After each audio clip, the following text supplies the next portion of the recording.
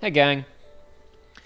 Did some more webcam adjustments, so at least while we're here at the beginning of the stream, you can still see us if you want to. You know, if you want to. You can also look away and just listen if you like. You can do whatever you want. It's a free country, damn it. You could literally close the stream and go somewhere else. It's true. You could minimize it. But I'm using two different cameras, which is why the color correction looks crazy, so weird. We're doing it weird today. We're doing it funky mode today. We're using brand new funky mode. There's actually lighting this time. I said there's actually lighting this time too. I mean, we normally. We have lighting. I know. I threw that light from that webcam on mainly because it's still not enough, but like your entire frame was like white as chalk without that on. You have to break the illusion that I've lived in a cave for 30 years. Oh, Joe, you got to stretch your shirt. Oh yeah, everybody. All straighten right. your beard and let everybody see. Yep. I can't really see the thing. He showed up in a Dance Dance Revolution Mario mix T-shirt today, which I had never seen before. Yeah, it's which you must have had for at least 20 years. I wore this in middle school, like late middle school. This shirt was a part of, when we were moving, we were clearing out old stored stuff, and I found a crate of old shirts and whatnot, right? And I didn't keep many of them, but I found this one. I was like, I gotta keep that. And I have a Stewie Griffin in the style of Scarface shirt that I wore yesterday. And I was like, should I wear that? And I was like, no, I wore it yesterday. I'll get a more gamer friendly shirt. Although I guess, with Fortnite, I guess like Peter Griffin, the Griffin family. Yeah, no, I understand. You're just generally keeping it on brand for the of course, for while you're getting your chicken dinners and all that sort of thing. Yeah, there's I've had too many USB devices. I've had plenty of like cringy gamer merch over the years, and I regret getting rid of some of it. Like there was the first piece of Sonic gear I ever owned was a shirt that my mother got me when I was young for Sonic Heroes, and I was very happy with it, but it was so low quality. It was just a white tee where it felt like it was just like a texture glued on it of like the standard pose of the three heroes, like cropped in like a cube on the chest. It was really ugly. Dean says, can't stick around, but have a good stream. Thanks, Dean. Appreciate it. Yeah. I should say, I posted a comment on the previous episode, and I tweeted about it, and I think I did a community post about it, too. We're not going to be doing edited episodes of Alan Wake after all, because I screwed up during the first stream, some OBS settings, and did not actually generate a final video file that had multiple distinct channels that I could swap between. Oh, fun. Yeah, so I didn't know about this. Yeah, no, I mean, I could have, I have at least the ability to, for example, come on, Jacob. I could have re-uploaded it as episodes, and it would have been slightly higher video quality. It still wouldn't have been great, but it would be better than what the stream VODs are, because I was showing you earlier the comparison between the file and the stream VOD, and it gets way, way muddier if there's any motion. It's just the way it is, unfortunately. But in my defense, Video City, a bunch of OBS settings got screwed up a while ago because I had to completely uninstall and reinstall OBS because of an issue that I was having. So certain things that I had had done that were set and locked in were undone. Gotcha. A lot of stuff. And I fixed most of it, but there were clearly one or two things that I had forgotten about, and that was one of them. It happens. Happens.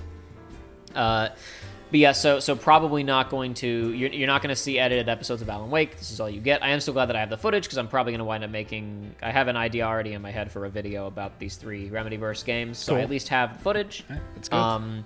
I will not have clean game audio from the first 4 hours, because it'll be the two of us. You'll be talking over it anyway. Yeah, I'll play music or whatever. And today I have it set up properly. I'll have the multiple channels. But yeah, it's just as well, because there was very little to cut out of the last stream. Yeah, I mean, this first one's pretty straightforward. There's a lot of like walking around in the woods that if I really wanted to, like we could trim and maximize. Like, I want to see the story and the interesting bits and shorten it. But I also think we had mostly entertaining conversations last time around, so there wouldn't have been a ton necessarily. Will we keep it up today? Who knows? We'll see what happens. We will try. Well, mentioned at the beginning that he keeps getting Arknights ads. I've never gotten one. Please describe it, because I know that game. I really don't know what Arknight is. I see like fan art for it every now and then. That's about all the knowledge. It's a tower defense gacha game. Okay. It's fun enough. Good. It's fine. It's I play it, and it's in the category of the rare gacha game where it's like there's no temptation to spend anything for it because they freely give so much. Right. So it's like that's part of the reason I like it. But it's got cool designs and stuff. We're not talking about gacha games. They suck. It's fun. We talked about gacha games a lot last time. I know, but we got to save that for when you play Grand Blue. Yeah. So we were talking about the general how broadly the PlayStation 5 user interface blows chunks. It is because they drop themes. And what's even more annoying is so Helldivers 2. Yeah. Cool splash image. That's because it doesn't have tasks. It doesn't have activities. Yes. Alan Wake, look, you can see what it's supposed to be. For a second there, you saw Alan with a flashlight, but now we're going to the coal mines. That's what it's got to be. Yeah. Oh, what? Oh, the cool splash art is gone. It was there. Now it's just a picture of the beginning of the game. Yeah, I miss themes. I mean, that's funny, but that's just because. Yeah. I don't even think that's the splash image. That's what's weird is that's a scene from the ending of the game. You mentioned that that's like towards the end, yeah. But no, it's like these are correct at least. The themes were so good in the first game. I really enjoyed them. I never bought one, but I always got every time. I literally downloaded every single free one on there, and I went through every single 360 had themes, right? Did it not? Am I crazy? I don't think it did. Okay, PlayStation 3 had themes. They were really cool. Yes, it did. PlayStation 4 you could had upload themes, the custom photos in PS3. Sorry? I said in PS3 you could upload your custom ones. Yeah, too. well, no, the people did entire. I know, because I did. People did a lot of custom themes for PlayStation 3 that you could download or you could set up yourself or whatever else. Yeah, I had a few JPEGs. I've never touched a Neptunia game in my life, but there was one I had that just every time I booted it up, it was just a different Neptunia art, and I was like, well, that's stupid, but it's neat because I didn't know what themes were back then. Yeah, no, it was it's custom. It was wildly customizable. It was very neat. Broker Lower with the $10 donation, thank you very much, says, friends of Sonic know the importance of patriotism and the love for America, so when kids at school threaten ICBM attacks on U.S. soil, ask why not just get some chili dogs instead, Couldn't have said it better myself. This is why I'm like, I watch streamers and they say, like, they read every chat, and people give money just to get people to say unhinged shit. Yeah, I know. I felt your hesitation, but I have none. It's fine. Whatever. Much like that one Wise Kid You Know sketch, it is illegal to say certain phrases. Yes. By the way, guys. But it's not illegal to say that it is illegal. I made a few more adjustments to the sound. In particular, I've tried to, because last time around, especially on my multiple audio channels, we do it this time, but I'm still not going to do edited episodes. The way that it's set up, like you have to hit a certain volume before the game ducks, and you were sometimes not hitting that threshold or not speaking loudly enough for it to duck enough that you weren't getting kind of buried. Yeah. So I've boosted Joey a little bit in particular. Though I've done a little bit of a boost to both of our audio channels. If we're peaking a lot, if we're getting bad distortion, him in particular, please let me know so I can adjust it a little bit. If Joey's being a little too loud and it's getting in your ears, tell me. If we start talking about something, I get passionate about it. You just have to tell me to shut up, and I will. But no, I mean, it's fine, because normally you're a little quiet, and it's hard for me to balance this stuff, so it's just fine. It happens. The next episode of Final Fantasy VII, you sound like you're falling asleep for most of it. Awesome. Other than the part where you're discussing a daishiki. At that part, you get a little bit of passion in you. Very good. Very good. But did I ever mention? Was it then? Did I ever mention the time that it was 3 a.m. and I went to get McDonald's and there was a group of people in daishikis about to throw hands? No. That was fun. I have no idea what they were arguing about, and it was taking McDonald's like 20 minutes to get my food, and I was just like, can I get my food before somebody blocks my car? So I have one thing I wanted to talk about before we get started today. I had a fun thing to talk about before we get started, and then there's no fun afterwards. Then there's no fun. There's no fun. It's no fun allowed. Serious times. Alan Wake is a real serious writer. Alan Wake is a very serious writer, and he has to find his wife. Yes.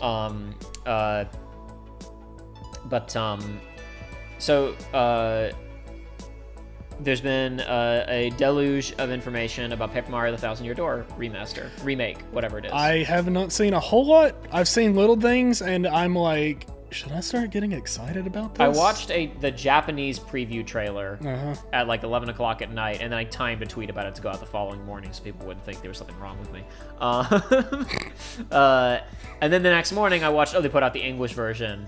I'll watch this. Yeah. And I couldn't, because it had the obnoxious Nintendo announcer. Whoa! But specifically, every sentence contained at minimum 2 paper puns. And it was, I know exactly what you're talking about. That's good. And it's like, and as someone who has been sitting around waiting for them to fix this franchise for more time than I've been alive than not. Yeah. At this point, hearing them still be like, yeah, the point is, isn't it crazy that he's paper? Just makes me want to drive my head through a wall. Like, you are sitting on you're marketing one of the greatest slam dunk RPGs of all time, and you're still like, well, he can turn into a paper airplane. Shut up. It's like, that's a fun gimmick for one thing. That's not what people love about the game. Yeah, please stop talking. So the paper doesn't even have to be there for it to be a good game. It doesn't. It doesn't. It's there, and it's a neat stylistic choice. But you could remove every paper element out of that game, and it would still be a slam dunk. So broadly, it looks fine. I'm iffy on some of the new music. Okay. They are keeping the kind of brassy big band sound of Color Splash and Origami King. Okay. Which I can take or leave, but the original game has such a distinctive score is so good. Sound that it's like, ugh. One plus is that the battle theme apparently is rearranged for every single zone. So that's neat. Okay. If you're playing with a new soundtrack. Also, you can get a badge early in the game where you can just get the original soundtrack. That's what I heard. That was the first thing I saw that I was like, yes. Okay. I saw someone speculating. I wasn't clear if it was speculation or if they'd like gotten some kind of like maybe from the Treehouse people, because a bunch of people like got to go. They didn't get to play it hands on, but people went to a Treehouse event and watched people play it. Someone was like possibly the old sound effects as well, because even like the boop boop boop boop of the hammer, different sound effects now. For whatever the hell reason. Yeah, sure. I think I'm going to say this. My biggest problem with video game re-releases and preservation ever is you release a new version and do whatever you want with it, as long as on the start menu under extras there is the original completely unmolested game, or you have a game where it's simple enough that there's literally a button and you toggle between 2 different versions of the game. Yep. Like Halo Combat Evolved Anniversary Edition had that. They did a couple of Monkey Island remasters that had just a button and it flips to the original pixel art, 80s and 90s game. Of course, the argument that comes along with that is like, it's like, well, if they're enabling that in the first place, then the remake is low effort to begin with. But I don't care. No, it's fine. I mean, I don't necessarily think so. You're building it off of let me put it this way: the argument is that the changes are all superficial and it's just the same game with a different coat of paint. But then that's why I go. But it's that's fine. That's why they're getting it. Put the that's original. Why you're buying it in the first place. But then it's like, first, if you want to do the glossier version where you do touch things up a bit more, that's fine, but still put the original executable somewhere where I can get to it. Yosh Kapoor says, I'm debating if for my first playthrough of TTYD ever I should play with the new soundtrack or OG soundtrack. Just switch between them. It's going to be unequipable. It's going to be a badge, which are the game's basically like armor, accessory, whatever else. It's your equipables, and it costs 0 BP to equip, so it doesn't it'll be as easy as open up your menu and go to your BP and then change it. Yeah, and you're going to spend like every area only has one area theme, and you'll spend a lot of time there. So just like when you walk out through an area, do it with the new soundtrack, and then when you're backtracking, because you're going to do that a lot, switch to the other soundtrack. A couple of things I tweeted about. I'm not going to talk about what it is because people don't know. but we've talked about, like, in previous streams, there's going to be that one Peach chapter that's just, like, weird. Why was there only a Bowser interlude? But they showed, I think just for freaks like me, the trailer has specifically it shows for just a few seconds one bit from that chapter that is totally innocuous if you don't know anything. Yeah, but it's like... Okay, so maybe they aren't going to change it. We'll see. What English dialogue we saw in the trailer, to my recollection, is identical to the original localization, Okay. with a couple of exceptions. In the trailer, I didn't notice anything, again, to my recollection, that was different. Somebody pointed out that the Treehouse people showed the Hooktail fight, and Hooktail's weakness is now the sound of frogs, not the sound of crickets. In the original Japanese, it was frogs. For whatever reason, in the international version, they changed it to crickets. So then people were saying, this translation seems more faithful to the original version. Okay. I wonder... ... and then they didn't finish the thought, was the one video that I watched, right? And in my head, I'm like, no, they're not going to do that, because they still won't localize Mother 3 because of that. For, like, secondary supporting characters that are barely in it. They're not going to do it. However, somebody saw one bit with the Siren Sisters. Yeah. And Beldam's line was changed. It was one of the few lines people noticed that is changed. Yep. And it was changed in a kind of innocuous way, but now people are wondering. Yep. So we'll see how that goes. I only know that because somebody tweeted about it, and then there was just every single reply was like the one sister with the speech bubble. Just like dozens of replies of that. Who knows? Broadly, looks like they aren't screwing it up. At least it's gonna be the game, mostly. I still think it sucks that, just generally speaking, we can't get at original versions of old games increasingly. But this is hopefully a problem that will be improved at some point during our lifetimes, because it feels like it's gonna hit a critical mass at some point. Yep. Maybe I'm crazy. It's just hopefully by then there won't be a ton of losses, right? Or we'll be able to recover. We'll see. I think the thing is, fans have done such a good job of ripping ISOs that hopefully there's not going to be a ton of truly lost media. I think most of the truly lost stuff is going to be older stuff. I think from here on, because I mean, it's like people are freaks. It's like I mentioned that that FPS Overwatch clone Gundam Evolution that died because they didn't market it. It's like that's back up and running on PC with fan servers. It's like people are nuts. So like that game wasn't even good, and people are doing it. So moving on to like mixed news. Yeah, they have changed the timing on the QTEs. Yeah, I heard about that, and that. So for one thing, they said that they relaxed the timing on certain inputs, which I guess just to make it easier. But the weird thing is just like that the hammer hit is different. Yeah. And I muscle memorized that 20 years ago. Yeah. So it's gonna make it harder for me. It's gonna be like playing a new game, Jacob. Joshua commented, not inaccurately. He hasn't watched the trailer, so he doesn't know for sure. I only played like maybe the first quarter of the original Paper Mario, first half of the original Paper Mario, and watched Joshua play a lot more of it than that. He's played the original Paper Mario a couple of times. He commented that the timing is a little slower in that game for the hammer swing, and he noted probably at this point that's the one that's been played more because it's been on. It was available on the Virtual Console for the last 3 Nintendo systems.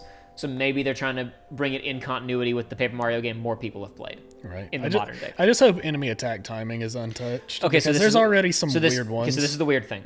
Yeah. They apparently some people asked Treehouse folks, is that timing relaxed? And they were vague. Okay. But here's something I can tell you that's concrete. Okay. The Super Guard in Thousand Year Door, which is the parry. Yes. Because you have guard. 3 frames. You have guard, which you press A, and it defends, it reduces, it defends and reduces damage. I think you have like a 12 or 15 frame window for it. It's a broad kind of defense. You should be using it all the time. Yes. Even if you don't know an enemy's attack patterns, you should be trying to use it. If you know an enemy's attack patterns, you can use Super Guard, which completely negates incoming damage and indeed damages the attacking enemy. Usually so long as it's a physical attack or with certain exceptions, like certain ranged attacks. Yeah, but you can, if you're crazy with the Super Guards, if you know all enemies' attacks, you can go through the game basically taking no damage. Yep. And like you just said, 3-frame window. The original game ran at 60 frames per second on GameCube. The Switch game will run at 30 frames per second.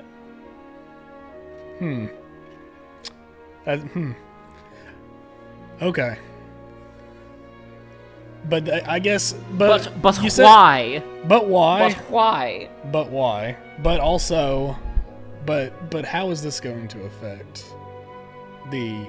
How's this going to affect the stock market, Jacob? How's this going to affect the timing window for these things? I don't know. It's going to be really funny if they didn't fix it, and it's now one frame. And it's just impossible. I seriously doubt it. They probably widened it. Now you got like 10 frames to get the perfect block, and it's going to be awful. And the GameCube version is still going to be the definitive version. But here's the most important thing. Okay, what's the most important thing? So, folks, the reason I went into all of this, talking about the trailer is fine.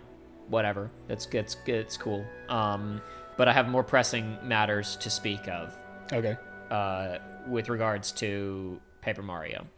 So for folks who don't know, the Paper Mario, the Mario RPGs in general used to be these eclectic, weird games that expanded the Mario universe. I don't want to say that like I care about the lore of Mario, but the point is, yes. Think of the new Super Mario Brothers games versus Mario Wonder, for example.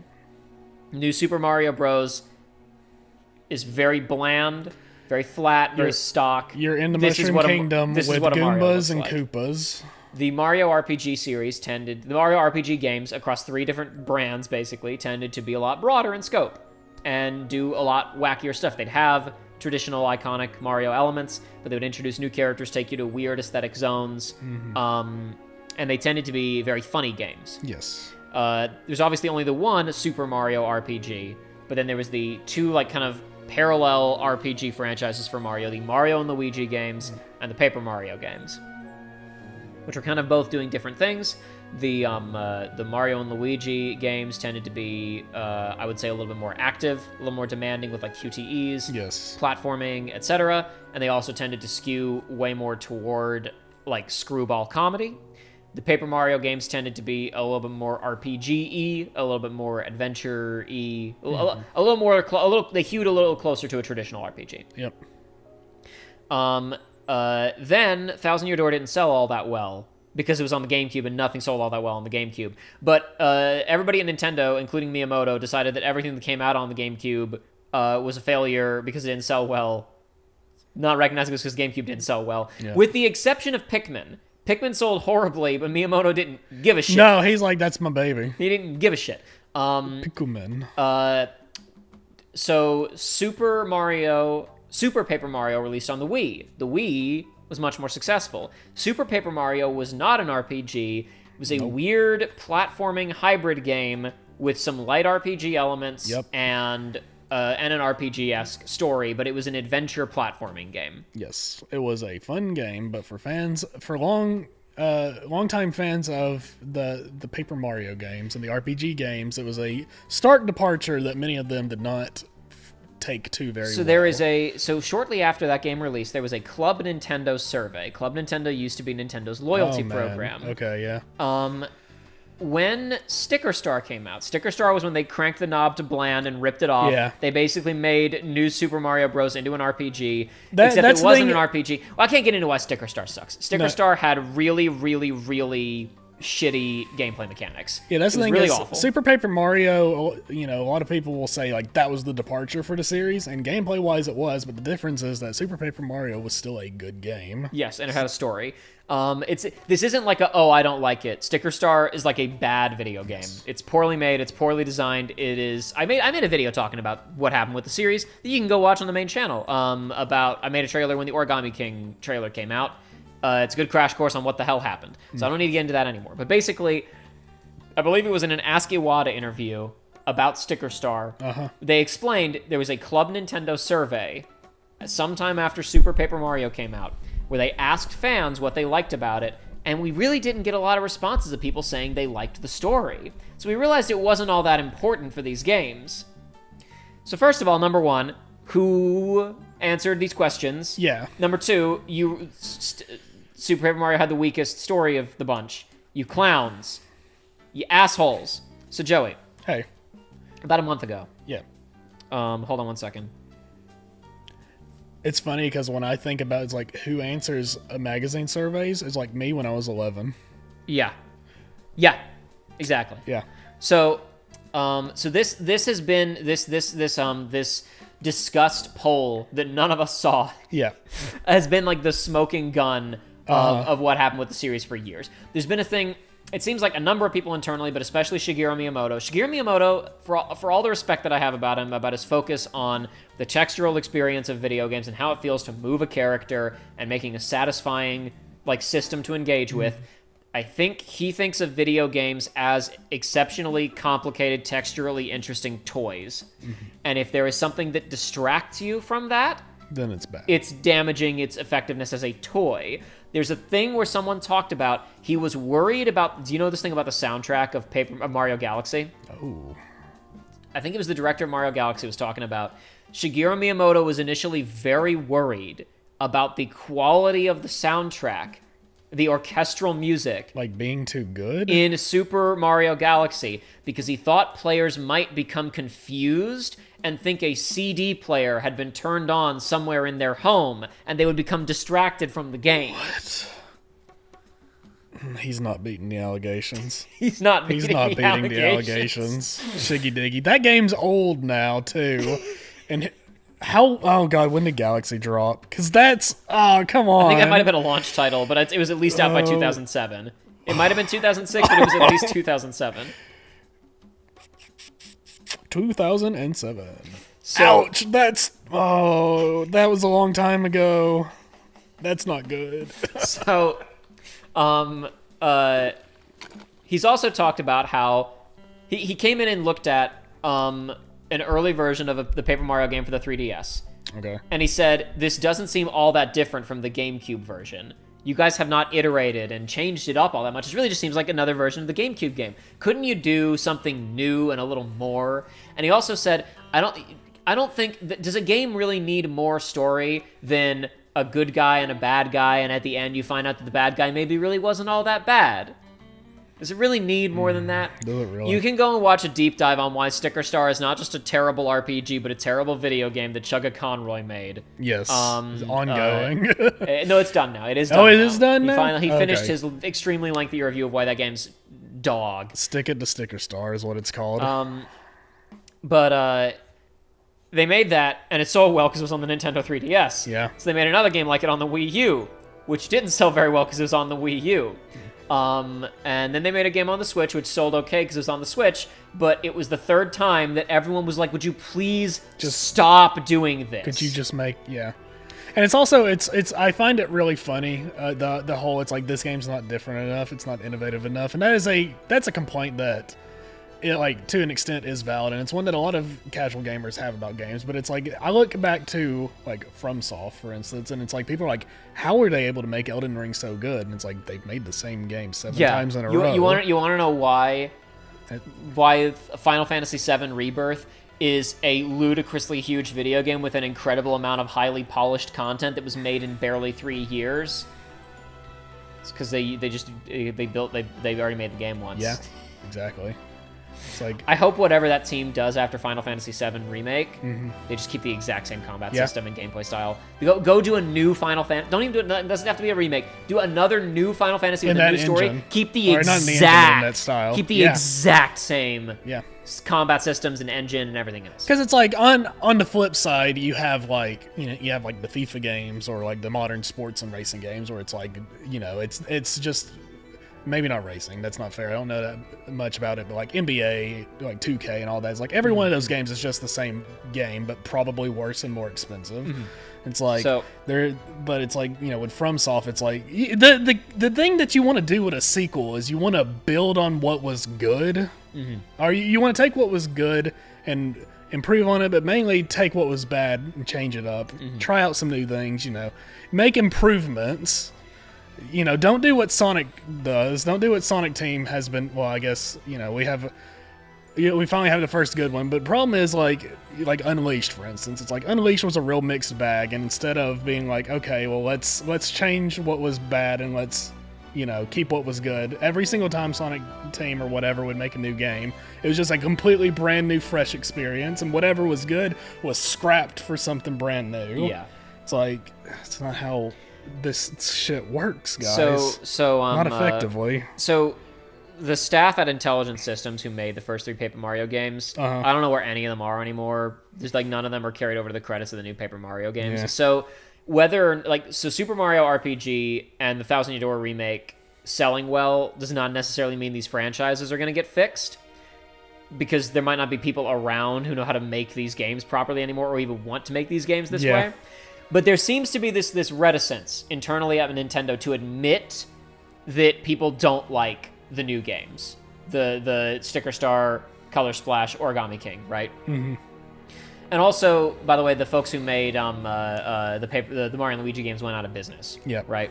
So there seemed to be this. It was also really funny. They were like, well, we can make the Paper Mario games into these, action adventure resource management video games now, because we already have a Mario RPG franchise. It's called Mario and Luigi. And then they cranked out a really, really bad Mario and Luigi game called Mario and Luigi Paper Jam. And then they cranked out 2 remakes of Mario and Luigi games, and then the studio shut down. Yeah.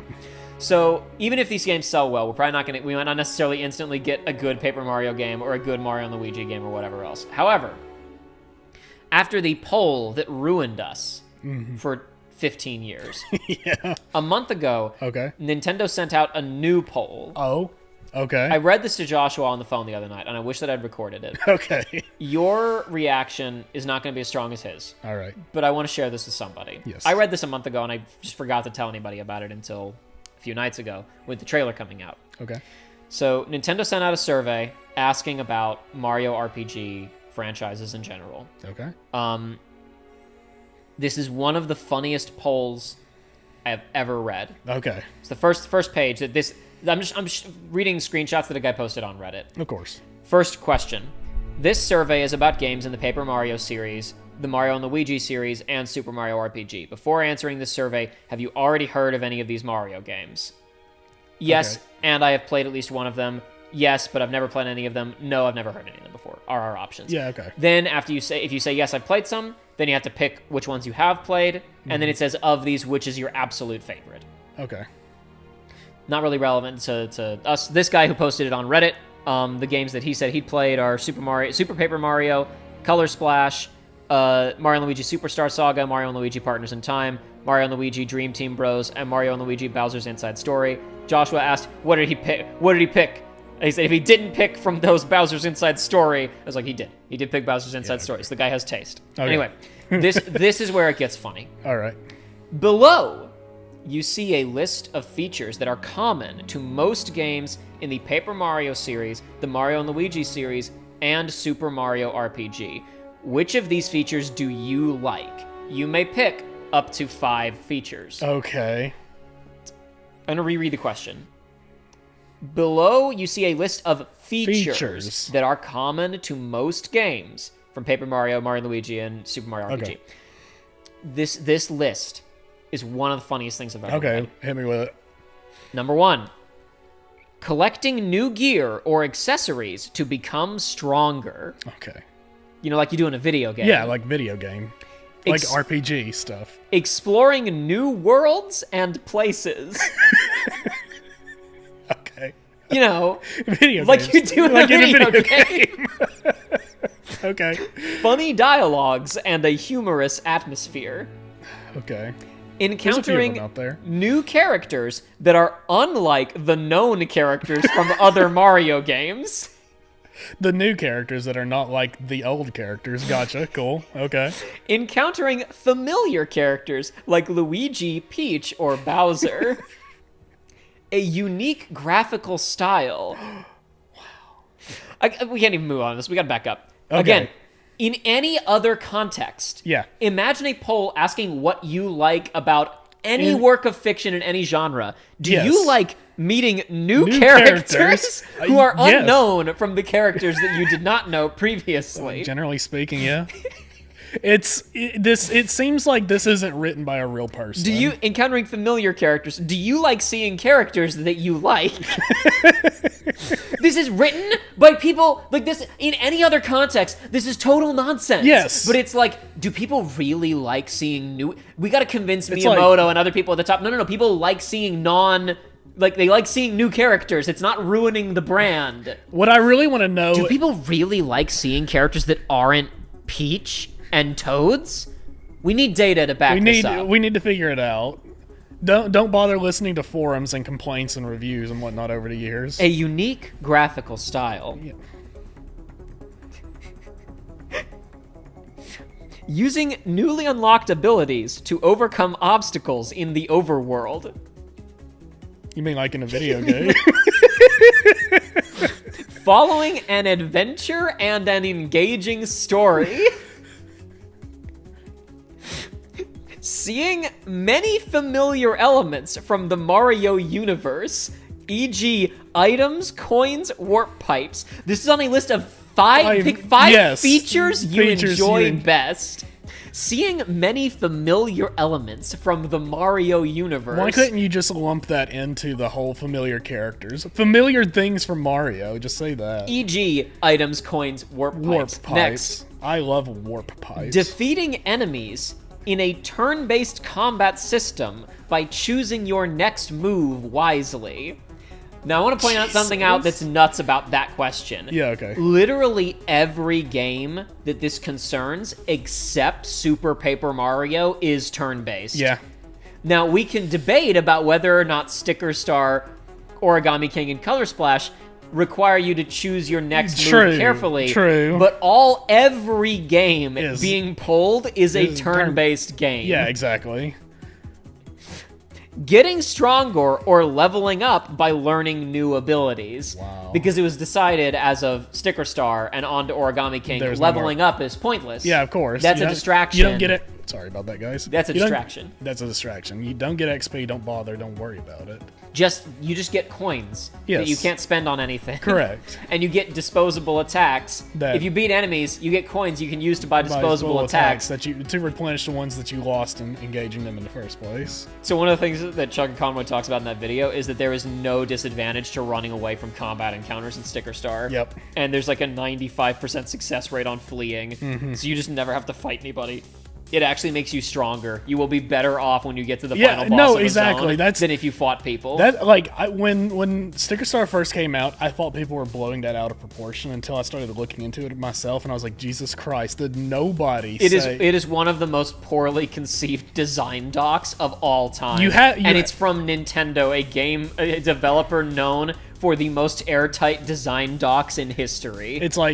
It's were people just afraid to say, hey, why would I engage with it? Or it's probably not even that. Somebody was probably like, why would I engage with the fight? And then somebody up top was probably just like, I think it's probably because they made a whole RPG and Miyamoto said scrap it. Yeah. And then they made something else and he said this isn't really working either, but the game has to ship in 6 months. Genius Miyamoto-san.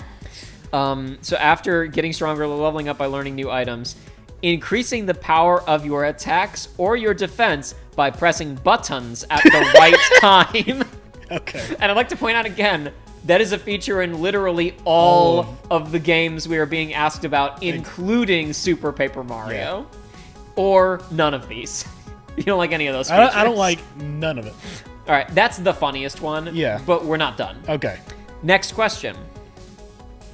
The Paper Mario games, the Mario and Luigi games, and Super Mario RPG usually include a variety of characters. On the one hand, completely new ones, like Geno or Mallow from Super Mario RPG. Yes. But also familiar ones, like Peach and Bowser. Do you generally prefer the new or the familiar characters? Again, imagine there's no other world, no other franchise. Except maybe Star Wars fans, where these would be relevant questions. And even that, I'm being unfair. Imagine what's going on internally for someone to say, write this poll with these questions in it. I know. It feels like this was the breaking point of these discussions. And your answers are somewhat predictably, I prefer the completely new characters. I like both new and familiar characters equally. I prefer the familiar characters, or I don't know. Again, think about this. the question isn't, like, I like the characters who are good. Yeah. I like the characters who are well written and interesting. No, it's I like both new and familiar characters equally. This is a poll for 8-year-olds. When thinking of the behavior or appearance of the familiar characters in bold, which of these statements would you agree with the most? Here are the statements. I prefer all characters to behave and appear like they do in other Mario games. I prefer the central characters to appear unique or to behave in unexpected ways. I prefer even side characters, e.g. Toads, to appear unique or to behave in unexpected ways. Or, I don't know. I don't know. Joshua flipped the fuck out when I read the last one. They asked specifically about toads. toads. they read... One person read one of the thousands of comments complaining about the toads. I want to reread these because these are so funny. I prefer all characters to behave and appear like they do in other Mario games. Yes, of course. I prefer the central characters to appear unique or to behave in unexpected ways, like characters often do in stories. This makes more sense when you think about the way that Nintendo like talks in their like press conferences and like Nintendo Directs and stuff. Like I'm hearing it in that cadence and tone. I prefer even side characters like the Toads, to appear unique or to behave in unexpected ways. Or, I don't know, I don't have an opinion on this, because this is an insane question. Yeah. And I just got here, and I don't know what the fuck you're talking about. What's a video game? What are you talking about? Or like, no, again, if you don't have any context about these games, yeah. It's like, what are you talking about? Huh? Okay, and last section that this guy on Reddit featured. I don't know if it's the last part that was in the email blast, but this is not as funny as the first long questionnaire, but it's still pretty funny. Gotcha. The Paper Mario games, Mario Luigi games, and Super Mario RPG have offered a wide variety of different battle systems and mechanics. Which of these aspects do you like the most? You may choose up to 5 aspects. Okay. Using special attacks / bro attacks with unique effects. Okay. Having time... Using supers in your RPG. Having time to play... Exactly, again. I like having special attacks. I like having a variety of attacks in my RPG so that I'm not doing the same thing throughout the whole game. I like when my RPG menu has more buttons than attack and flee. Yeah, it's crazy, huh? I like it when the Pokemon have moves other than just basic attack. Having time to plan your next move. Wait, what? Oh, I guess... That's a weird way of saying, do you prefer it to be turn-based? So Joshua, we were talking about this because, again, all of these games, other than Super Paper Mario, are turn-based. Yeah. You can sit as long as you like, with one exception. Okay. Origami King is the only one of these games other than real-time Super Paper Mario. Oh, is it like Ghetto ATB? At the beginning of it, no, there's not an ATB system. At the beginning of it, you have to solve a puzzle where you rotate a bunch of concentric rings to line up enemies in such a way that Mario can attack them most efficiently. This is the core gimmick. I thought that was the gameplay. I thought that was attacking. It is, but then you use stickers to attack them. Yeah, of course. God. You just have to use fewer of them. Like, if you line up all the Goombas on one row, then you can just use one jump attack, Joey. It's much more efficient. The rotating part at the beginning of each battle is timed. However, I believe it's like you can spend money to increase the timer. That's what you can spend coins on in that game. Okay. But you can also talk to your little assistant who represents the game's mechanics, your little gimmick character who exists in all these games because we can't have unique party members anymore. Yep. And like you can ask her for a hint or to explain gameplay mechanics to you at any time, and it pauses the timer. Oh, okay. So you can just look at you can just hit that button and assess the puzzle, and then solve the puzzle. Awesome. So a time limit that forces you to think fast. Having time to plan your next move is every single game. Then next, a time limit that forces you to think fast about the best course of action. Ghetto ATB. Yeah.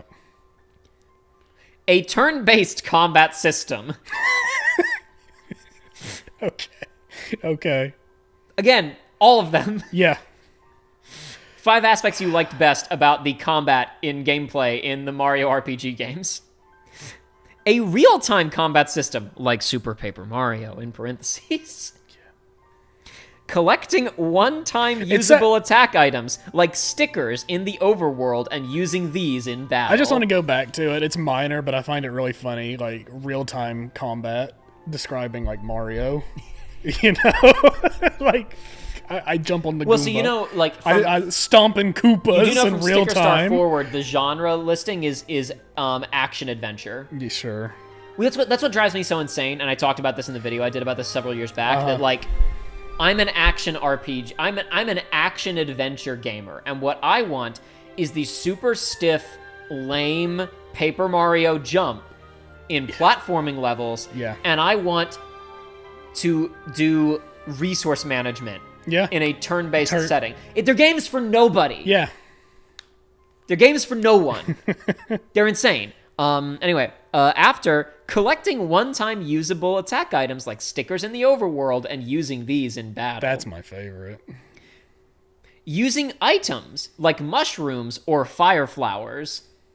That's the question. Using items like mushrooms or fire flowers. I think this is the another way that if you tick that goes into the metric of people like things to be normal. Yeah. Again, these are the most unhinged questions. They are. It's this next one. It feels like this feels like questions that were real that you like had somebody rewrite to simplify 5 times in a row. The next one might be my favorite. It's not the funniest one of the bunch, like of I'm losing my mind that this is a question about it. Like again, like the last one was like half of them are like you mean like you do in a video game. Yeah, exactly. But the wording of this one. Okay. I just want you to know I'm reading all of these word for word. But it's really important it's really important you know I'm reading this one word for word. Yes. Solving a little puzzle at the beginning of the battle. Like in Solving a little puzzle at the beginning of the battle, like in Paper Mario The Origami King. It's just a little puzzle for just a little guy. Oh, man. Next. That's good. These two, again, in a vacuum, like... What are you talking wouldn't about? necessarily register as weird. Okay. Companions fighting alongside Mario. And then the next one, Mario fighting alone. Now, again, this is here for the clowns who are trying to prove that they are right. And that the filthy Americans who keep complaining about that GameCube game they didn't even buy... Yeah, exactly. Don't know what they're talking about. That is why that's here. But I want you to think about the guy who ticks Mario fighting alone as one of my 5 favorite aspects of the mechanics of Mario RPGs. Yeah. So you're in a vacuum. I've played a bunch of Mario RPGs, and I'm ticking the items that I like about the combat systems, right? It's like, oh yeah, I really didn't feel having extra partners and extra turns for attacks. I really just wanted to have him by himself. Forget that. Mario fighting alone is not a feature. No, well... You understand what I mean? You're building right. outward from the base point of there is a character who selects things from a menu to perform attacks, right? So there has to be someone there. Yes. And then from there, you have a combat system that you may like things about, right? You wouldn't, like... I don't know, you wouldn't play, like... You wouldn't play, like, some basic early dungeon crawler. You wouldn't play Ultima Underworld and go, I enjoyed that I did not have a party. Yeah. Like, that wouldn't be a thing you thought. No, that's what I was trying to get at. It's not, it's Mario fighting alone is not a feature. Yeah. The only person who would check that is a spiteful, like, Origami King or Color Splash fan who's trying to prove a point. You know what I mean? Yeah. I'm not even trying to be down on people who like those other games. But it's that's nothing. Yeah. That doesn't mean anything. Let's say you love... We'll finish this first. Yeah. Because there's only 2 left. Okay. Increasing the power of your attacks or defense by pressing buttons at the right time. Again. Filling a gauge with precise inputs to use powerful moves or attacks when it's full. I have Realistically, to assume... those are the same thing. Yeah, exactly. These are questions that don't make any sense in any other context. And you this is another pick 5, right? Yes. So it's like I can only, like, so far, like as long as I like 4 other things up to this point, I can only pick. I like it. I like being able to do 2 jumps instead of 1 by pressing the A button at the right time. Versus, I like holding the analog stick back and letting go at the right time. And then at the bottom is the default none of these. Yeah, but of course. I don't like any of these features. Let's go through all of None those of again, them. right? If you're checking 5 of these, right? Yeah. Using special attacks / bro attacks with unique effects. Again, I like special moves in my RPG. Yeah. Like that's even if you were using stickers, like the higher level stickers would be special attacks. Yeah. If you've only played those games, you're like, I think it's talking about using thing items in Sticker Star. So I Right. guess I'll check that. These questions don't make any sense. No. Having time to plan your next move, a time limit that forces you to think fast about the best course of action, a turn-based combat system, a real-time combat system like in Super Paper Mario, collecting one-time usable attack items like stickers in the overworld and using these in battle, using items like mushrooms or fire flowers, solving a little puzzle at the beginning of the battle like in Paper Mario Origami King, companions fighting alongside Mario, Mario fighting alone, increasing the power of your attacks or your defense by pressing buttons at the right time, filling a gauge with precise inputs, using powerful moves or attacks when it's full. I can only figure that's a question about like those are the star power attacks from Thousand Year Door. I mean, like yeah. specifically, or some of the special But attacks. it's like regular, from like the partner Mario and Luigi games. But it's like even the partner attacks fall into that same category. Yeah, but that's like, increasing the power of your attacks. Or your But defense. yeah. It's like It's asking, nonsense. do you like doing a QTE when you do an attack? Like you mean like all of the games except for Sticker Star and Color Splash? I'm losing my mind. It's nonsense. That's so like, good. This is what's so weird about the Mario fighting alone one in particular stands out as being completely insane. Yeah. Because let's say I love Color Splash and Sticker Star. So let's go through this and check the things that I like. Yes, okay. Using special attacks. I think we could give that a half point, honestly. Okay. But let's say this is a person who's spiteful. Yeah. no, we're dropping spiteful because they would pick the Mario fighting alone. Yeah. So half point for that. Yep. Having time to plan your next move. Yes. Yep. Especially in Color Splash, where you have to scroll on the Wii U gamepad through 50 cards Yeah, that you exactly. can't sort. So Yeah, you need if that time. if that was like ATB, you'd be screwed over. Same with in Sticker Star, you got to go through your sticker book to find the right thing. Yeah, of course. Yeah, you would. Yeah, if it was ATB, that would make the games a lot more interesting. Except of course for the fact that you can run away and it's actually more efficient. Yeah, of Because it course. leaves you more prep for the hard fights. So having time to plan your next move, a turn-based combat system, collecting one-time usable attack items like stickers. Using items like mushrooms or fire flowers, because those are stickers. Maybe they're not. I don't know. Whatever. No. Solving a little puzzle like Origami King. Yeah, I liked Origami King. Of course. And so if we included using special attacks, you've run out before you even get to Mario fighting alone, which again is not a feature. No, it's not. But anyway, that's the last thing that this Reddit post includes. The only thing I can even think of with that, genuinely, it's like, and this isn't even being mean, but it's like I prefer less complex combat. It's like if I just have one guy to deal with, that's half the inputs. Yeah. You know, that's half the stuff. Anyway, Yeah. so that shit's insane. Yeah. And it's really funny. And I love Nintendo. I love Nintendo games. I love how in touch they are with their audience. I love Nintendo. I'm we going can- to play my favorite Gmod map with my favorite Nintendo characters when I get done Ay, here. caramba. Oh no! And we can only hope that when the Switch 2 comes out, there's a patch that lets Thousand Year Door run at 60 frames per second, because I'm not normally a frame rate whore, but like, Come it ran on, at 60 guys. on GameCube. What the hell's wrong with Yeah. you? God. We need to take the Switch out back and put it out to pasture. It's time for you to go. They just make it where you can run it at 60 FPS while it's docked. But once again, none of the mechanics are changed to accommodate for that. All right. Okay. No, Shayla, you came in late on discussion of Mario RPGs, and I'm not going to Yeah, recap it. we've got. You can back up and you can watch we the need to stream back. from the We need to beginning. back up to a $5 donation. Yeah, I know. I was waiting until we finished with all. That Yeah, of course. To read it from from Broker Lower again, $5 donation. Thank you very much. This one isn't a weird trap like last time. Okay. Friends of Sonic know to like the live stream by clicking the thumbs up button underneath the video. For more on Paper Mario, consider subscribing. GG, JJ, and J. Woo! Thank you. I guess is that Jacob, Joey, and Joshua? Perhaps. I guess so.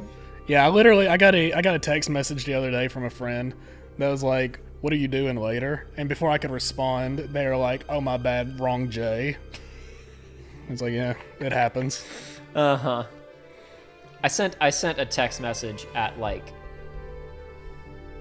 1 o'clock in the morning with several curse words about Kingdom Hearts to a friend of mine once. Yeah. And it wasn't a friend of mine, it was a coworker. Oh, no! Oh, damn. That's you hate to see it. You hate to see it. I've done stuff like that too, but it's never been severe. It's usually just like a random image. Mm-hmm. Yeah, but no, anybody who wants a crash course on like the background of what the hell we're talking about, go and watch the video I did on Mario RPGs a couple of years ago. That's all the background you need. And one of the earlier comments from Norway was, "Do you like pressing buttons?" Yes, I do. God, it's so fun. Do you like exploring a world? You mean like a video game? Yeah, I do. Yes. I'm trying to think of games where you don't explore a world. It's like they exist. Games that are set entirely in one room. One room, or like a puzzle game. But I'm thinking like even Inscription. You're exploring that room, and you're experiencing the story of a wider world. Exactly. I guess it's just things like Baba Is You and stuff like that, right? I but guess, still, just like abstract. Like in Tetris, you don't explore a world. Yeah, I guess. But it's like most video games don't fall under that category, especially not in this day and age. It's nonsense. And what Paper Mario? What Paper Mario doesn't feature exploring a world? What Mario game, period, doesn't? Like Hotel Mario? In any game, you are traversing an environment of some kind, and it is unfolding itself before you as you side-scroll. Yeah. Like, what are you talking about? Even Mario is Missing did that. So, you explored space, and you explored time in that one. Oh, it was crazy. You traveled through time. It was crazy. It's good stuff. God, oh my God. I love video games, and I hate people modding Pokemon, so I'm glad Nintendo sicked the police on them. No, I sort of wish we had held off, and like I hadn't talked to Joshua on the phone the other night, and I could have called him, like patched him in during this part of the stream, because he was. I mean, I don't want to be like you didn't react to this at all, because obviously you recognized how insane it was, but he was losing his mind. I believe it. I think he was moments away from buying a plane ticket to Japan. Sorry. Norwega earlier. I'm going through the comments. Okay, this Alan Wake stream has been brought to you by Nintendo. Mm-hmm, it's true. We love Nintendo over here. The evil, greedy Gmodders that dare to ruin the sanctity of Mario and Well, friends. as we'll probably learn maybe in this stream as we learn more about the Dark Presence, if there's one power that can overcome Nintendo's vice grip over reality, it may be the power that rests in Cauldron Lake. Perhaps. But we'll see about that. As we discussed in the last stream, Alan Wake doesn't give you like a save and quit prompt that its little episode breaks. So when we boot this up, there's not going to be a previously on, which is what you think the feature would be useful for. We just stop parked in the middle of the but we're not far away from beating the level, so we'll get a previously on soon. This is true. But I guess... But no, you're right. It's weird. For anybody who... You know what game does have that? Sonic Adventure 1 and 2. They true. have that. Hey, whoa! The military's after me. What's going on? The military's mistaken me for the likes of that black hedgehog. I gotta get to the bottom of this. Strangely, they keep shooting at me a lot more than usual. Oh, man. What was the tune in the first one? I don't remember. Whatever it was, I'm sure we couldn't. Like, if we were to remember, we would remember. Oh no, it was the instrumental of whatever the character's theme was. yeah. Yes, that's what it was. Whereas it was the funky riff that I've listened to a million times. It's Sonic Adventure 2. But I love games with robust recaps. Dragon Quest XI has a really great kind of storybook recap wherever you're logging back in. Mm-hmm. The Layton games have one of my favorite recaps ever, not because there's anything like particular about the way that they're written that stands out, but just like the music that they use for the recaps is always so like magical and ethereal, and like kind of makes you like a little worried because the games are mystery games, and it always gets you like back in the headspace of like something weird's going on underneath everything that I've seen so far. It always gets you back in the right headspace to dive back into one of those games. fantastic. Yes. I mean, whoa, wow, Jacob likes the soundtrack of the Professor Layton games. Whoa, Who knew? that's crazy. But anyway, so very brief recap of what happened last time on Alan Wake. Alan Wake is a yuppie writer from New York who writes hard-boiled, who has been writing successful but presumably trashy airport hard-boiled crime fiction. He decided he didn't want to write that stuff anymore. He killed off his character Alex Casey, setting himself up for a misery-esque crisis. And he's had writer's block for the last couple of years. Yep. He and his wife, whose relationship has been increasingly rocky because Alan's clearly been he's been struggling a little bit the last couple of years. They've taken a vacation to Bright Falls in the Pacific Northwest. Shortly after arriving, Alice reveals they are not just here on vacation. She signed Alan up to meet with a doctor in the area without telling him ahead of time. He's so mad. He punches right through the drywall. He didn't do that.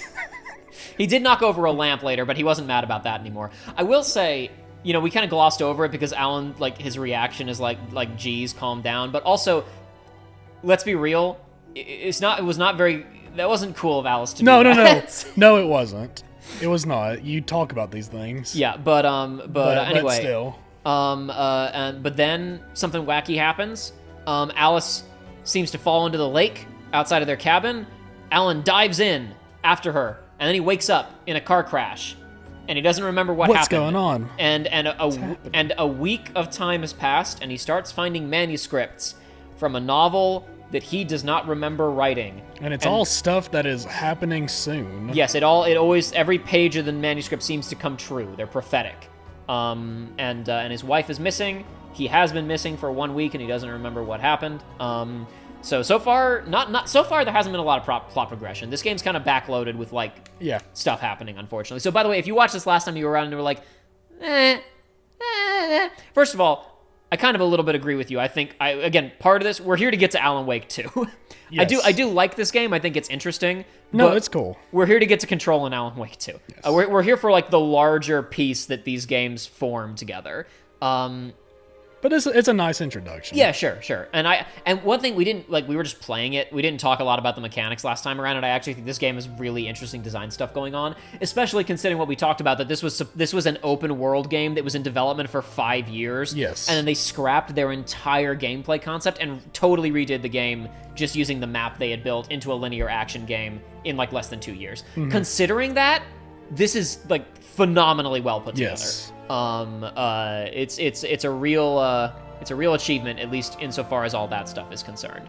So we'll talk a little bit more about the gameplay in here anyway. But anyway, so far, I don't know, a bunch of stuff has happened. The local sheriff seemed to be a little bit suspicious of us, but didn't didn't seem to think that we had killed our wife or anything. Yeah. Just clearly there was something wacky going on. So something weird going on. She's trying to get to the bottom of it. Meanwhile, an FBI agent. The last thing that happened was an FBI agent named Nightingale showed up, and he started blasting out of nowhere. He wants him dead. He wants Alan dead. And we don't really understand why yet. And even she is like, Jesus, what man. Are you doing? There's people in there. So Alan is currently going to meet with the kidnapper, who said, if you want to see your wife alive, you better deliver the complete manuscript in 2 days. Wake. Yep. Of course, Alan doesn't have the manuscript. He keeps finding pages just scattered around everywhere. He said, I need 2 days. I need a week to write it. The guy said 2 days. 2 days. And then we saw Alan trying to write something. And then his writer's block, I guess, manifested, as a bright light shooting up out of the book. And he went, ugh! He knocked it aside. That wasn't his writer's block. But anyway, so then well, it's not the dark presence, because it was light. It was light! That's crazy. How could it be? Kingdom Hearts. Yeah, this is... Welcome back to Finish Kingdom Hearts, everybody. Yeah. And... Oh, I'm sorry, Noruega, about not out loud reading your... Arknight's description about how the ad is all about the furry aspect of that game that I forget about. There's furries in it. Wow. But that's always the thing, especially with mobile games, is the people they choose to market the games go nuts. Yeah. There was a really funny one for, what was that game called? Girls Frontline. Well, it's a game. It's a game. There's girls that have guns. I think they are guns as well, but they have guns. They usually are. They usually are the tanks or the battleships or the guns or the historical figures or the country. Same as it or ever the war was. criminal or the whatever. Yeah, but I remember there was a bit of a controversy where they hired like some team to market for them in the U.S. and they just took a bunch of stolen art and did weird things with it. Of course they did. Why but wouldn't one they? of them was Agent 47 holding. It was some girl that was like a sniper rifle. Like he was holding her like a sniper rifle, and that was like official advertisement. And that's the one where the company was like, "Get off the project." It's good stuff. All right, we are making our way downtown. Yep. Oh no, I gotta look up. Oh yeah, you gotta pull up our guide. Do you remember what chapter we're on? I have no idea. Damn. I think probably 4 would be my guess. We'll see. I don't know. I I also don't remember the controls for like boosting lights and getting out of cars. Because O is selecting things. That's why we kept jumping in the last in the last stream. Every time I tried to pick something up, Alan did a little dance for How joy. many yippies are gonna happen this time? We're gonna. How many yuppies are gonna say yippee? Yeah, well, it's all nice and bright out now, so everything's good. Yeah, well, at least we're not under high pressure to pick something up quickly before we die. Mm-hmm. At least we get to explore an interesting world. and meet characters who behave in unusual ways. Yes. Yeah, we do. Let's see. Polygon.com, Alan Wake guides. Found one. For Mott, spying on the writer on the ferry had been a disappointment. His boss had made Wake out to be something special, but Mott hadn't been impressed. He'd gotten a good long look at the wife, though, and he liked what he saw. Mott had fantasized about goading Wake into a fight, but it hadn't happened. Still, he'd get his chance to see if the writer had anything in him. He'd been promised as much. Okay. Sick. So I was wondering, I couldn't remember for sure, but yeah, no, he was the guy that I went and talked to on the ferry into town before the radio host, who said, "Damn yuppies." I was early. I was supposed to meet the kidnapper at noon in the main building. The coal mine was quiet. It was a museum now.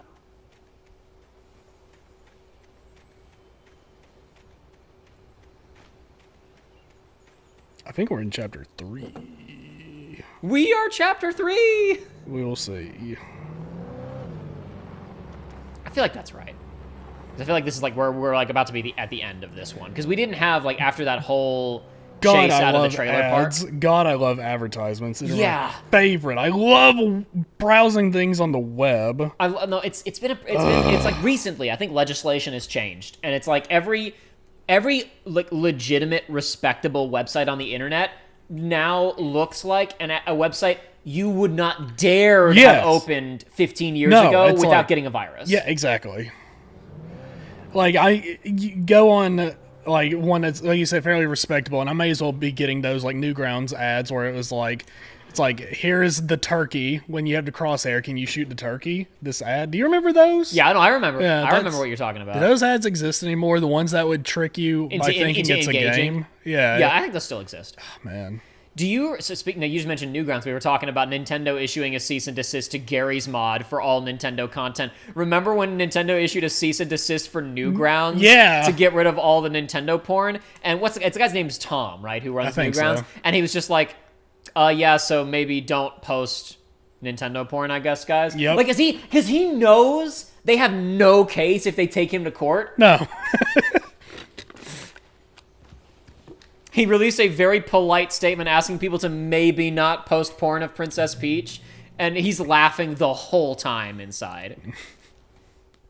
With Nightingale gone and the night wind blowing in through the broken studio window, Maine stared at Sarah. The sheriff looked away. Maine's voice shook with ad blockers.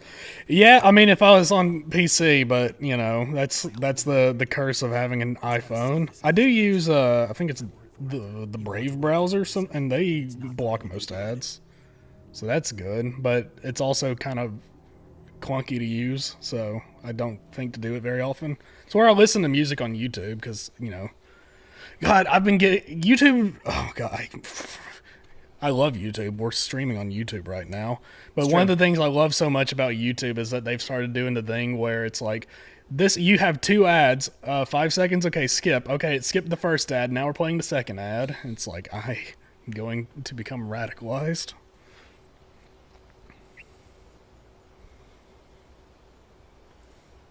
Yeah, I'm just...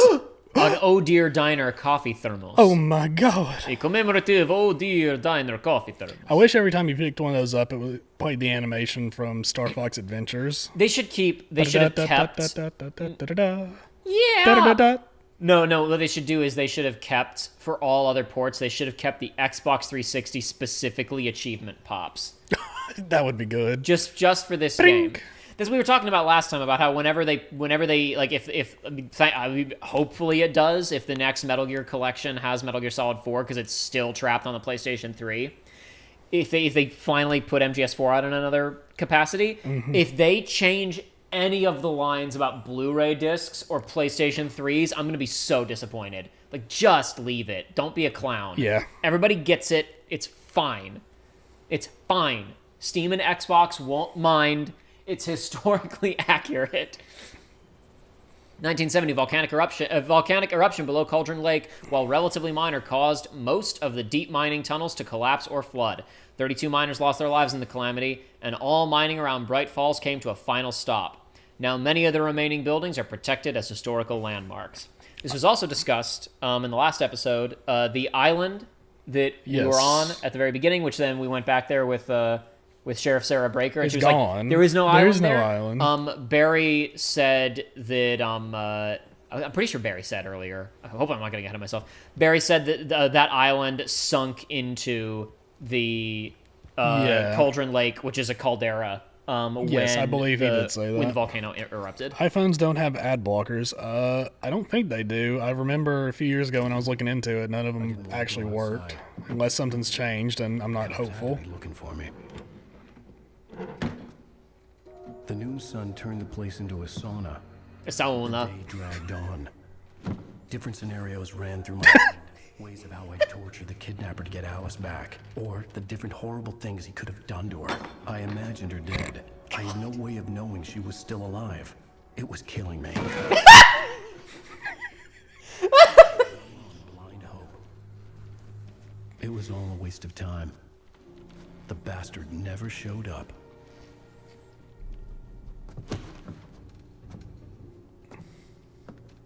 Just to be very clear, in case anybody is wondering if we didn't make it clear last time, no, he's supposed to be a pathetic doofus. Yes. You know where Mirror Peak is? It's a big mountain north of where you are. You follow the path from the mine, you can't miss it. There's a lookout point there. I'll be waiting. I'm through being jerked You around want by to you. see your wife alive? Because if you do, you better watch what you say to me. Do we understand each other? I want to talk to Alice. Yeah, and I want the manuscript. Don't keep me waiting, Wake. Hello? Hello? Ah! Then I will say, like, we were talking about last time, the whole thing of, like, Don't worry, Circo Duck, you didn't miss much. We were just mostly driving What around. the? Whoa! The Dark Presence! Oh my god, it's that thing from Lost. Oh, crap, that's the wrong button. Maybe closer than ever before. Okay, is the door open now that I'm done with the phone call? No? What am I supposed to do here? I don't know, go downstairs, maybe? I don't see a There is a stairwell. downstairs. Alan's locked himself in... I realized I'd locked myself in an attic. I didn't remember how I'd gotten there. It's like a scene had transitioned, and suddenly I'd gotten lost. Okay, there we go. Awesome. Yeah, I have a jump button. Keep forgetting. It really feels like a game that We wouldn't have a jump button, exactly. All good games have jump buttons, though. Especially when there's no real platforming. There you go. To replace the one you just wasted. I just used on A accident. thermos, wow. I didn't even see what it was. I was just mashing the prompt, and it said picked up coffee thermos. Yeah.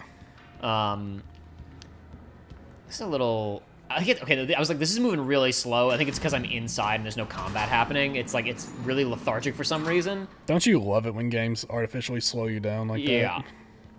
So I was like, am I going to have to go adjust the sensitivity? It was fine last weekend. The page.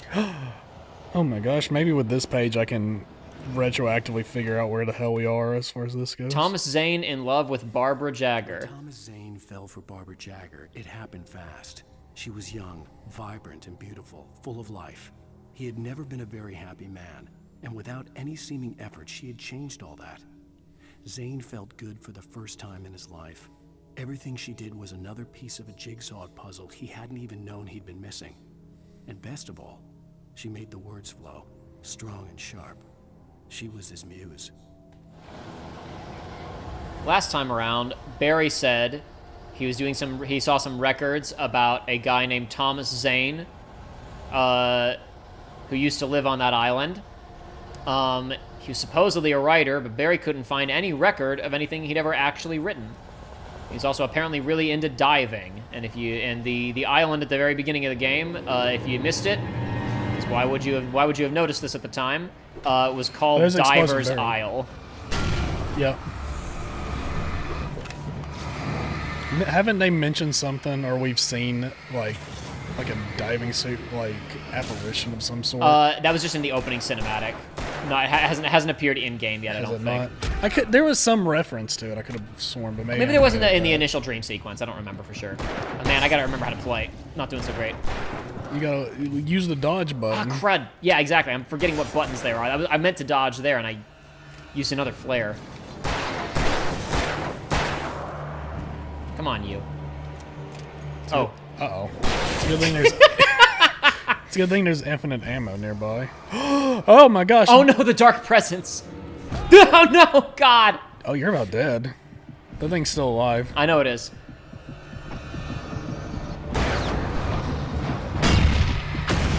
I don't have any flares. Oh, but it's fine. That did the trick. That did the trick. I think that thing is coming after you. Is there more physics objects? Again, I meant to run, not to do that, but that's okay. You're just giving the game a I don't have any chance. flares. I gotta remember the controls again. And this is with only a week break, not a 6-month break like we usually do. That's crazy. Well, then you'll get back in the swing of things quick. That's true. You got through that. No deaths. It's fine. Oh yeah, you got flashbangs. But yeah, no, there's an interesting, like we talked about, this is not a survival horror game. They No. described it as a thriller, not as a survival horror game, because what resource management there is extremely light, and your resources don't carry over between levels, so they really don't matter all that much. But there is a really interesting push and pull here, where the auto-aim with the gun is actually pretty generous. And there's no accounting for like headshots or whatever else. Just you do the damage that you do, right? But you've got this tension of there's something alive in there. That's cool.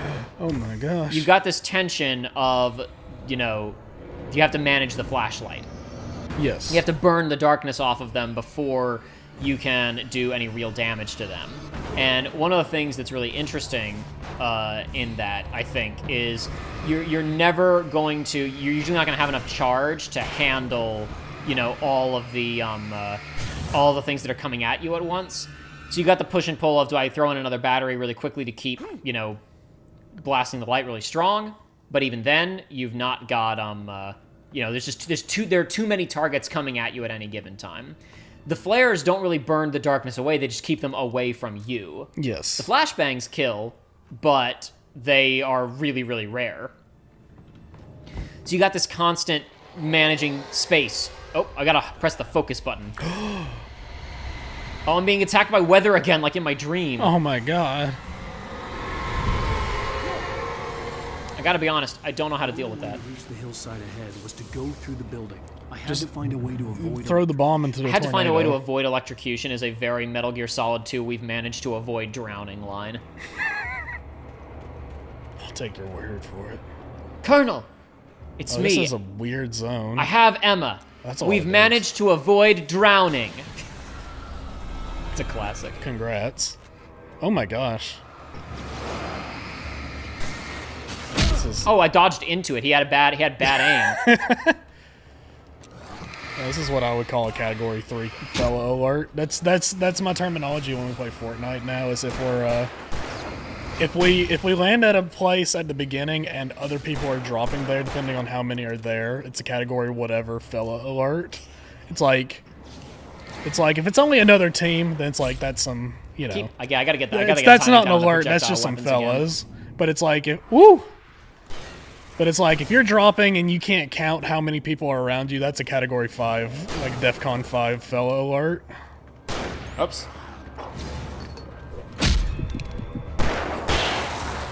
Yeah, they don't usually throw this many guys at you, but they gave us the stronger flashlight. They did, yes, a little bit ago in the last level. So we're getting to the point where they're gonna start stressing us more. I would say they usually don't throw that many guys at us with no flare gun shots. Yes, flare gun. That was the other thing. Yeah. Mm-hmm. Yeah, we have the shotgun. You either have that or the hunting rifle in the top slot, and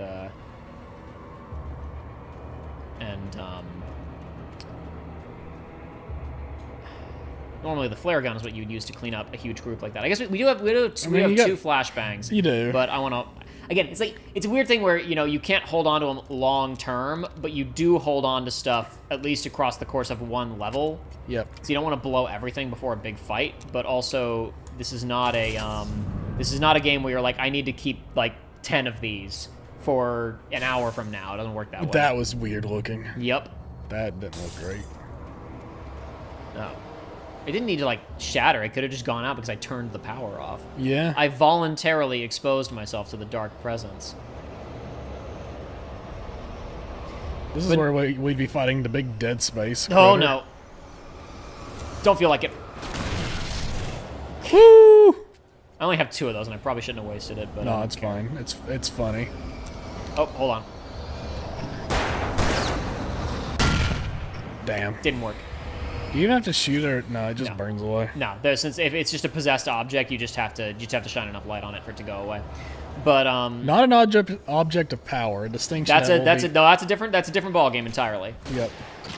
Damn it, that didn't quite work. Damn. Oh well. We have flashbangs too. Don't forget. It's true. Now would be the zone to be using them, I imagine, because this is probably like the big encounter before the end of the level, right? Feels like it. I say that. I mean, I don't remember. As far like I remember some story beats and whatnot, but it's like I don't remember anything about like, gameplay sequencing, gameplay and locations and things. It's an interesting thing because we talked about like this entire world was built as a big open world game first, and then they're stitching encounters together in it afterwards. Like we're not really getting much by way of this is not a cover shooter. This isn't an Uncharted where we've got like verticality and climbing to worry about, and we have positioning to worry about. This is a game about managing, our flashlight and running backwards and all that sort of thing.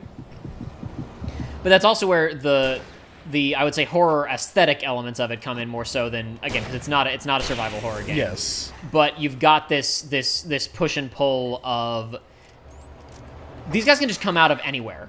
Like, we saw a couple of enemies a second ago basically materialize out of thin air right in front of us. Yep. And it doesn't work as well here in this big open rail yard, but the levels we were doing before this, and that we'll be doing after this as well, where we're in the woods, where, like, you can have either this... There's a nightmare logic to this game that is a very deliberate part of what it's trying to do, where you can have people just, like, shadowy figures emerge from the haze of the blustery nighttime wind and the moonlight shining through the trees and whatnot. Mm-hmm. And they emerge and they're just standing out at the distance at the end of the path, or they just jump out of a bush right next to you and ambush you. Yeah. Although usually the game will at least be kind enough to like give do you a 2 third-person cutaway of like zooming out, like, there's some guys running at you with an axe right now. Press the dodge button. Yeah, but it's an interesting again talking about how this was built as an open world game first, and we got to like we spent 5 years on this, it wasn't working. We got to move on quick, but we need to use the levels that we have. Yeah, it's an interesting way to use what you've built to your benefit, like from a tone standpoint. No, here, yeah, do this. Oh, right, I gotta hit. I forgot the buttons again. It's like, I feel it's funny. It's like if you handed me this with a 360 remote, I could probably like intuit everything, and even though controls are not hardly any different now, it's a mental thing, right? It's like I feel like you have to go back in time into 2010. Yeah, exactly. I feel like if you handed me the 360 remote, like I would just be there, It's like, you would okay, be there in Bright Falls. I got it. Batteries. Yeah, also, with this having a bigger charge, the batteries don't fill it up anymore. So when you pop it in, it only. Oh no, fills up it's like always 40%. that way. Is it really? Yeah, it's always only halfway full. You still have to like if you're boosting the light all the time. Yeah. And you keep shoving batteries into it, you will run out of batteries extremely fast. The tension then becomes that you need to be able to. Oh my god. You need to also manage because it is technically burning them a bit when you're not boosting it. Yes. So you have to manage a little bit of not doing the L2 aim and boost the light. Mm-hmm. If you're just aiming the whole time and shoving batteries into it, you don't get a full charge. I found more yellow graffiti on the wall. Much of the yellow graffiti I'd found so far pointed me towards caches of flare guns, flash grenades, other useful things. Sometimes they just said asinine shit like trust no one in the dark. My pockets were already full by the time I found it, so it really didn't matter to me. I wished whoever was writing them was a better writer, and then I wondered... Like me. Yeah, like me. I wish there were a better writer like me. To leave this thermos here on this red chair where it was easy to spot so I could get my Gamerscore up. That way I'd be able to save Alice. Some of the Taken retained echoes of their Okay, that might have been the clear, like... Last one? No, the clear, I can figure out where we're at now. filled with darkness. In most cases, these puppets were enough for the But purposes maybe of not. the Dude, dark I'm so lost. but for anything more I cannot find my way. different. You're just like Alan, lost in the woods. And so rather than taking him over completely, I need to find the thermos in the red chair. So that's the most, I think, direct explanation we've got of why the Taken talk the way they talk. They retained echoes of their former selves, while these were just nerve twitches of a dead thing. Mm-hmm. Those were puppets. There was another thermos in the red chair somewhere else. Oh my gosh. Surely they wouldn't. But for anything more elaborate, as with the writer, it was different. The dark presence needed his mind, so rather than taking him over completely, it merely touched him. Ooh. This is the exact same like layout room we started this segment in. Because again, this was an open world game originally. Mm-hmm. Copy paste that stuff, baby. He lost the way. That's correct, Shayla. Now what? Oh no! I'm being attacked by weather again. How could this be? Oh, I okay, love they're fine. ads. I love them. I love when I'm scrolling and then a big old pop-up appeared. Man, this is just like the world that the bad guy wanted in Ready Player One, that movie I watched last night. Yeah, that you have really, really enjoyed, That right? I really, really enjoyed. It was so fun. That was so... Joe, I want you to describe we don't even talk about Ready Player One. Please explain to the audience the group you viewed Ready Player One with last night. Yeah, so I've probably mentioned it on here before, but typically speaking, friends and I meet up once a week to watch movies. The method of choosing the movie, while on rare occasions we can just be like, hey guys, let's watch this movie. That's not how it usually goes. We have an extended list, and then we have 20 on the list that are, 20 on the list that are kind of chosen arbitrarily, but it's like, when it's time to watch the movie, we roll a dice, and whatever it lands on is the movie we watch. No, it's Dark Presence. The goop. The Ganon goop. Mercer miasma. But anyway, we just happened to land on Ready Player One. I don't remember. Well, actually, I can intuit who put it on the list. Because there were 4 of us, and we all had vastly different experiences with Ready Player One. I was the control, because I had not seen the movie and I had not read the book. One of my friends saw the movie, didn't read the book, liked it well enough. I had another friend who saw the movie, liked it so much that they read the book and still likes the movie. And I have one friend who walked out halfway through the movie because he read the book and hated the movie. So that was a fun little adventure. It was also, I was telling you, it was funny because our seating arrangement was a sliding scale of enjoyment for the films as well, where it was like it just happened to be that. And it was also, it was divided up in 2 couches where the people that liked it were on one couch and the people that didn't like it were on the other couch.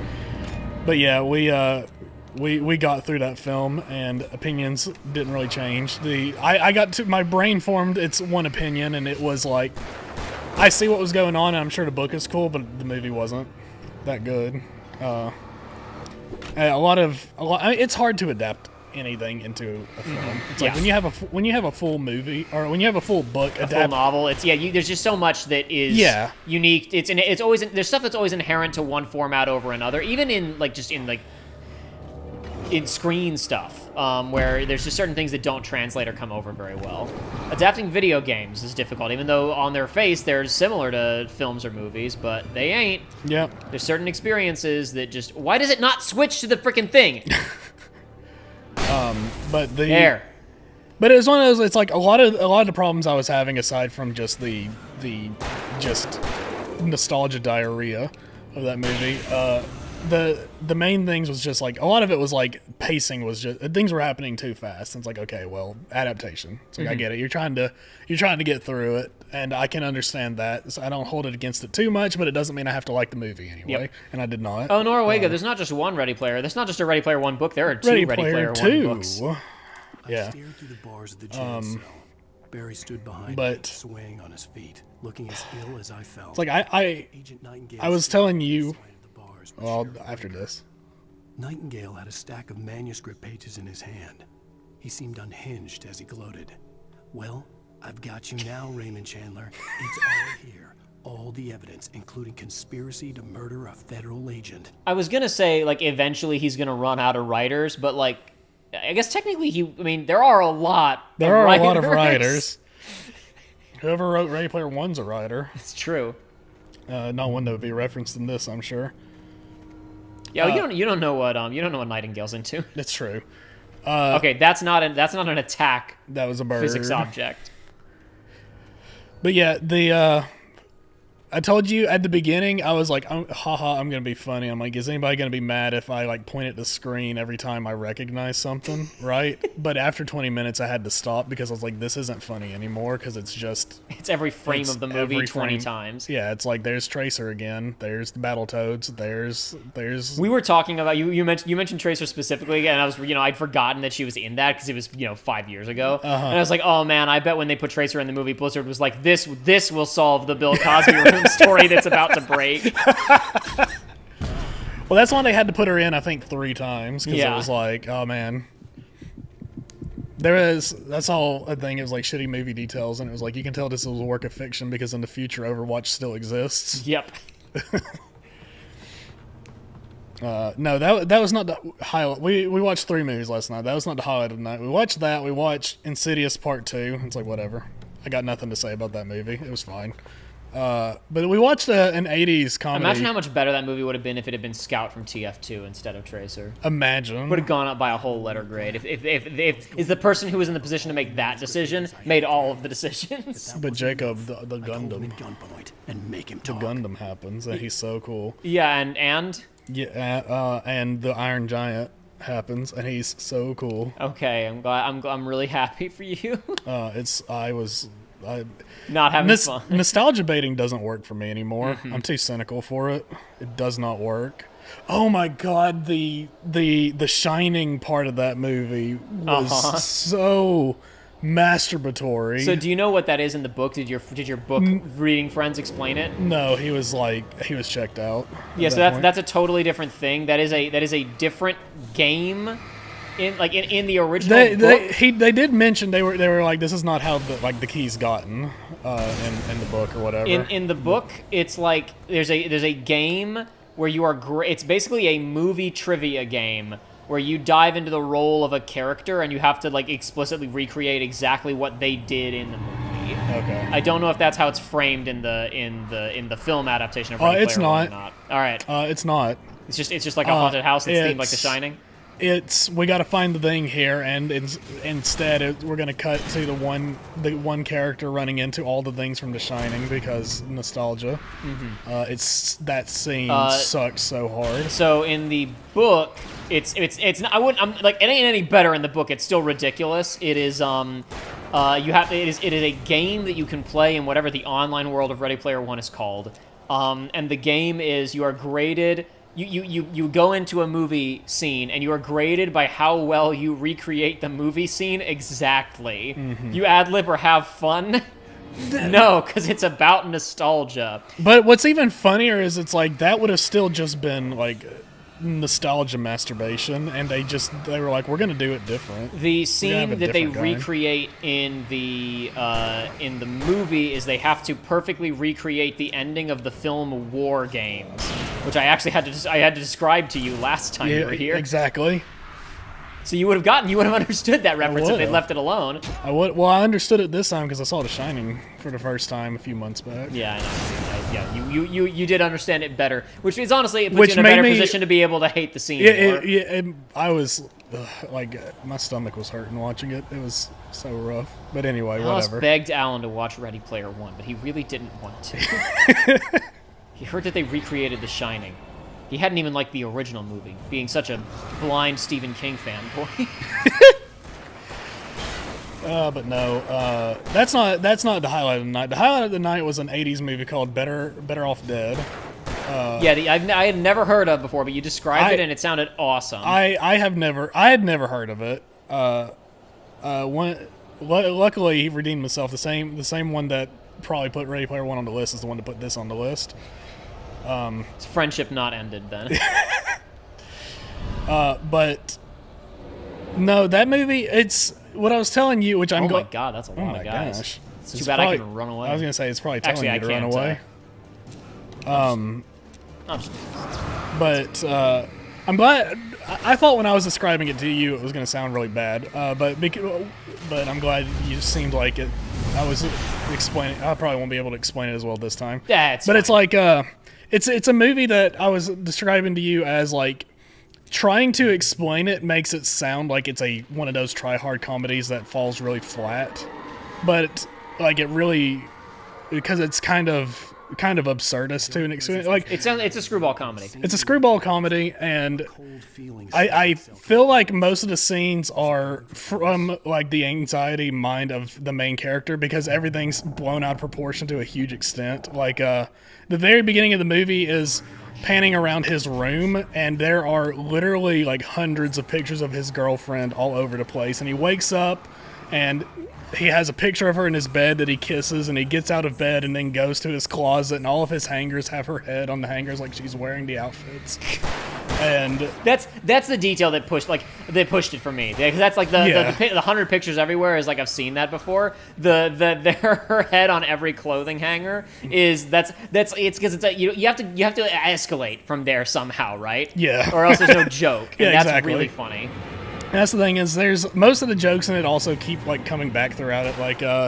Like obviously they break up like in the first scene because of course he set himself up for this fall. She's going for the ski jock that he's gonna have to eventually he's gonna learn how to ski down the dangerous. This would be a really funny movie. It's an 80s film, and you said skiing, and I have an instant picture in my mind of what this movie looks like. Could it be funny when you say ski jock if you meant he was really good at like skee ball in an arcade? No, not quite. I'm saying that would be a very screwball comedy joke. I'm going for the ski guy. You mean Travis, the guy who's probably going to the Olympics next year? No, Terrence. Yeah, Terrence. Have you seen? He set every high score at Dave & Buster's. I need a real man. But no, it's like obviously like they break up in the first scene, and there's an ongoing gag throughout it. It's like at first it's like It just looks so funny. It's so good. It does. This is such a good game. This is such a funny game. But it's like one classmate is just like, hey, I heard you guys aren't going out anymore. You wouldn't mind if, I took her out or whatever. But then that escalates to a teacher being like, hey, man, so I heard you guys aren't going out anymore. Like, you wouldn't mind if I just took her out. And then it like later on he's watching TV, and Barney from the Flintstones is like, hey there, I know this is going to sound weird from, coming from a cartoon, but I heard you and her broke up, and I'm hoping you wouldn't be bent if I, See, these are good jokes. They are. The movie's filled with good jokes. It's great. I also forgot to mention that the teacher in question is like a real nerd, and he's teaching science. He's teaching math, and he's saying the worst jokes in the world about it, but all the students are busting a gut. They're howling. It's what every teacher wants to be pulling off. Yes, it's like he's saying, like, I can't keep up with what he's saying, and then it sounds like a punchline, and everybody is just laughing.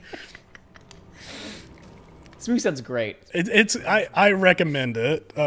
Better Off Dead. Watch it if you get a chance. Shit is hilarious. Clear reason for my writer's block. Something to fight. Something to lash out on. There wasn't.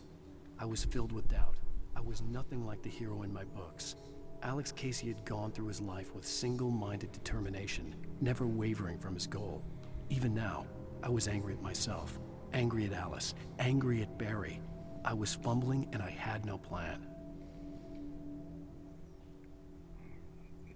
Damn, that sucks. Anyway, Mr. Wake. Ninja Bunny just showed up a minute ago. Ninja Bunny, I don't know if you have strong feelings on the Mario RPGs in particular, but I know you have at least strong feelings on some Intelligent Systems games.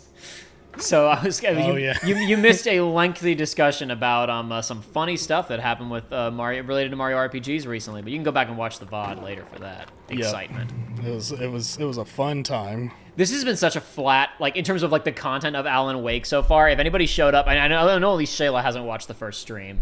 If anybody showed up, like, just to this, and they're like, he's just walking through the woods and, like, shooting random people in the forest. And objects. And glitchy Gmod objects. Yes, this game's very funny. Great Peak Gorge. Originally founded in 1928, Great Peak Gorge Mining Town was one of the permanent settlements Bright Falls Mining Company built for its workers. Nearby graveyard is a testament to the dangers the miners face on a daily basis. Most men lost their lives over the years were buried there, a grim reminder of to be careful for those who remained. Abandoned almost overnight when the mining company closed its doors in 1970, when the volcano erupted underground. They moved on to the Great National Flesh Pit Park in Texas. I wonder if this is considered a historical site that's part of the national park here now, because we were in, one of the earlier levels was in a national park. More coffee thermos. By the way, I'm really not a gamer. I genuinely have not been able to find any of the collectibles where we're at, so it's like... Maybe you're in the wrong chapter. I've been swapping between 3 and 4, and I can't figure it out at all. But I know we're not at, like, Maybe 5. we're in between right now. Maybe. I at this point... We're in the dark place. Well, all the like TVs and stuff that we were encountering were in very obvious places. Yeah, but that's the main thing we really can't miss. Like, it's good to get manuscripts, but we really, really can't miss the TVs. Yeah, but it's like I feel like as long. All right, I can use the geometry to fight the darkness. Excellent. Woo! Sora could never. More? Oh my god. Oh no. That's a lot, actually. Oh, this game rocks. Across the ghost town. Oh my god! I really wasn't expecting that. I don't think it's done that before. Oh crud, I threw a flashbang on accident. I didn't mean to do that. Oh well. So be it. You got 3, it's fine. Yeah, I love the Yeah, it's weird. Sometimes he dodges before sprinting. Sometimes he just sprints, but it's so funny. You know how gorillas start running? Where they'll do... That's what he's doing? Yeah, see there, he didn't do it. Sometimes when I started sprinting, I involuntarily threw myself forwards like a crazed madman. Sometimes when I wanted to start sprinting, I accidentally threw a flash grenade. I didn't understand how my motor functions could possibly be confused to perform 2 completely different functions involuntarily. It was as if some indelicate operator was controlling me from the shadows, from the darkness. Does shooting them do anything? No. It doesn't make it go faster. No! Ouch! Uh-oh.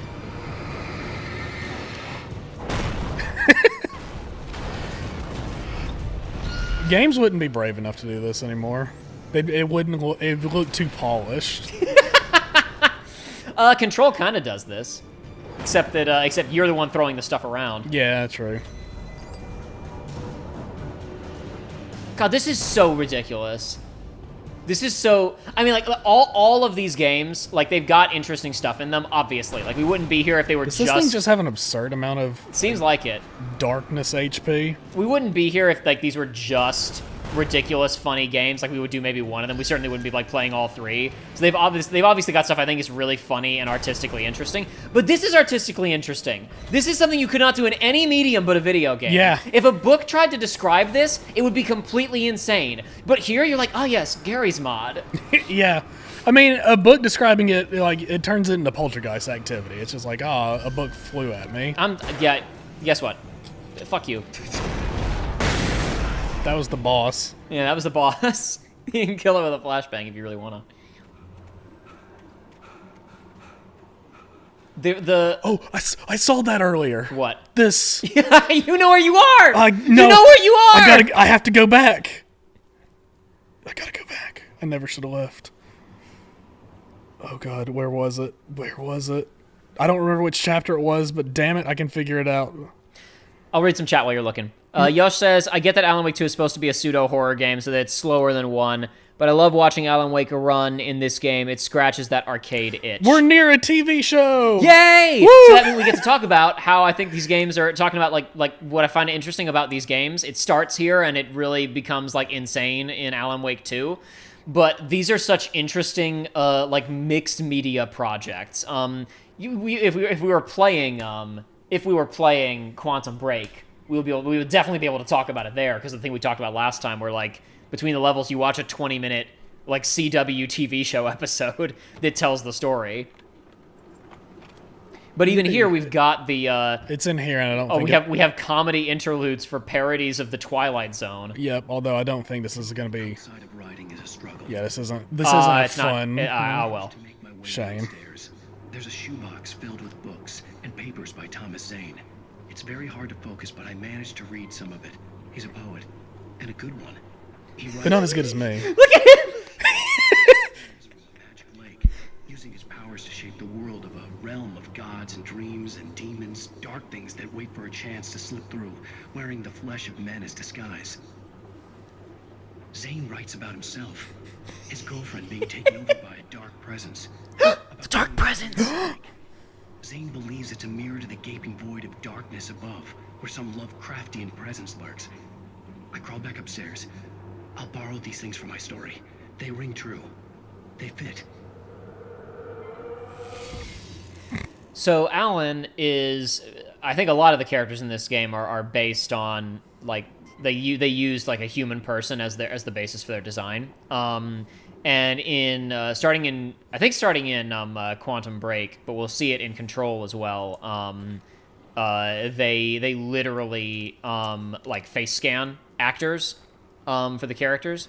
Uh-huh. And in Control, like I talked about, Control is like a deliberately way lower budget game, so the animation work combined with the photo scanned characters is like super uncanny. And I'm not going to give it like a ton of artistic credit and say that's intentional. But it works. It works. Alan Wake 2, the animation is actually really, really good. But like there's also even more FMV stuff in that game. But like that one right here, that was obviously not animated. That was FMV of the model who plays Alan, who is a Finnish model who is voiced by an American guy. Okay.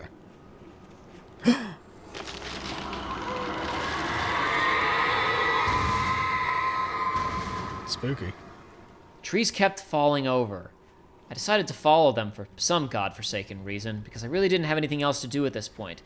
I'm starting to feel completely out of control of my life, of my story. Why had I written it like this? My attention was waning, waxing. Subway surfers. I was running out of metaphors. There was no Family Guy funny moments to be found in these dark. I was running out of metaphors much faster than Nightingale was going to run out of writer references. I was in a pickle. I think there's a chest out that way. The kidnapper had sent me a text. The message was full of spelling errors and insults. A chest. This is... So as we discussed last time... The manuscripts predicted it would be here. The manuscript on my phone. This is... we discussed last time, I'm not intimately familiar with Stephen King's work. The way Alan writes is a little bit making fun of... Stephen King is overly fond of metaphor, perhaps. Mm-hmm. And some other stuff about his writing. But the character Alan is less making fun of Stephen King than he is making fun of, like... Stephen King really likes making his main characters writers. Yeah. And they tend to be, like, kind of conceited doofuses. This is not necessarily Stephen King, but Alan is meant to be, I think, a Stephen King protagonist. Yep. Oh my god.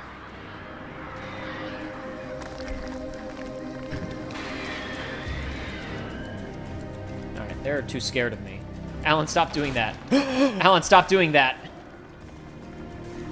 What is the? Oh, they are coming back. I was like, the intense music is still there. I mean, no, I didn't kill him. I was just like, I was like, I'm just gonna move while my battery is recharging, so I don't have to waste a battery, even though I've got 18. The dark presence. The dark screen tearing. Was there a screen tear? I didn't even notice. I No, was too busy it wasn't. focused on That was just the effect of the birds. Uh-huh. That was one thing when we turned off motion blur at the front of this. I was like, the reason I hesitated to turn off motion blur is because I know there are a lot of just like general like weird blurring effects in this game, and I didn't know what would be counted as motion blur and what wouldn't be. Yeah. Because so much of the visuals of this is like walking into the woods, and there's just like a cloud of miasmic haze in front of you that doesn't have any explanation. Oh man, you know what game does have screen tearing though? What game? Fallout 76. Oh my god, I forgot! That was one of the funniest texting exchanges we've had in ages. So I open up Discord, and it says Joey's playing Fallout 76, and I know instantly what's happened. The Here, Fallout show you keep playing, I'll pull them up. The Fallout show is out, and you know, people are like, apparently the Fallout show is pretty good, and Joey's probably playing Fallout 76 with his friends. Like, I know that you have friends who you don't play a lot of multiplayer games with, and so like you were probably hanging out with them. Like I knew why you were playing. However, you had been peer pressured because the Fallout show. You was had out. to though. So I texted like, no, Joey, how could you? Said, just making fun of you. You said all caps, son of a bitch. Discord says you're playing 76 right now, and then I sent a picture of a cat screaming and crying. And said, no, I haven't played games with my friend in like 2 years and wanted to play. It wasn't my idea. But then... that part was like, I basically expected you to respond with something like that. But then, as I told you, literally... So, this was the second day I had... I downloaded it and I played some... I played some Thursday and some Friday. You sent me... yesterday. You sent me this yesterday. And... oh my... I don't know which one of these is progress. Usually the yellow... Okay, there's flares there. That's progress. Yeah. The yellow said the tunnels lead beneath Cauldron Lake, which seems wildly important. Correct. But anyway, no, I told them Thursday, I was like, I'm meeting Jacob in 2 days. I just have to go 2 days without him seeing me on this game, and then literally the next day, read the exact text after you were like, oh nope, this is the right way, this is progress. Yeah, my exact text was, man, literally yesterday I told them, man, I just have to make it 2 days before I see Jacob next. Surely he won't notice. And you just said, are you serious? That's hilarious. Like, I was so, like, I received that message. I'll come save you later, Alice. I have to go collect those flares. Alice? But no, I wasn't mad, but I was just like, damn it, God. Ugh. It was really funny. Yeah. You specifically had commented, I have to not, Jacob can't notice. I was like, it's only going to be 2 days. Sure. So wait, on Discord, because I linked my Discord with on PlayStation, there? it shows what you're playing. Oh my God. Yeah, I know. Sorry, Joey. Oh my God. I can't play Akiva's Trip without you knowing. That's the embarrassing game. What? There's plenty of embarrassing games on PlayStation. This place is a maze. A manuscript page. There's plenty of embarrassing games on PlayStation. I just can't think of any. The local motel. Nightingale could feel the locals' eyes on him, the unrelenting pressure of their judgment. He forced it out of his mind. For all he knew, they could all be under Wake's spell already. You do what you have to do to get the job done. He's not a magician, he's a writer. From the bottle in his hand. What's the difference? Please, he thought. They both weave He magic took into comfort existence. from the bottle in his hand. Every single time he comes up, somebody has to remind us that he's drinking a lot while carrying around that gun. Yeah, of course. Okay, that seems so dramatic and intense. That's got to be progression. I'm going back this way. It has to be. Can I go back this way? Oh, no. Oh well. That was some no. That then what the hell was that? I don't know. Maybe I was gonna keep going and a shooting pain was gonna stop me again. Maybe I have to come back later. Shite. Huh? Okay. Okay. Well, you know, I guess I'll die. Well, I guess that was not progression. This is still progress. Whoa! Oh, no. Okay, yeah. That's definitely gonna be progress. But yeah, Well, no. I missed whatever that. Sorry, Alice. Oh my God. I'll save you next week. But yeah, no. I played 76. I mean, you played it like back when it came out, so Shut up. just saying. I So did, Joey, yeah. how improved is it? I mean, it was fine. It was fine, he says. I don't know. It feels Oh like my God, I'm gonna die. It feels like I'm playing a real game, but also I don't know. I meant to use a flare, not that, but whatever. All I just I've wanna be been alive. doing is tagging along with my friends doing quests and like beating things up with a sledgehammer. So I've been having fun in that regard, but I've probably played like 3 hours of it this year. Well, Alice, I do apologize, but my gamer trinket lust led me on the wrong path. But it's like it is like, I mean, we had this discussion and it's like the Fallout show is going to get people playing games. All the Fallout games have gotten like Fallout 4 and Fallout 76 sold like several like 100,000 new units in the last 2 weeks or something insane like that. But it's like, it's one of those things where it's like, damn, those are the games that new fans are playing now. The wrong games. But the problem is, it's like if you're not on PC, which most new fans that would be buying these games for the first thing aren't. It's like your options are 4 and 76. Yeah. That's it. Go on. And even if you have a PC, if you want to play New Vegas, you also got to have like a list of 17 mods. And if you want to play the original Fallout games, like those. Like, Fallout 1 just doesn't work for a lot of rigs. Like, you have to do supplemental downloads. There isn't like a modern version of that released? No, there is, but it just doesn't work for a lot of times. Like, it was... I didn't know that. That's criminal. yeah. That is so that's- high on the list of games that should have a good modern port that anybody can play it. Yeah, well, that's the thing. And maybe something is different now, but it's like when I bought the game and played it first time I played it, I was able to play it. I tried to go back a few years later and I couldn't get it to working. But then my friend also had that where he bought it on Steam and just couldn't get it working either. And it's just, I'm not going to pretend like I understand any of that stuff. I just imagine it has to do with, very new hardware for very old game. Right. Obviously, with supplemental materials, you can get it working, but it's like, well, maybe it was just an issue. Maybe it's not widespread, but that's my own experience with it. Alan regretted not following the tunnel that his wife's voice was coming out of. Why hadn't he gone that way? There was no logical reason he could have gone any other direction. However, the tunnel that he followed eventually led to an Oh Dear Diner coffee thermos. I made the right decision, he thought to himself. Alice will understand when she sees my Gamerscore. Shield Flower, is Neko Para on PlayStation? Is that an embarrassing PlayStation game? I'm about to find out. That'd be really funny if it was. I know it's on Switch. Oh, we did our first ever Uncharted kick the ladder Oh down. my God! Neko Para 1, Volume 1 through 4 is on PlayStation for $15 each. Everybody, eat your heart out. Let's go. Oh God, yeah. Just going to the visual novel section. That's the embarrassing part. There's Going through... Thank you, Joey, for reminding me of something important. Okay. Going through this, like, I look at the sales on PlayStation every now and then when they do, like, seasonal sales or monthly sales, and, like, the amount of things, it's just, like, trash that's in there. No, don't shame Joey for his bad taste. Yeah, thanks, man. There's usually only a few, like actual real games at the top of that list. Yeah, of And then course. what's the problem is it's like a mix of real but lesser-known games and trash. Yes. When I was scrolling through one of these sales, I stumbled upon something extremely important, though. Okay. I think I told Joshua about this. I don't know if I told you about what I saw. All right. Gotta go below all the Alan Wake achievements and my 2 hours in Hi-Fi Rush. Oh, no, it's above this. Where is it? Is it sorted wrong? That'll make it appear faster. There it is. Huh. Well, I can't say that's the...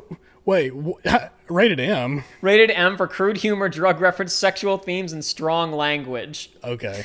And this is specifically the Mega Chad edition. That's good. Now, I need to go to the PlayStation Store and show you guys this game. Not Sandland. We're not going to look at good video games. No. We're not going to look at great video games featuring art from an adaptation of the late great Akira Toriyama. You know, it's funny. You would think that there's a certain Sackboy? No. No, Potato Sack Sack Racing. Look at this. Look at this. How could you not? How could you not stop and look? How could you not stop and examine? Basic Normie Edition. Look at this. Oh, this is good. $20 for this. Oh my god. Look at this. Oh, this is. I don't know. This is good. Where's the? Is there a video? There is a video. Okay, because I want to see what. But I'm honest. I'm almost afraid like it's gonna start playing like a Queen song or something, and I'll get copyright infringement. Oh, this is. Oh man, this is like. What is that? Who can say? This is. What did I say? Dab Man's ready to dab. Go back.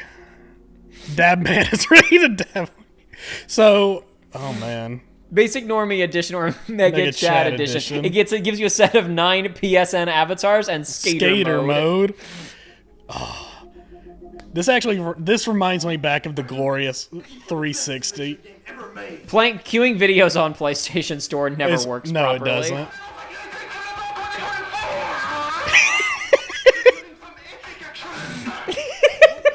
Bring back the Xbox Live Arcade. No, it's funny that you bring this up because I was about to start talking about how it's like you would think that there's a certain like quality threshold for a game to be on PlayStation. There isn't though. There's not.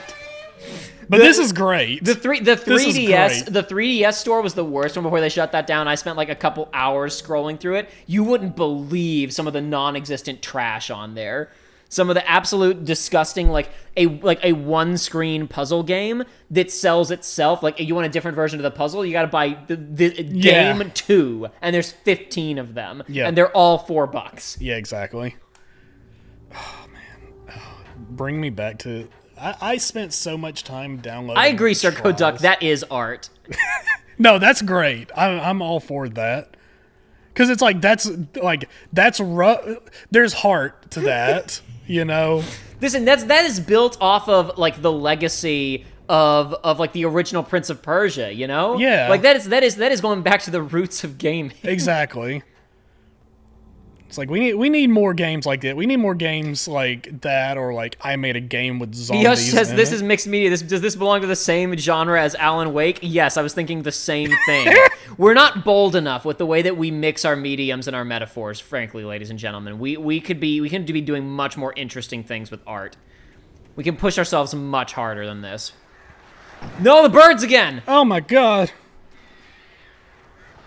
The stairwell up seems like the obvious way forward, but who can say?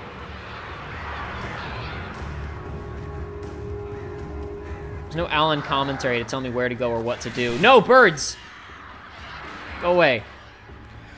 The real one is whenever there's games. Oh, that's progress. When there's sales, like the mass sales on PlayStation, there's always like these games that are like $1 that are like 50% off, and they're like ugly to look at. You know what I mean? Like, you can't even call them asset flips. They're just like weird, like latex looking character models in like a pink and black world, and it's just like, oh, like this isn't even like, that's the kind of game I wouldn't even download the demo for on the Xbox Indie Arcade selection. God, we're not gonna do Alan Wake's American Nightmare, but that was an Xbox Live Arcade game. Yeah, it was. We'll probably I'll probably either show a couple of cutscenes from it or just like explain what happens in it, because that is a game that everyone for years was like, that was stupid. There's no way that was canon, right? I was like that until you told me. I was like, what? Wants me to focus on something. Oh, it just wants me to take in the vista. How pretty. I hope it pops up and says Alan Wake. Alan Wake. Lightning flashed behind the windows of Cauldron Lake Lodge. Tor Anderson laughed and held the steel hammer above his head. Nurse Sinclair was trying to calm him down without success. Tor grinned madly and shouted, "My hammer's up. Here's a friendly poke from Molnir, wench." He brought the hammer down with all his might on Sinclair's head. Holy shit! Well, no, he's a feeble old man, so there's no might. Oh. Because he's the guy who was asking us to play Coconut back in the Oh Dear Diner at the beginning of the game. Gotcha. So she's fine. She's fine. Oh no, Alan! Oh my gosh. He's a writer. He's not a climber. It's He okay. doesn't know how ladders work. He can use the pages he writes as like binding for his legs to fix them. Exactly. He'll land on the manuscript pages. He just needs to write a Stephen King length book and it'll break any fall. But for that, he's going to need a lot more coke. Oh no! I'm sorry. What happened? I went to reach my Oh, for you- my you drink just- and you I just bumped the mic. Ah, no big deal. No stress, Joey.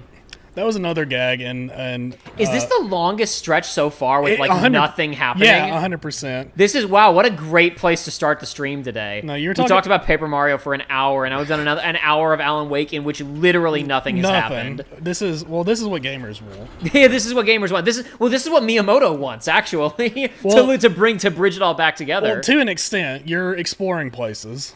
Well, but no, you do Well, that, and you do, that's why that okay. question's so insane. Is because you explore things in every game. No, but specifically, like even like I mean, you know, the thing is, we fought generic enemies, we fought birds, we fought geometric objects thrown at us. That's what Miyamoto wants Mario to look like.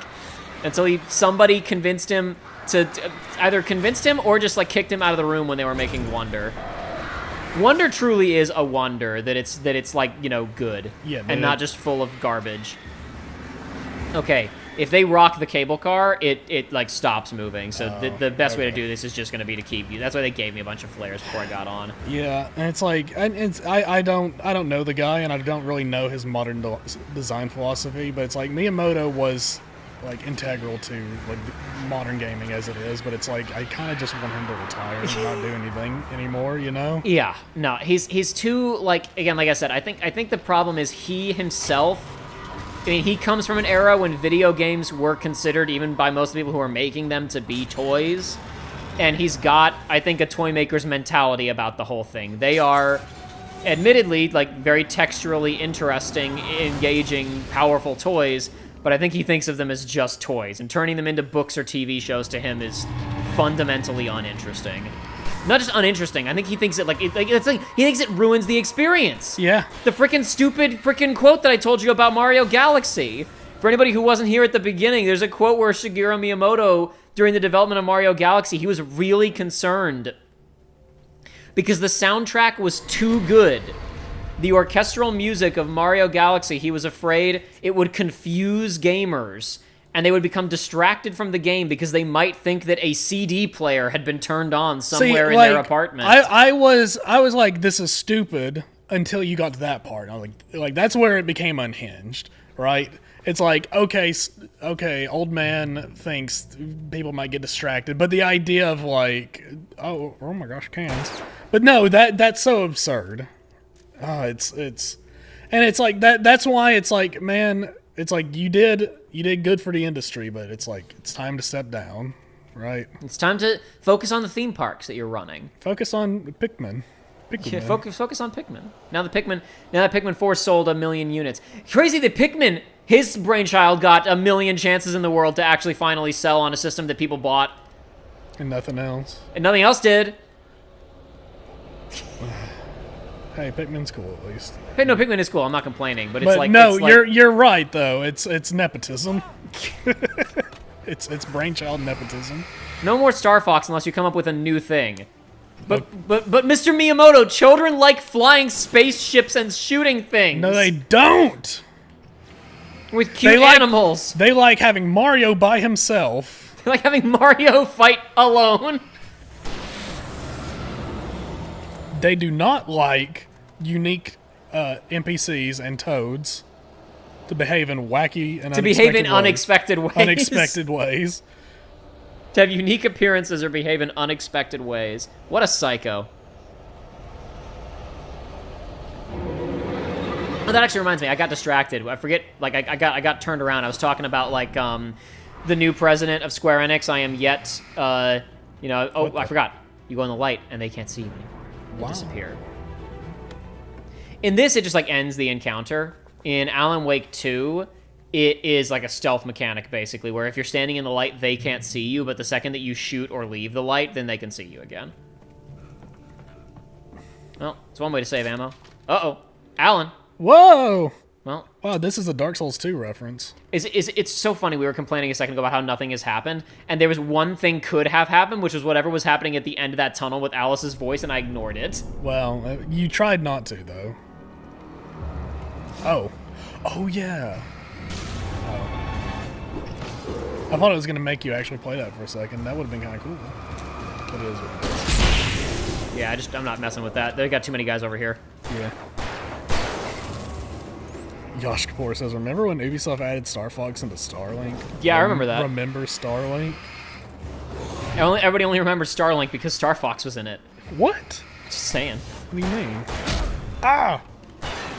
Shit, why didn't they let Ubisoft make a Paper Mario game? Just let Ubisoft. I mean, how crazy is it that I'm saying let Ubisoft make the Nintendo games? Well, I mean, They won't play as good, No. but there might be interesting stuff in them. Maybe. Again, I guess. Is there interesting stuff in the Rabbids, like, Mario game? Not really. Yeah. We are, but we're maybe entering into a new era because Odyssey was allowed to have some interesting stuff in it, and then Wonder was really zany after years of I bring it up all the time, but it still absolutely blows my socks off. The Nintendo mentality back into CDI days of just like, hey, do whatever with our IPs if you want, like within reason. Well, I say within reason, but then CDI happened. So I had to try and explain to someone without visual accompaniment what the CDI games were a few days ago and why they were interesting, and it was like impossible. I mean, like I think I was able to sufficiently explain like technology that existed for 2 seconds. Nintendo let people do stuff with it very cheaply, and it's very wacky. And YouTube latched onto it, but yeah, you can't get the full picture. Dinner.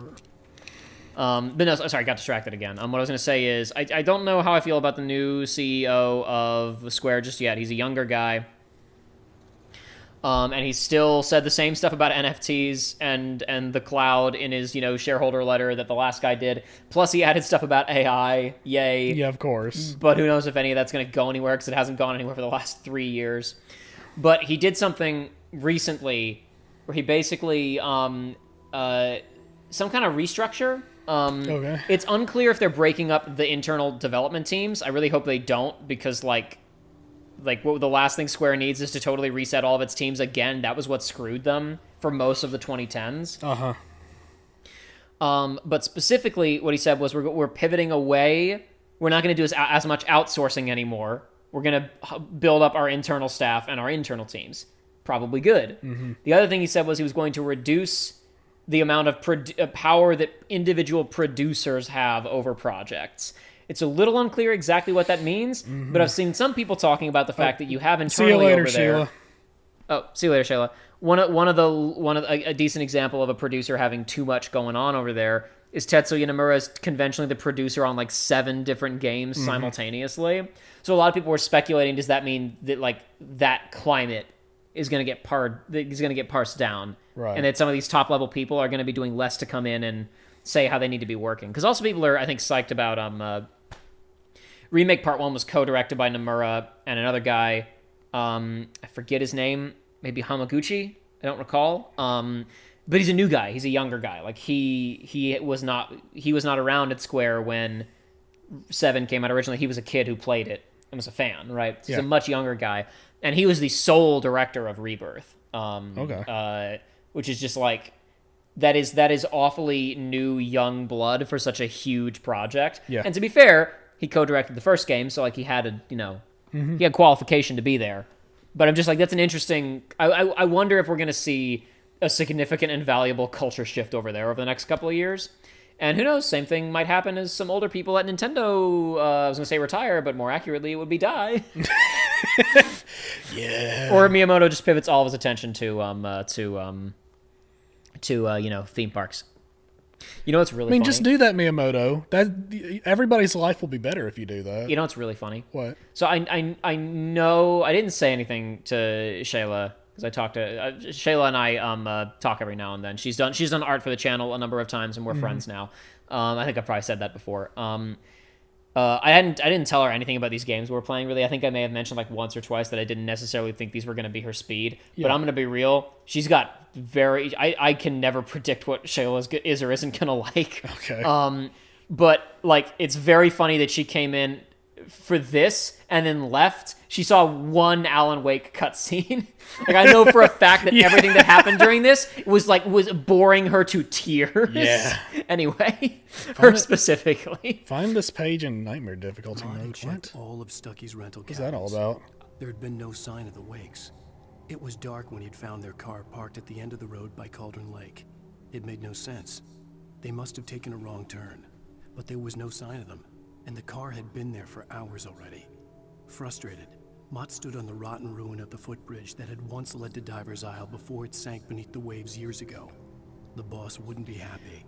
Mott, the kidnapper, we saw, it was on the boat, apparently at the beginning of the game is when it's been calling us, the one who didn't give us a gun during a frustrating sequence earlier. Oh, God. Specifically, so I just want to point this out because it's important. Hopefully people are catching it. I don't want to sound patronizing, but I never know if people are checked in or not. Yeah. He's like, I need to go and find where Wake and his wife went. And he went and checked all of Stucky's rental cabins. Stucky was the guy we were supposed to get the key from. Yep.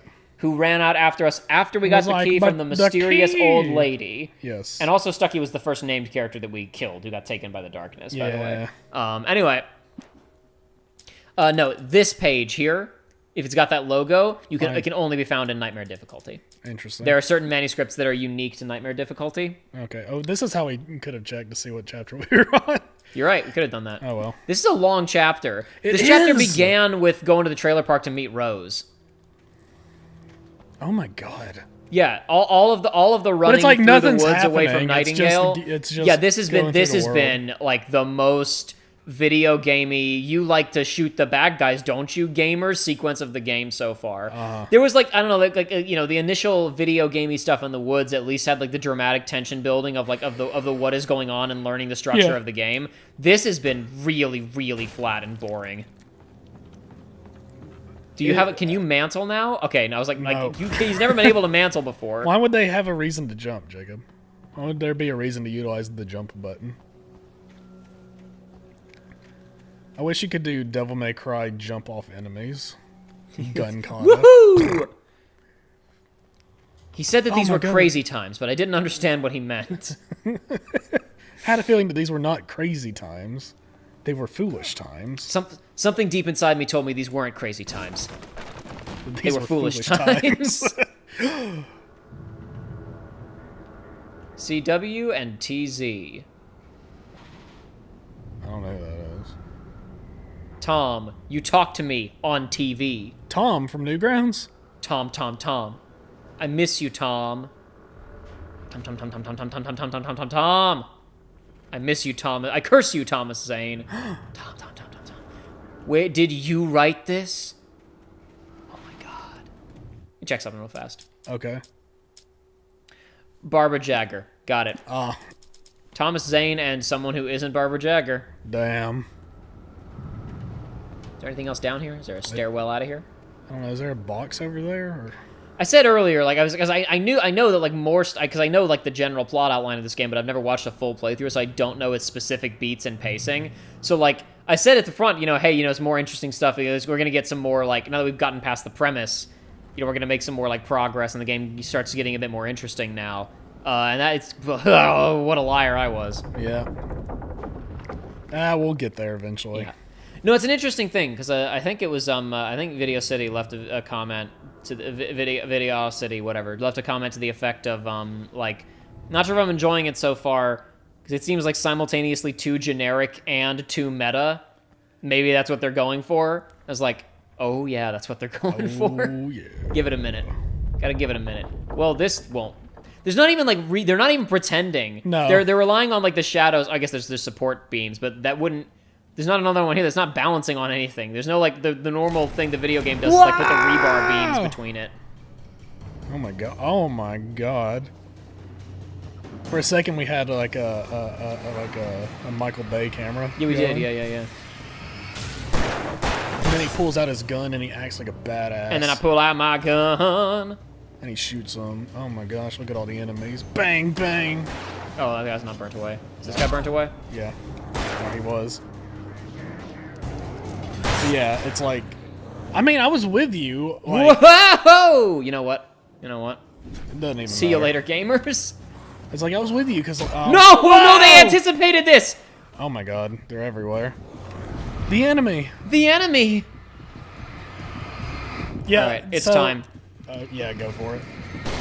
Yeah, I've been playing Persona 3 again. It's like I don't think that line is necessarily back, but there is there is one line read from Fuka that is like she's talking about something and the enemy is in like the sentence, and like it sounds like that. She reads it the same way. Yeah.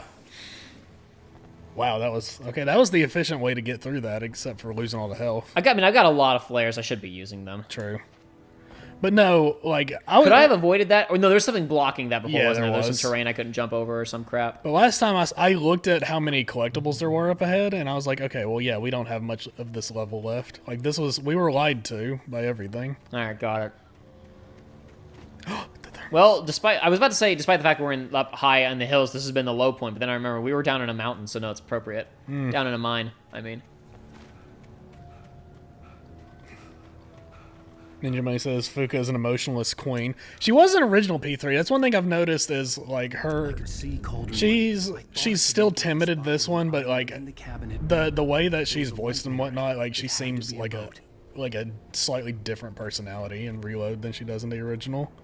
I don't really know how to articulate it, you know. I was close now. I had to get there fast. I dreaded what I would find. There's that place we saw before. It is. From the island that doesn't exist anymore. Wake wakes up. Oh, damn. In the lodge. I tried to hold on to Alice, but her form melted away. I was losing control. Dr. Hartman stood in her place. I wanted to hit him, but my arms were jelly. Mom's spaghetti. He smiled. It was a reassuring smile, and I hated him for it. I had to give you a sedative. Don't fight it. You went through another rough period. Right now, it's very important that you stay calm. We don't want you to have another episode. You're a patient at my clinic. Have been for a while now. Huh? What did he mean? What do you mean by that? I don't know why that reminded me of the interaction we had before this started. Hey, I'm here! I'm coming! When you saw, like, it said, like, friends who play this on PlayStation. Yeah. And it said you, and you've never It booted said this me, game. I've never booted Alan Wake, and it said that I play this game. It's We don't know where she is. She's probably drowned. Oh, shit. Well, come on, game. Damn. That's kind of important. I didn't realize it was going to cut me off like that.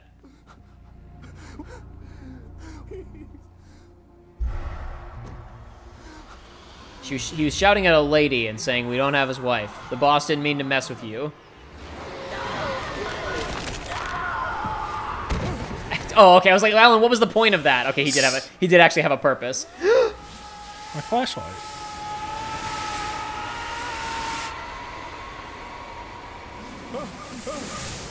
This party's getting crazy.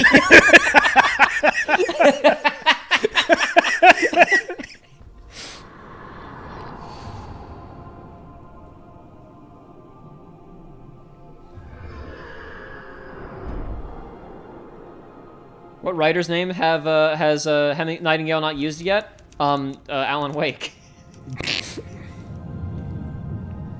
He said Hemingway, but he didn't whip out F. Scott Fitzgerald.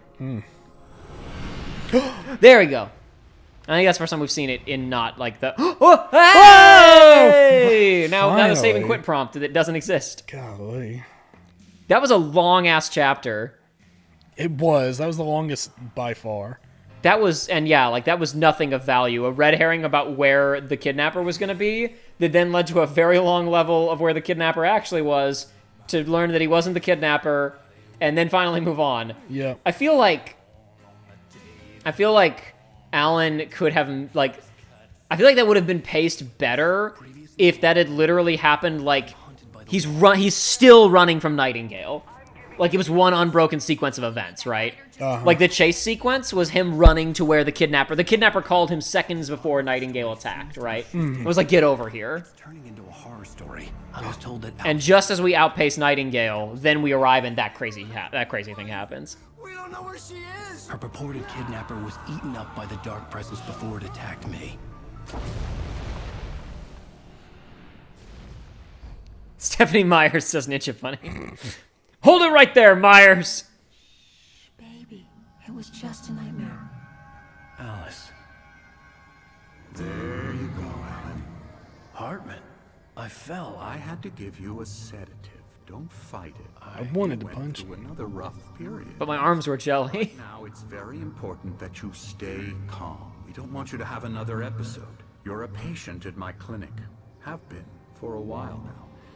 The shock of your wife's death triggered a mental illness. No, you lied. You're suffering from various symptoms of undifferentiated schizophrenia. Bastard. It's okay, Alan. Just let go.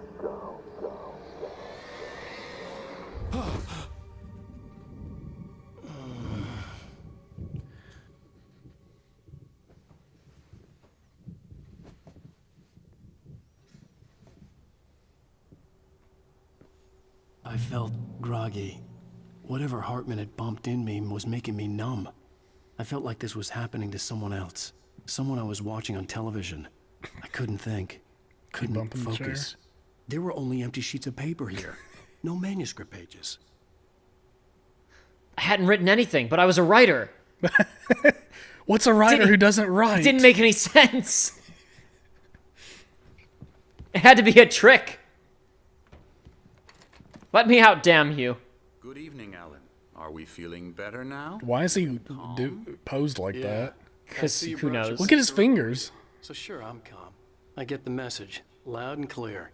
Why, right. That's the spirit. You're being very brave, Alan. I understand you're confused. I would be more concerned if you weren't suspicious of me. I don't blame you for it. Big of you. Now, why don't you come with me? We'll reacquaint you with my clinic and go over everything you might have forgotten. Little walk and some fresh air?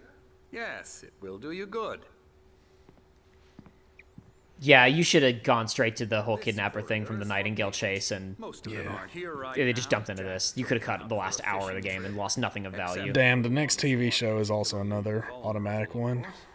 I encourage creativity as a part of the recovery process here at Cauldron Lake Lodge. I specialize in treating artists. But I'm not an bet you artist. do. I'm a writer. Splendid, Alan. I honestly believe we can get this thing under control. if Artist we work make together. believe. I make real. This way, Alan.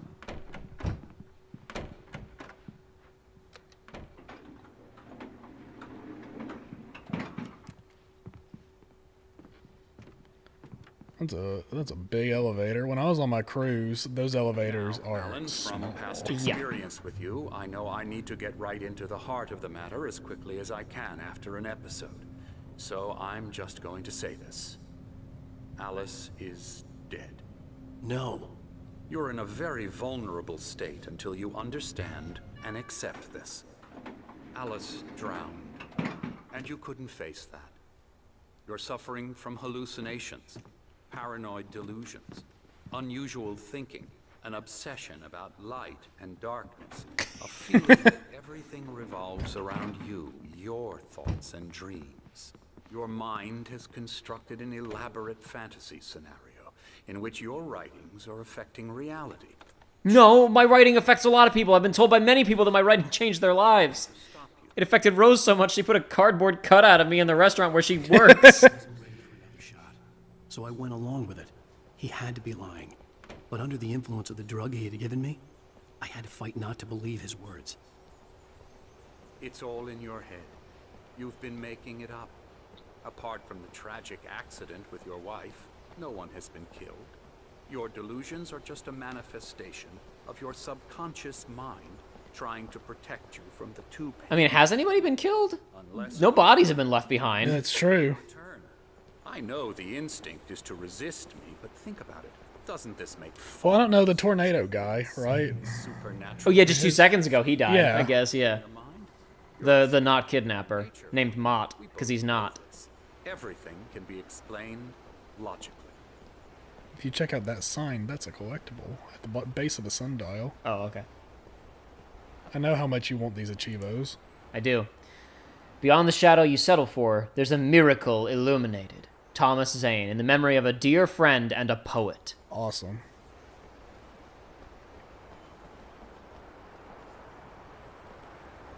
didn't know that reading the various national park signages and whatnot counted as collectibles. That's so funny. Yeah. This is so 360 build. Very inspiring, isn't it? It was a very bold age for I could collectathons. see Mirror Peak on the other side of the lake. I thought I could make out the spot where Diver's Isle had been when I arrived with Alice. Now there was nothing but waves. Thank you, God. I was trying to figure out one for Stephanie Mayers, and Noriega got it. This is your career's Twilight, Mayers. Thank you. I was trying to construct something about like nighttime and daytime and sparkling, and I couldn't get there. Circle Duck had a good one earlier. Oscar, you gone too wild this time. I missed that. That's fantastic.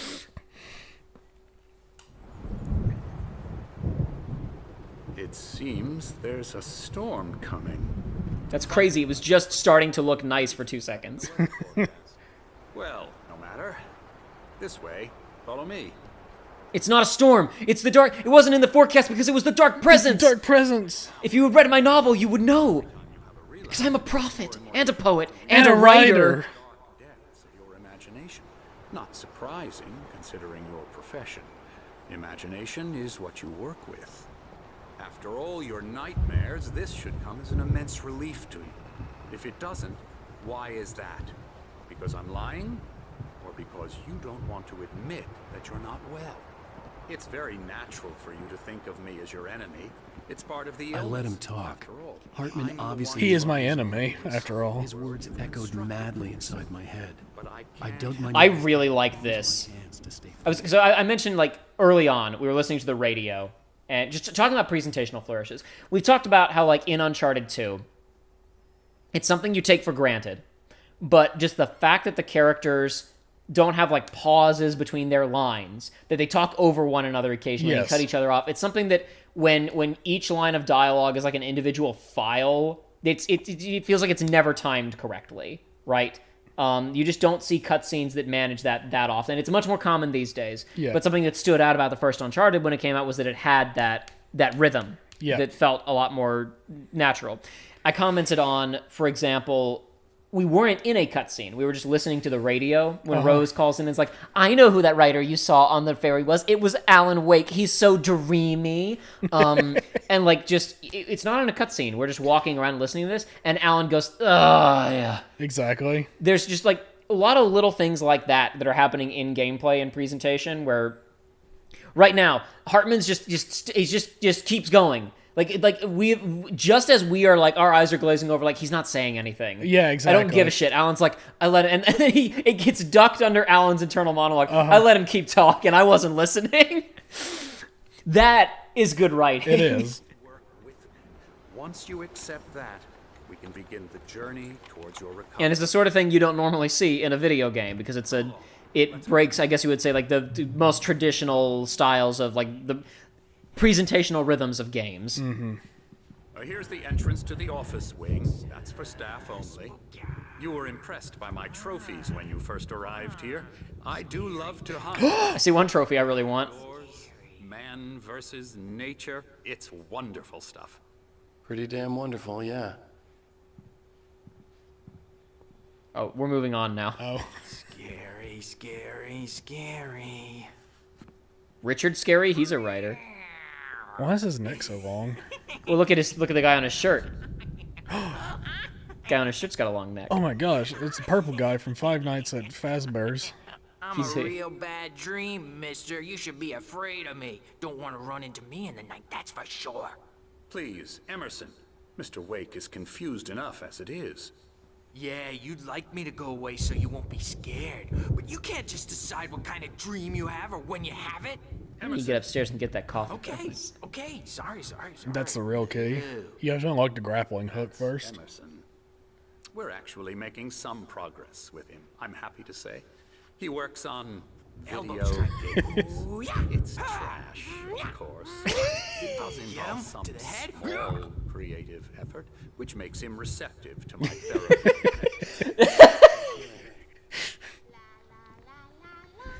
Good stuff. Requires some small creative efforts. I feel like in an area where you're having to like keep people in and out, having glass on your doors is probably not a great idea. I know this. Yeah, they said it's a repurposed lodge. Yeah, That's I what know. you were about to say. But weren't it's you? like, yeah. But it's like, Oh, hold on. I need my achievements. Cauldron Lake Lodge. Here to give you specialized help you need. However, please observe the following. Please ask friends and family to schedule visits beforehand to ensure they don't interfere with your therapy and or periods of creativity. Also, please respect your fellow patients' need for privacy and personal space, especially when they're engaged in their creative processes. Be patient. Typically, our patients have long-term creative problems. They won't be solved overnight.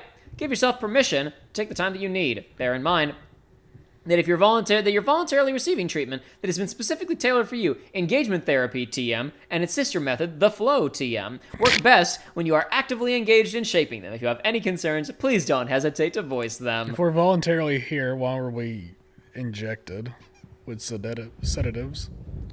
There's the hammer. Yes. That's the reveal. Storm coming. Oh, what a storm. I hope it wipes this place off the face of the earth. And these two are the Anderson brothers. They're playing the Night Springs board game. They had how should I put this? A heavy metal band in the 70s and 80s called Old Gods of Asgard. They even adopted new first names to complete the image of Viking gods. After the band broke up, they lived on a farm nearby. They are, well, in advanced stages of dementia. They're well cared for, TLC and all that. There's nothing more that can be done. I'm afraid that the rock and roll lifestyle has left its mark. How dare they? Oh, that. Oh, I was gonna look at the poster. Damn. Sorry to cut this short for now, Alan. The power has been acting up. The darkness!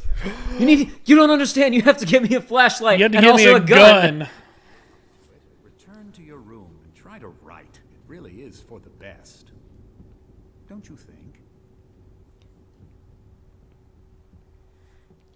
With a flashlight and that hammer, could you take him out, I wonder? Hammer. Oh, he'd love to fish out our secrets, but he has no clue. He's not crazy enough. Not crazy like us, Sonny. Yeah! Being crazy's a requirement, Sonny. Who else could understand the world when it's like this? It takes crazy to know crazy. That's the sanest thing I've heard in a while. Say, you're all right, Tom. Hey, we like him, don't we, bro? He's got to go to the farm. The Anderson Farm. Valhalla!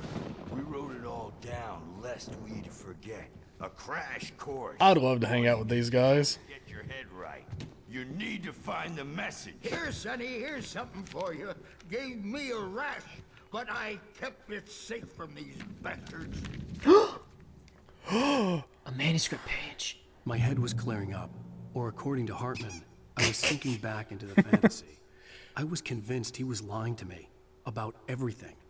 Crazy or not, the Andersons made more sense. That was a really fun. I was like, what's the thing gonna be when he brings the hammer down? Because it can't be enough to hurt her. It's like, and then this is a great reveal. That's a great payoff to that joke. Special stuff at the farm. Our own formula. Local ingredients. Medicine clears your head right up.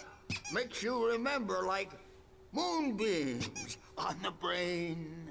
Oh, I just noticed. Leather patches on the elbows? That's not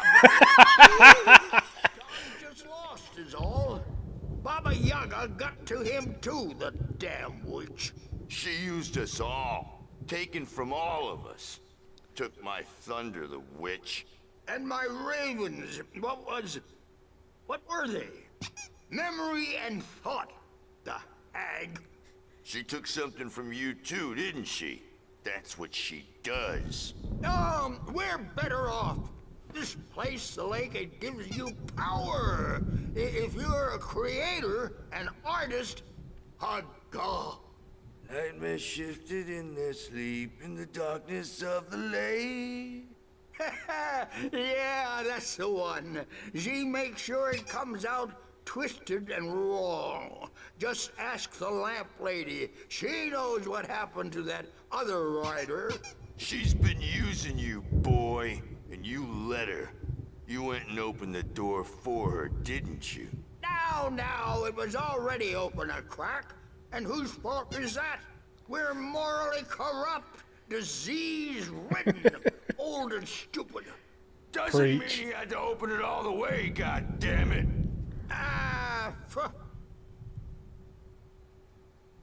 They just said a lot of stuff. They sure did. It's crazy how it's actually crazy how much stuff they just said when you know everything.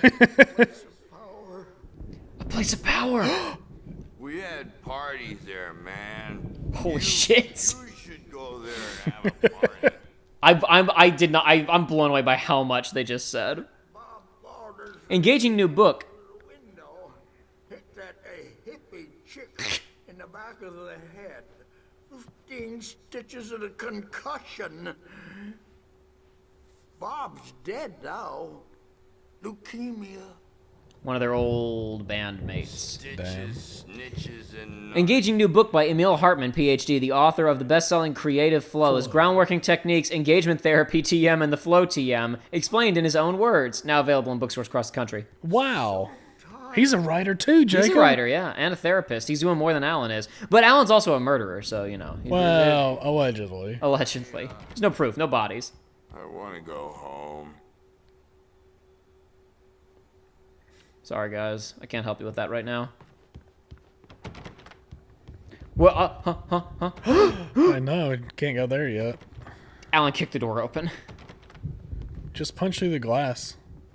It's not that hard. It's not that hard. You won't, like, cut yourself horribly and bleed to death. Well, it'll hurt, but you can break the glass without, doing it. Just pick up an object. Typical gamer behavior. It's a cover shooter now, Jacob. It's a cover shooter.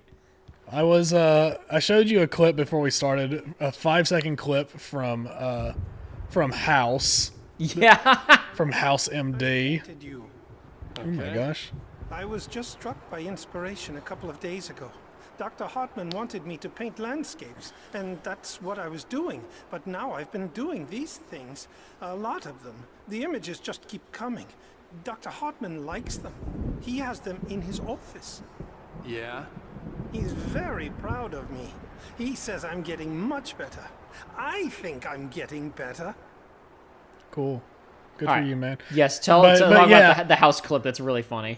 I don't know what episode it is. It might be the episode with the gamer, but I don't. The one who has the gamer disease, where he thinks gaming is real life. Yeah, there's one episode of House where there's a kid with the gaming disease, and he sees like lizard people in the hospital. He thinks that video games are real. He can't distinguish between fiction and reality. Yeah, I don't know just if this like all is, gamers. Yeah, of course. Right, I don't know if kids? it's this episode, but it's like I was telling you that I have a real fascination with video games, real or fake, showing up in TV shows and whatnot. And it's like, this is because the question to me is always why. Yes. Why did the director or the writer, whoever, who has no clue what the hell they're talking about, what were they thinking? What did they think was added to the episode by including it? Yeah, but it's like, because this clip is especially choice because it's like 5 or 6 seconds long of what I showed you, and it gets like 4 things wrong. It's like 1 for every second almost. Yeah. Because House is playing. He's got a Game Boy SP playing Metroid Zero Mission, but it's like he's playing it. The sounds are wrong. He's like, they're not capturing the game's audio. They created fake sounds for it. It's like Galaga noises, right? Yeah. And he's shooting at an enemy, missing wildly, and then he gets hit. And this is this is the first room of the game. It's like right after you get the morph ball. There's just like one enemy in there. And he's missing wildly and gets hit. And a patient's like, "What are you doing?" And he goes, "Level 4." Like, it's perfect. It's not a level-based game, and if it was, he's in the first or second room. Yeah. The lighthouse. Oh my gosh. The only place in the world that was safe from the dark presence in my dream. The doors were locked. Hartman and the nurses would have keys, but there was no way to get my hands on them. I can think of a few ways. You just wouldn't like them. Guess the trouble is he said he's feeling you a can little go lethargic upstairs. because of the drugs. Yeah, I know. I'm checking these doors too. But there's the thermos. Read. That was I already read it. It was just it was. Oh, that. Yeah, okay. We already saw it earlier. I thought it was the door. If you're feeling lethargic, you shouldn't be running like that. No, I'm working the drugs out of my system. There it is. I'm not myself. It's hard to think that there's a shadow inside my head. I can only focus on writing. Everything else is a blur. have been for days. Always dark outside. My editor is real. I saw her again. She's not human. It's not human. A dark presence is wearing the old woman's face. She was covered in clinging shadows. There's a hole in her chest where her heart should be. I think I've made a horrible mistake. I don't think I'm any closer to saving Alice. It's been lying to me, using me to get the story it wants, and the story will come true. Sorry, no. That does sound good. No, I was just blown away by a comment Ninja Bunny made, and I'm trying to figure it out. I feel like I missed context because, like, the comment is just, I'm probably halfway to having a tulpa of Lucina at this point. Are you familiar with tulpas? With Nurse Birch watching me like a hawk. I'm gonna let Ninja Bunny try to explain what tulpas are. I think that'd be more entertaining than me helping. Okay, well, I mean, yeah. There's another Alan Wake 2 preview. It is. Randall says, talking about Joey, House. do you remember, like, okay. I think it was last week when I was telling you about what happens in Twin Peaks, The Return, and I used the word golem. Yes. The word that's used in the show is tulpa. Oh, okay. Those are different things. But no, Randall says, talking about House, that's the one where Chase Foreman and Cameron are playing like a VR game, right? When they go to investigate the patient's home. Probably. It's been a long, long time. Like I said, I have... Death Rally is an earlier Remedy game. Sick. I love it when they do that. It's the easiest thing in the world, but I love finding like game posters and whatnot in games. There's one like that in This is a game design document. This is Oh my this God, is yeah. level. This is a level. It even says this section of the map is dark, and it's showing like framing of where a cutscene happens. That's perfect. But yeah, I watched a lot of House when I was younger. I just don't remember much. I just remember the gamer being there. I remember the gamer, and then I remembered House playing Metroid Zero Mission because I was like, I have that game, and then immediately was like, what? What's he talking about? What is this? Level 4. Level 4. The white glare of the blank page in front of me hurt my eyes. My hands began to shake uncontrollably. Doc, I don't think your methods are working.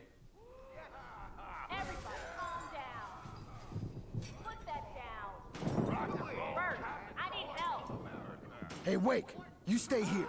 I'm gonna go see what's up. You just keep doing what you're doing. Be cool, okay? Yeah, gotcha. I didn't know what the chaos was all about, but it could be my only chance of getting out of here. Where the hell did he get a damn hammer? Oh, he's got a real hammer now? Oh no! Never mind! It's a double fake out! Oh my god! Yippee! Giving Barry the grand tour, clearly proud of the place. He went on and on about his hunting trophies, and Barry was impressed. But he was here on business. And Barry was impressed. Cut through the monologue. Hey, Hartman, where's Al? Hartman stopped in mid-sentence, annoyed at the interruption. He nodded at the hulking orderly standing nearby. The man smiled and clapped a practiced hand on Barry's shoulder. Uh-oh. Ruh-roh. So weak now, are we? Where's the incident happening over there? Looked bad. That wasn't a love tap. The crazy old fart hit her hard. Jesus. If she was one of Hartman's goons, she had it coming. Oh my god! Your mother's a bitch. Backstage is all yours, Tom. Seize your destiny, he said. Uh-oh. Fight for your own justice. It's time to pay the piper. Okay, where am I supposed to go? Over here? That door? That's the last one, isn't it? Damn. Oh, I probably have to take her keys. Her keys are sitting on the ground next to her. Oh. We were on the road, man. You think we haven't seen punks like you? I had to get to Hartman's office. He had taken all my manuscript pages. That's where he'd been keeping them. My manuscripts. I have a keychain of all of her keys. I should be able to open every door, but whatever, that's fine. Oh, okay. Hold on. Can I open every door, or is it just this one? I didn't see a prompt on the other ones. I didn't either, but who knows, right? No, okay, just this door right now. Damn. I can't go get that manuscript page. The markings on the tape said they were recordings Hartman had made at the sessions with his patients. I saw Alice's name on one of them. For a moment, I couldn't breathe right. This guy's paintings are interesting. Some of these are concept art for Alan Wake 2. Sick. Or they could be, at least. I doubt they actually are. Hartman wasn't happy. Maude could see it in his eyes. He quickly lowered his own. He had made a mess of it, and he knew it. The shame of failure was hard to bear. He hadn't expected Wake to say he needed more time. And he blurted out 2 days, less than Wake had asked for, to show him who was in charge. But that wasn't part of Hartman's plan. Ah, so he was working for Hartman, was he? Oh my god. Okay, so... Okay, after this. Say your thing first. No, I was going to say Ninja Bunny was explaining Tulpa in 3 lines, and the first two I was like, yeah, and then the third one really blew me away. A Tulpa is like when you compartmentalize a section of your consciousness to create a second entity that acts of its own accord. And for a little while, it was popular to try to induce one of those yourself so you can have a Tulpa of your favorite fictional characters, basically like imaginary friends. Of course, the third comment, most famously, there was a guy who successfully formed a Fluttershy Tulpa. I don't know what you mean by successfully. And I don't know what the hell you're talking about. I don't think I want to know. No, there's more. Hang on. That's aces. It's not the first successful one. Tulpas have always existed and it's like a real mental illness. But if you want one, you can make one of Garfield. I think I'm going to let you continue to get in there. He's more and more out of control all the time. The parties, he's so angry all the time. He's getting violent. Do you mean with you? No, not with me. No, never. Sometimes I almost wish Alan would take a swing at me, because at least that'd lead to a conversation he couldn't just march out of. But no. Alan doesn't really sleep. And the work, well, he's not writing at all. He sits there for hours and just gets more and more frustrated. And I can't talk to him. Yes. Tell me, Mrs. Wake. What would you say to him if he'd listen? I don't know. I want to say, I look at you, and it's not you. Just some stranger who resembles you. Looking out from behind your eyes. And I don't like that guy much. And now it's all gonna go to hell. But you don't ever say this. No. I've tried, but he's not listening. He's too deep in his own problems. Always going on about something else. I'm so afraid I'm gonna lose him. And we're not even talking anymore. He doesn't let me in anymore. He just keeps me in the dark. The dark. I'm so Dark. alone here. She's scared of the dark. How could he do that to her? Oh my god. Please help me, Doctor, because I'm at my wit's end.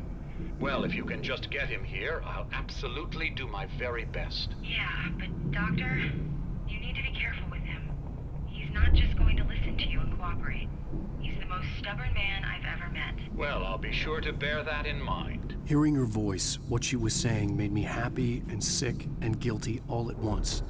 Worst of all, I recognized the words. The phone call from her. It had been a cut-up of this. Just a recording. Oh my gosh.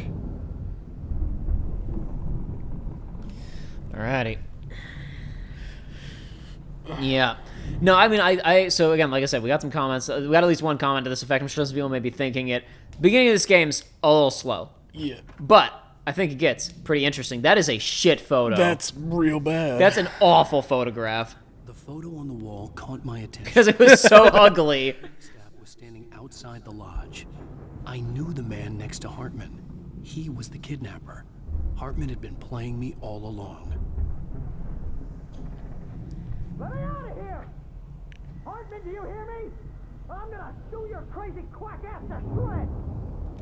That's Barry, my best my friend. best bud. Save Barry. How much trouble you're in. I am famous. I represent a celebrity. They'll be looking for Barry? me. Ow! About time! Woo! Man, I'm glad to see you. We need to get to Hartman's office. It's right next door. You okay? Yeah. I mean, no! The cops found me at Rose's trailer, but they didn't hassle me too much. I'm obviously a victim in this, and I demanded to be treated as such. Or else I'd sue their asses. Speaking of asses, that Fed gave me a real hard time, but I had no clue where you were. That guy's crazy, Al. But he let me go, and then I get a call from Hartman, that son of a bitch, who tells me you're here, and I should come pick you up, but when I got here, 2 goons clobbered Goons. 2 goons. We gotta reclaim. I identify as a goon. hench. the diner to piss off Rose after what she did to us. That'll teach her. Yeah, that's a harsh punishment. Come on, pal, we gotta get going. Barry, she didn't do that. The dark presence got to her. Barry, get out of my way. Barry, go fetch me that. Barry, the friendship was about to end there if you'd stopped me from collecting my Chievos. I need my Chievos to impress my wife. How convenient that he just left that sitting on his desk. Awesome. In the light. Pages I had on me. And more. Where were you carrying them? That's an acknowledgement that he is carrying these around with him. Damn. Alan, please. You're sliding back into the... Tell me one more lie and I'll shoot you in the face. That's actually a pretty good reaction. Yeah. Ah, well, it was worth a shot. Really, Wake, come on. Let's work together on this. You have no idea... Hartman, shut up! Barry, get out of here. I'll catch up with you. Get a car. Oh, Al, let's just... Go! Barry, listen, I've had a day. Don't you see? Together we can create something absolutely wonderful. With your ability and mine. The darkness. I need a flashlight. Oh, he just locked him in there. Oh my god. I didn't kill him, Jacob. That was stone cold. I didn't kill him, Jacob. Oh my god! Damn! Hold on, I gotta stop and read these pages. Hartman followed the fall of Alan Wake with his binoculars. When the rider hit the water, he ordered Jack to take the boat to him. The spot was easy to see in the dark, even with all the extra lights in the boat. The flare floated and kept burning, even in the water. Jack turned the radio louder as the engine sputtered. The music was rough and clanking, something the Anderson brothers would no doubt have enjoyed. But Hartman chose to ignore it. Wake was finally within his reach. This feels like this is a classic, classic case of, what's his face from Persona 5. I'm gonna help you out and then steal your art. Yes. Or I guess alternatively in this case, it's probably just the fact that, you know, like, oh, this artist created something great while they were here. Yes. So more people should come and work. And my I can make a lot of 2 money. trademarked methods. The flow. The it flow worked. method. It worked. Zane could feel the poems, taking form, shaping things. As he experimented, he imagined he could almost feel the power surging through the keys of the typewriter. It exhilarated him. But there was fear, too. If not for his young assistant, Emil, he would have given it up. But Emil convinced him otherwise. He, too, had a way with words. Is that all the ones that we just got for free? Yeah, alright. Oh, jeez. Ah! Dark presence. Had to find a way out. Dark presence. Oh, okay. That's dark presence over there. Oh, I got to mash to open the door. Thank you. Because the goo is coming after you. All right, well, I'm not going where the flying things are. I'm going to go over here to this other... There's another manuscript page. Shit, come on, Alan. Possessed bookshelves out of the way. I needed a light to get the possessed bookshelves out of the way was a sentence our protagonist just said aloud. He's a writer. Oh, right, I forgot there's a thing upstairs I got to turn on. My man, I would hustle a little bit more if I were you. I was out of stamina. That was No, what I was talking him. Oh, okay, sure. Like, you gotta suck it up. Oh, I gotta focus now. Yeah, Alan, you did it. Why don't Kill them all. Why don't they just get out of the way? Are they stupid or something? Are they? Is this possessed furniture some kind of dumbass? I thought for a second I saw this bear, and I thought for a second it was gonna come to life and attack me. It's a bear rug.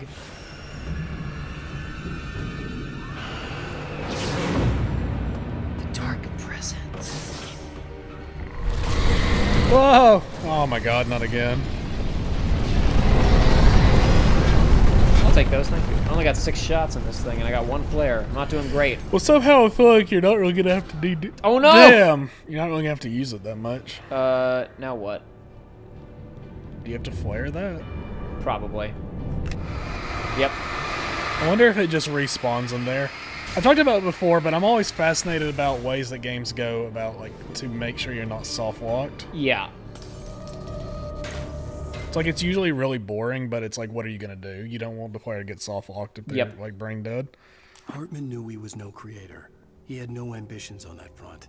And he certainly didn't want to end up like every artist he had worked with here, damaged in ways that were hard to describe, or worse. It was enough for Hartman to maintain creative control and provide direction, to be a producer. That was what most of these people were in need of anyway. Of course, suitable subjects were few and far in between.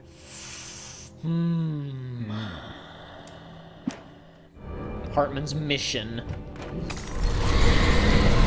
Oh my god. Please, I'm just a writer. Okay, that door isn't a real door.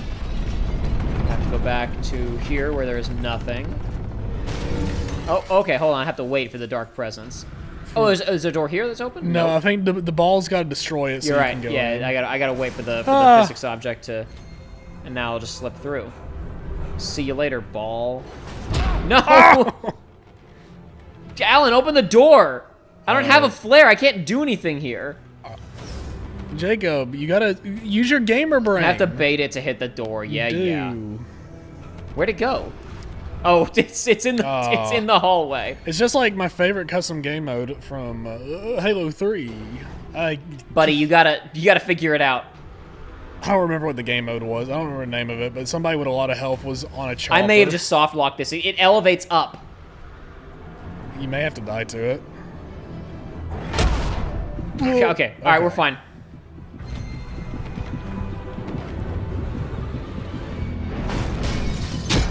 Oh, come on! At least it only took one. Woo! Hold on, Barry. I see glowing things over here, like a lot of them. There are. Oh, that was.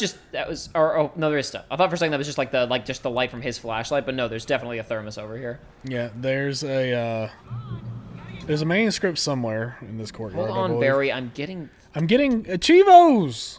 It was the only way to repair my marriage. I knew that I could overcome my writer's block if I just got enough of a Gamerscore. Then I could write the great... I'd already worked on the great American novel. You can invest... Now it's time to work on the great gamer novel. Yeah. A successor to Ready Player One. Yeah, there's a sign. Suspended. Yeah. Wow. Lauren Miller. That's so 1989. Cool. That's something. I want just tentacle art in my yard somewhere. Where's the manuscript?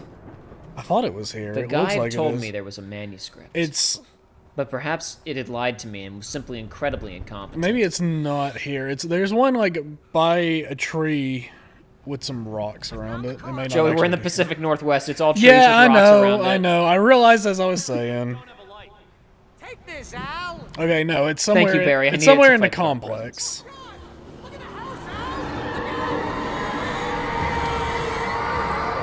Oh jeez.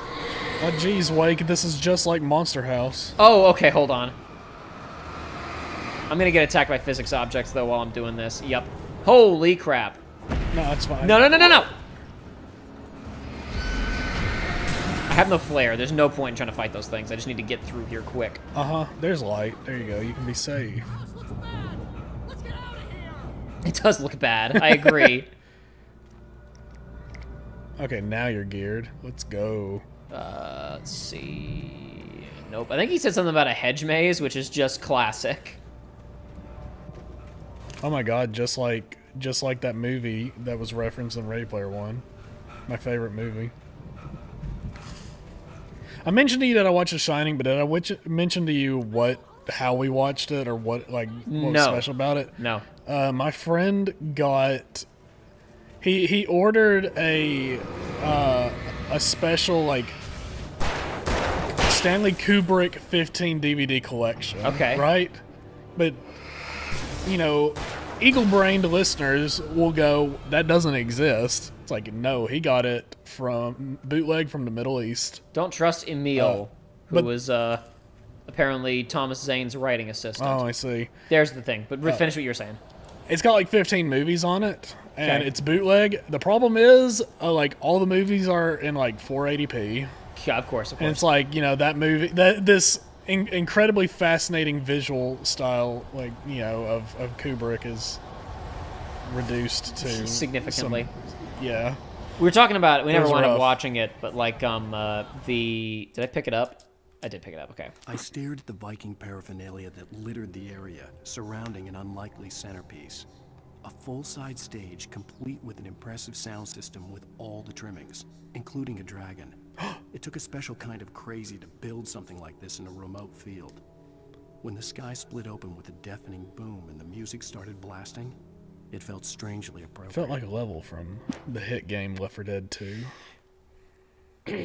Ninja Bunny said something about brain instantly went to Emil from Nier. I thought the exact same thing when we saw Emil's name for the first time, but I didn't say anything because I couldn't formulate a joke about him being a writing assistant or the words. Like I got nothing.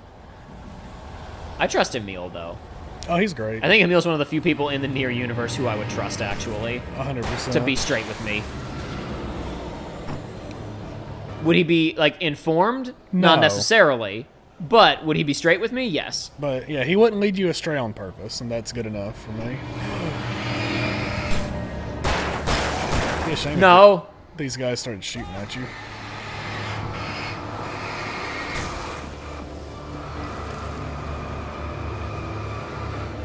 Damn. Where'd the other one go? There he is. No!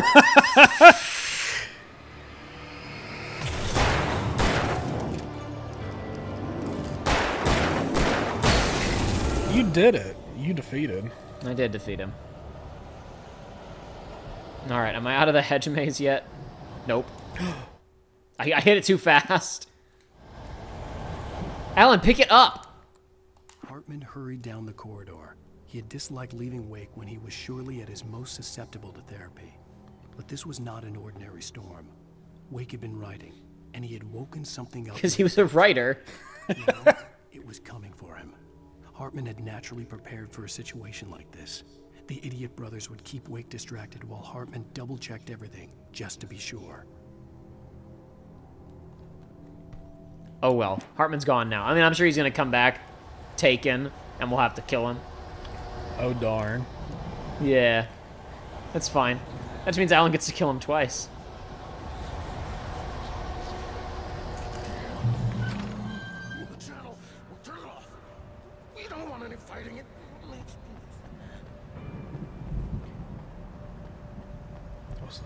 That was clearly it was somebody speaking with the cadence of a Taken, talking about not arguing over who like what channel the TV's on. Yeah. Yes, it's patience. Or rather, an orderly.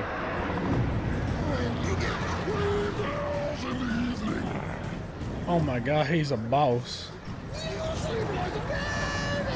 So I've noticed that certain enemies, and I've noticed it for the geometry objects too. If you don't, oh no, birds! Oh my goodness. If you don't boost, it doesn't do anything, and you can tell because the little ring turns orange instead of white. Oh, okay. You see? Yeah, that's cool. Ah! Fine, fine, fine.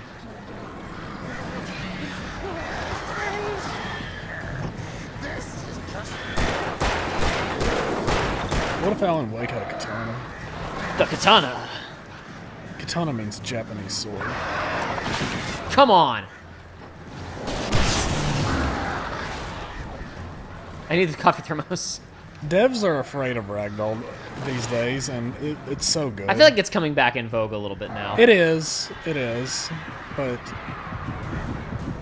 even FromSoft was led astray for a little bit. Valkyria Chronicles, I think, has the best ragdolls I've ever seen of anything ever. It's maybe the funniest because Valkyria Chronicles is a like fairly stiff, slow video game where like you move, like there's no jumping, You don't really have a sprint. You just kind of move at the speed that you move at, and then you like stand stock still when you shoot, right? Yes. So you have to move, stop still, hit a button to aim, go into aiming, and then you have to like carefully aim with pretty stiff controls at this guy's head. And you pull the trigger and you bam, bam, bam, bam, and you get his health down. And then when he dies, it cuts to a cinematic overhead angle of him. And it's just like, something about the build up to that ragdoll makes it so much funnier than anything else. Good. Because everything before it is so like orderly and regimented. Until you get to that part. Yeah, and then it's so ridiculous.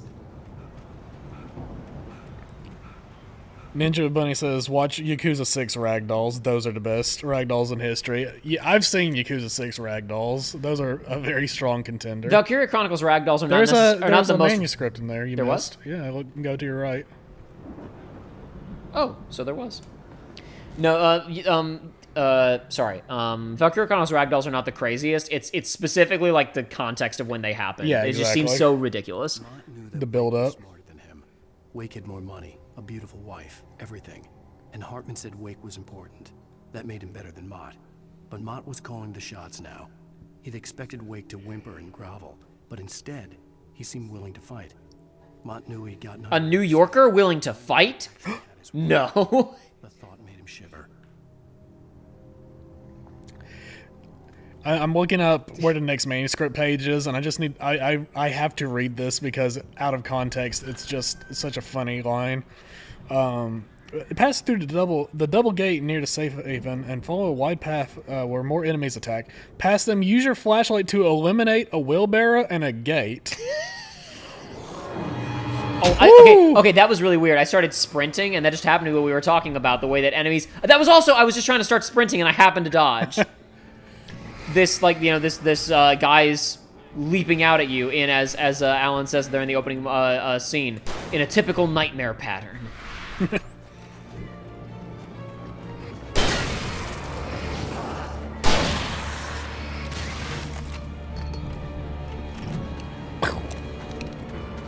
Sorry. Sorry for the wait. Oh, hold on. One more. There you go. He just wanted it to end. He wasn't even putting he was up like, a fight. any day now. Any day now, Alan. Just finish me off. Wow, I think there's a manuscript Why does he do the stupid duck run sometimes? Like I and said, other times he doesn't. There's the wheelbarrow on the gate. It is. Return to monkey. That's why. Well, the good news is I don't think the gate can attack me, so... Unless you touch it. I'm not even gonna waste my battery. I'm just gonna wait for my battery to recharge. Yeah. Oh, and it's also, I mean, it gets burned away passively. Yeah. So I don't even need to boost. No reason. There we go. See? Easy. Yeah, there's a manuscript page right over there. For the moment, Barry was just glad he had survived the fall. He had been separated from Al, and there was no easy way to climb back up. He told himself he'd be okay in the gloomy forest at night. He would just have to wait for a while for Al to find his way down. Barry turned when he heard the heavy footsteps and saw the movement. The man-shaped shadow lunged at him from the bushes, an axe held high. Barry screamed and threw up his hand. The world exploded. No, Barry! No! We can't let this come true! We have to find him! After I collect these batteries and ammunition. Yeah, of course. Listen, I'm just saying, you know, like it's gonna, you know... I need to be ready when I find him. It's not about time. It's about preparedness. Emil made Tom do it, said the paint. Emil Miyamoto, Tom Newgrounds. He made him remove the Nintendo porn. I don't think they actually removed anything. I seriously doubt they did a single thing other than issuing the letter asking people to please not put Nintendo porn on Newgrounds.com. I seriously doubt they did a single damn thing. Probably. Because it's one of those things where it's like, I don't know this Tom guy, but like, given Newground and the type of like content creators that came from there, it's like, I feel like that's the most like, I don't give two shits crowd out of anybody.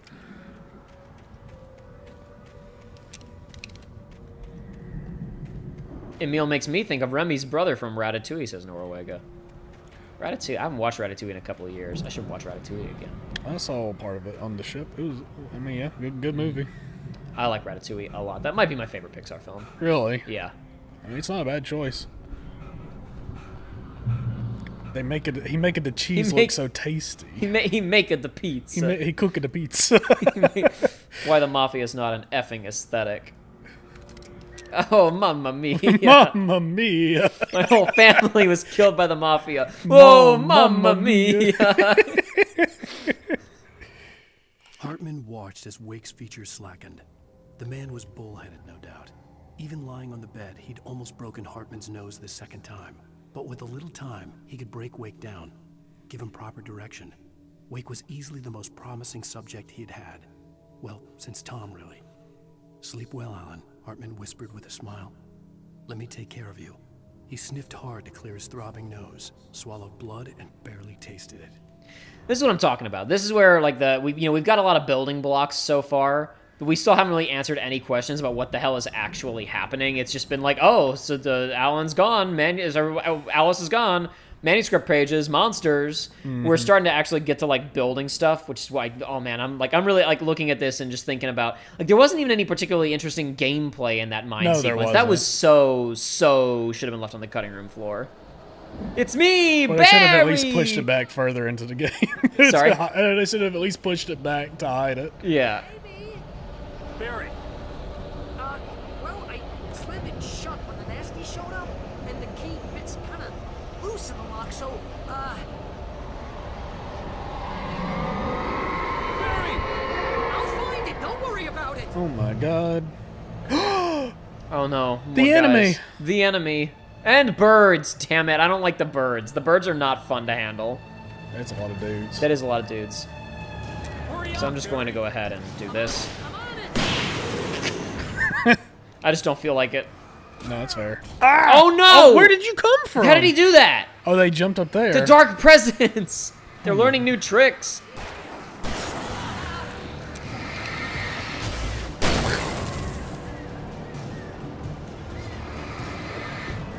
Yeah, I still think about how the gameplay structure of this game is just so strange when it's in the sense of it's like it feels like it should be a survival horror, but it's just like. But it's not. I can't think. And it's open world maps, but structured with little like a little bit of extra geometry to make it linear. It's just so weird, and like that makes sense, you know, given what the context game was. But it's still, it's like. No, it's in practice. You keep playing a game that keeps feeling like it should be something else. Yeah, exactly. Now that's something that I find interesting. Yes, especially when we get to Alan Wake. So we're talking about, you know, like kind of mixed media stuff with this, and something that I like about Alan. Part of why I think Alan Wake 2 is so interesting, and part of why I think it got so many accolades and so much attention last year, is because it also starts playing with genre a lot, and that's actually kind of important, like, to what's thematically going on in all of these games, or at least, I don't know, not so much Control, but at least in Alan Wake 1 and Alan Wake 2, though there's a bit of a dialogue with Control as well. Stuff I can't really talk about until we're further into this. Mm-hmm. I'm so glad that it's like, I still literally... Oh, the door's open. Oh, sick. I still literally know nothing about 2. Woohoo! Still know literally nothing about 2, and all I know about Control is what I saw. Oh my god. That's what I saw. Is Barry driving? Or is Alan driving? Please tell me we're headed for the nearest "You're now leaving Bright Falls. Come back soon" sign. We're going to the Anderson farm. I knew you were gonna say I was really something hoping like that, You owe me Oh no, Barry is driving, isn't he? Yes. Yeah, no, he is. So Barry's on the board. Good, alright.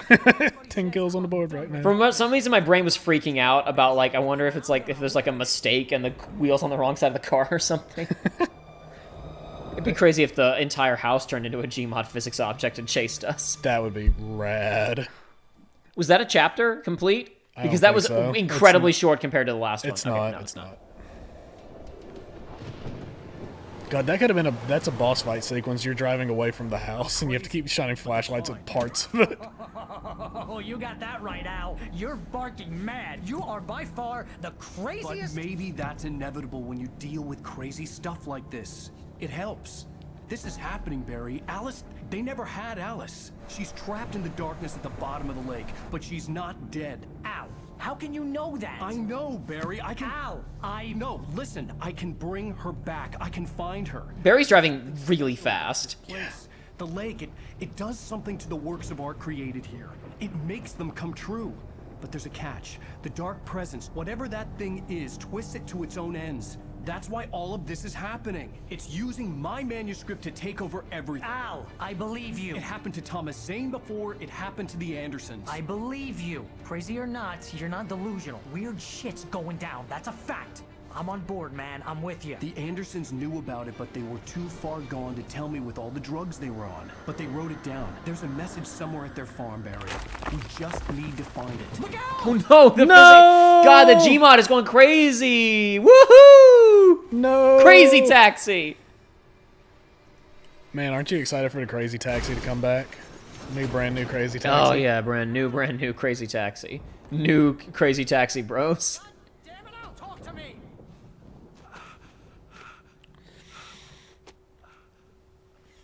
Don't make me hobble, game.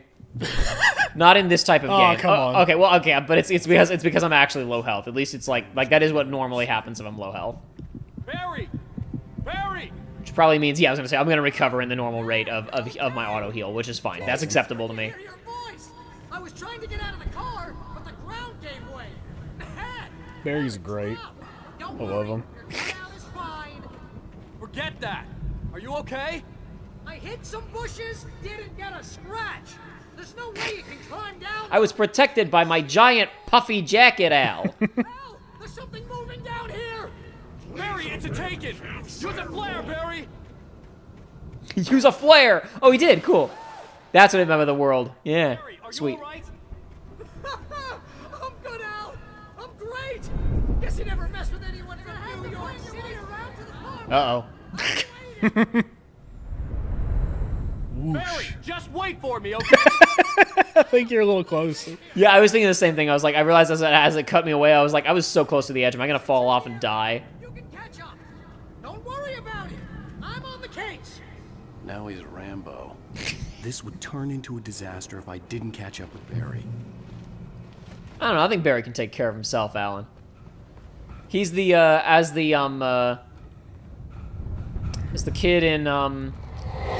kid in Last Action Hero Observes. He's the comic relief sidekick. He's immune. Oh no! I love comedic relief characters, especially when it doesn't fit. Yep. Like in Ready Player One, when they had the guy that's like, this is the badass, but actually he's also comic No, relief. Alan!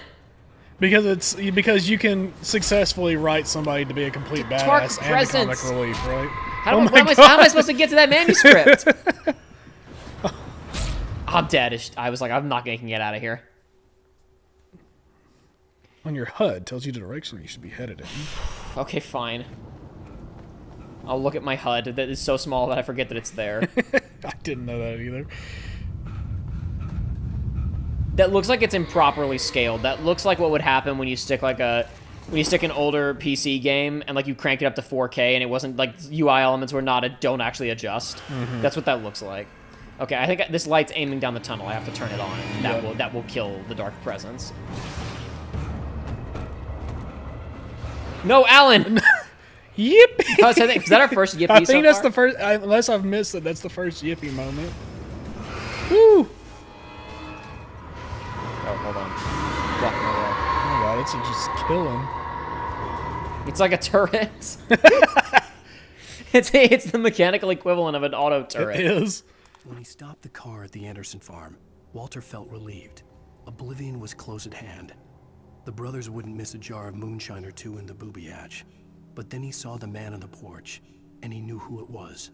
Driving for his life and knowing it was useless, he didn't realize he was crying until he couldn't see the road for the tears. Have we met a Walter? Walter. Walter. I'm not gonna write a book with you, Walter. Put your pencil away, Walter. I'm not gonna write Yuri fanfic with you, Walter.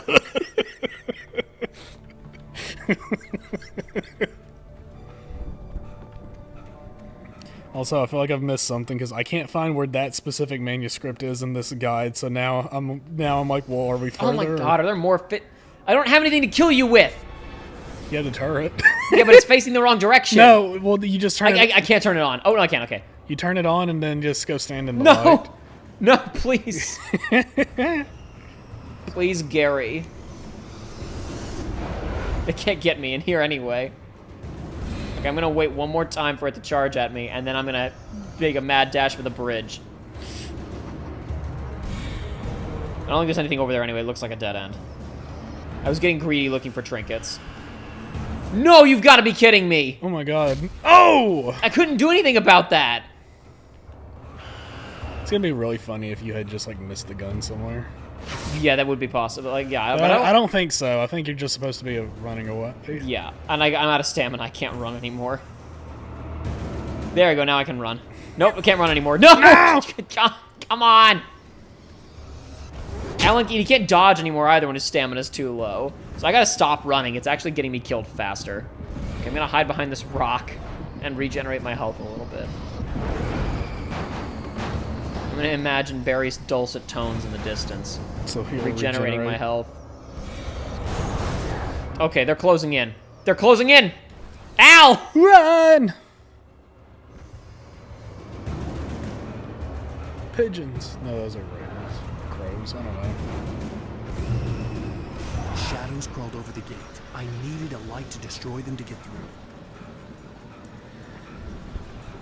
Do you have to, I mean, the light's on.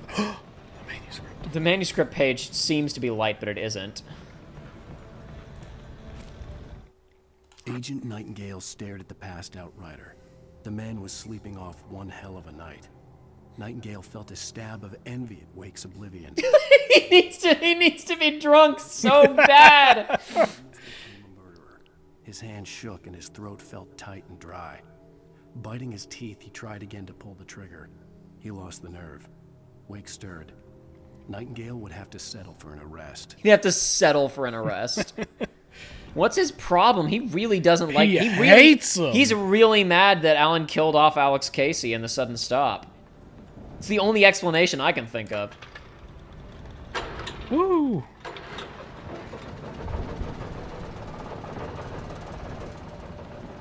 That was a weird, like, fade away for that turning in the middle of your screen. Okay. And now I gotta turn this crank to put it over the gate. It's crazy this game doesn't have mirror puzzles. Yeah. Yeah, bouncing light around. Yeah. I don't think Alan Wake 2 has any mirror puzzles either. Whoa, come Whoa! on. Whoa! Did you know this game has physics? It's crazy. Am I being attacked? No, okay, I forgot. That's the sound of me attacking, not me being attacked. I could sense the movement in the woods ahead. I could sense the flashlight that I needed. But I had no choice. Trust no one in the dark, Alan.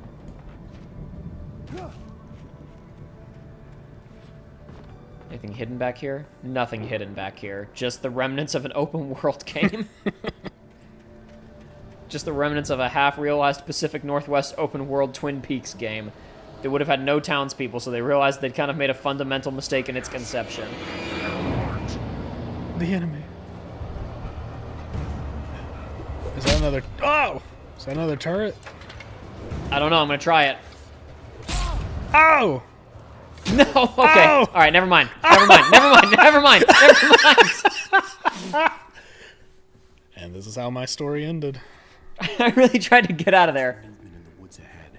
Facing the enemy without a weapon was dangerous, but I had no choice.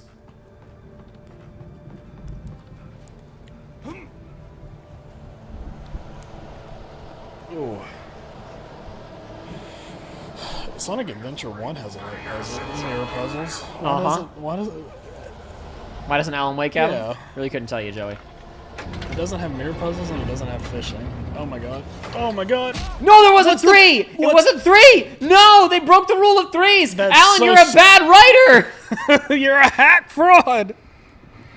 That's stupid. They didn't even give you batteries. There's batteries right next to it. I didn't pick them up. I saw them when they were killing me last time. There are so many of them! For me to have nothing! What does it even do? I don't know. It could do nothing. I should probably just run away. The movement in the woods ahead. Facing the enemy without Ninja Bunny says every good game has a mirror puzzle. Yeah, it's mirror puzzles and it's got fishing. And if it's got both, then it's aces. Sonic Adventure 1 had mirror puzzles and fishing. Is Ocarina of Time Ocarina of Time has mirror puzzles. I don't think that's fishing, but it does, doesn't it? I don't think so. They added fishing in Majora, so. Oh, okay. I'm gonna look it up because Ocarina might be goated then. We're gonna run away. I know you can get fish. Oh my god! I was in full sprint and they're still catching me. What am I supposed to do here? Oh, according to IGN, they have a fishing guide for Ocarina. All right. So that is a Perfect game. Perfect game. Objectively. That's how art criticism works, ladies and gentlemen. Yep.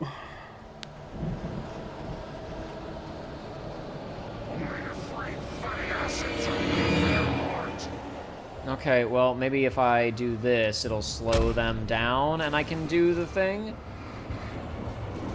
Do the Sly Cooper games also have fishing? Sly Cooper? No idea. I've never played a Sly Cooper Oh, game. come on, Alan. Where'd the batteries go? There's no batteries anymore. Don't worry about it. I'm out of here. I'm out of here. Talk about low-budget flights. Whoa. I decided I'd had enough of this game's bullshit. It was time to run away. There was a safe haven up ahead. If I could just get to it without dying to shit damage, then I would be safe. Oh my god. I looked out over the open world map that I wasn't allowed to explore. Sly Cooper 3 has spear fishing. It's still fishing. It's still fishing. That's what Warframe has. It's got spear fishing. I mean, that's fine. You know, maybe a little less traditional, but the spirit is still there. Why did he give me the normal flashlight and then give me the heavy duty flashlight? What was the point of that? For one segment where the flashlight wasn't helpful the brewskis. At all. Not in the slightest. I guess so. I guess so they didn't have to send maybe it was like they gave us the better flashlight, and in playtesting people like actually successfully held those people off and didn't have to run. So they're like, okay, we got to give them the weaker flashlight with the less charge. I guess, but like, stupid. The car was heading for the cabin up ahead. It wasn't far. If it was Barry, I would see the damage soon. Sly Cooper 3 also has an amazing pirate ship combat minigame. That's a plus. You don't need it Pirate for ship combat minigames are always a plus. They are. I think that's why it's so disappointing that KH3s is just like hit the weak point. Yeah, I mean, it's fine. No, it's not bad. But it wasn't goated with the sauce, as the kids say. Oh my god, it's the thing from my dream. Page to the right time and place. I'm trying to show you how the story goes. Was that a diver? I had seen glimpses of the light before. I had seen it in my dream. It was a strange spaceman or a diver in a bulky suit. He was the one who'd been placing the pages on my path. Diver in a bulky suit. It's just like the swimsuit girls from Yoko Taro's mobile game. The manuscript, growing stronger and stronger, moving like a storm from one scene of destruction to the next. But it was still bound to follow the story and chained to the dark place it came from. When the story reached the end it longed for, it would finally be free. Alrighty. So that's pretty key. For anybody who's new and trying to figure out what the hell's going on, Alan kind of said something vaguely to this effect a minute ago about something about the magic of this place can take artistic works and turn them into reality, but the dark presence is using that somehow. That's about the most explicit we've gotten so far. Yep. And a big part of this game, like, there's Watch not... out for things on the ground. Bear traps. Yeah, I keep thinking they're manuscripts, and they're not. Yeah, it would have behooved them to have a different type of light. But I guess maybe it's supposed to be like a mimic kind of thing. Yeah, it's a mimic, exactly. I think you just jumped over one. I did, yeah. Awesome. And the log. Here, watch me. I'm going to jump over another one. Whoa! I was like, as soon as I hit the button, I was like, I'm not going to clear that. Oh my. No, Alan! I have no gun. Oh no, the goof wasn't worth it. Did they all just disappear? Or no, this is progression. Oh my god. There's a manuscript page, but I got... No, Alan! Yippee! Oh, there's a gun right there. I should have gotten that first. No, this is funnier. Wow, that's a lot of shotgun ammo in there. Now I had a fighting chance of reaching the farm. I love that people are just leaving guns around in this world, in this story. Or maybe all the people who are being taken were hunters who are just dropping their guns when they were taken, and they pick up sickles because the Dark Presence has a sense of fair play. Perhaps. As the Anderson brothers walked unsteadily away from the clinic with the other patients in tow, knowing that this time they wouldn't return. The darkness around them seethed with horrors, but Tor and Odin were unafraid. Their eyes glinted with guile. They knew every secret path, and there was blood on their hands. They had fought these shades before. The old rockers had fought the Dark Presence before. Yeah. There was blood on their hands. Taken are filled with darkness. We gotta. I know we saw that one previously. We gotta fill their dark soul with light. It's true. It's very angry. Well, a lot of angry sounds happening around me right now. It's me, the light bringer. The light bringer. There he is. It's him. It's him. He's here, Linkara. Get him out of here. Get him out. Don't let him back in. Get him out of here. Don't, oh no! Leave his coat. What is that sound effect for the mash? I don't know. That sounds like a UI sound effect. I guess it is. I mean, UI is you mashing X. That is UI, but still. I know what you're talking about. It's like, just like. What's the point of this little hole? So you could fall down it and Alan, go, get out of the hole. Whoopsie! I made a oopsie doopsie.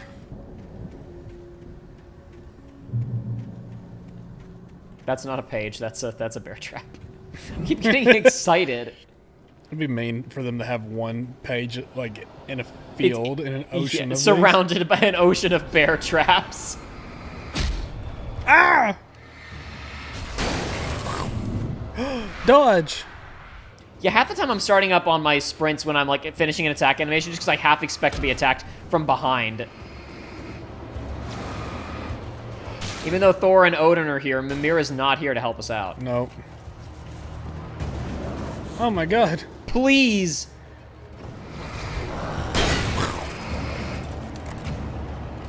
You see what I mean? Like, the push and pull of this is actually kind of interesting. No, yeah. About that you can't, like, you have to, I'm talking to you, but I'm mainly talking to the audience about, like, you know, especially with games like this, sometimes watching them, like, it feels weird. There's plenty of games that I know I like, that I've played, and I go watch a playthrough, and I'm like, wow, this is really dull. And it's because you're not the one doing it, you know? And so it's hard looking at something like this to, like, get it, maybe. But there's an interesting tension to managing your flashlight charge, managing your reloads, getting killed by sickles. Yep. There's not too many USB devices to connect it. But Jacob, there's too many. There's not too many. You don't understand. It's a bunch of nonsense. You have flares as well. I do have flares as well. I'm trying to hold on to them, but I shouldn't be. I have to use them to fight the Dark Presence. That's more important than resource management. There's a discussion about whether any Kingdom Hearts has fishing in it. And you can become a fish. The first game has fishing. You have to collect fish. You have to collect a fish before you can go get on the raft. You do have to do now, that. That is just fishing, swimming in the ocean and catching? No, you're catching fish. You're catching fish I mean, for the purposes of eating them. That's right. fishing. You're right. Fishing in Kingdom Hearts 3, the little game you can get. You're gonna tell me if Fish and Frenzy. What was Fish and Frenzy in 3? No idea. Probably one of the Game & Watch games. I mean, we didn't play any of those. I don't count that, but that's because I don't like it. So it's not 3. I'm talking about those styles of games. Yeah, I know what you mean. I did like. You become a dolphin. What? Okay, hang on. I do. I've started posting. I haven't done one in a while, but I started posting, like, 'cause I've done so much writing about KH over the years. I started posting excerpts from my notes on the KH series on Patreon for supporters. And one of the ones I did a while ago was about just like why like opening chests in Kingdom Hearts is not interesting because they never have anything interesting or valuable in them. Correct. Like it is like, oh wow. Okay, that is fishing in that thing. Yeah. And one of the things that's like big chests are the biggest scam of all because it's like a map. Oh, yes. Wow. Or a Game & Watch game that you have to completely stop doing, like, your forward moment. Like, if you're engaged, you're exploring the world and excited, and you gotta, and like, oh, wow, I found a mini game that I can stop and engage with for no reason. Yeah. that completely takes me out of it. That I open the menu and it is the harsh dream drop distance. You become a Dream Eater dolphin. music Dolphins shift. are mammals, not fish. No, that's true. Dolphins are not fish. I'm not fighting these guys. I'm just getting into the light. Oh, they're gonna kill me before I get in the light. They did. They chip damaged me before I got in the light. But Engage when there's cool stuff in chest, Ninja Bunny. Yeah, exactly. Exactly. But mermaids are, even though they have dolphin tails, they're not half dolphin because mermaids don't require. They're not mammals. They don't require oxygen. But there was no sight at the driver. I'm glad that I did not try and fight those guys because I had no shots left. But is a mermaid a fish? Is a mermaid a fish? Hello? Because they Anybody don't need. here?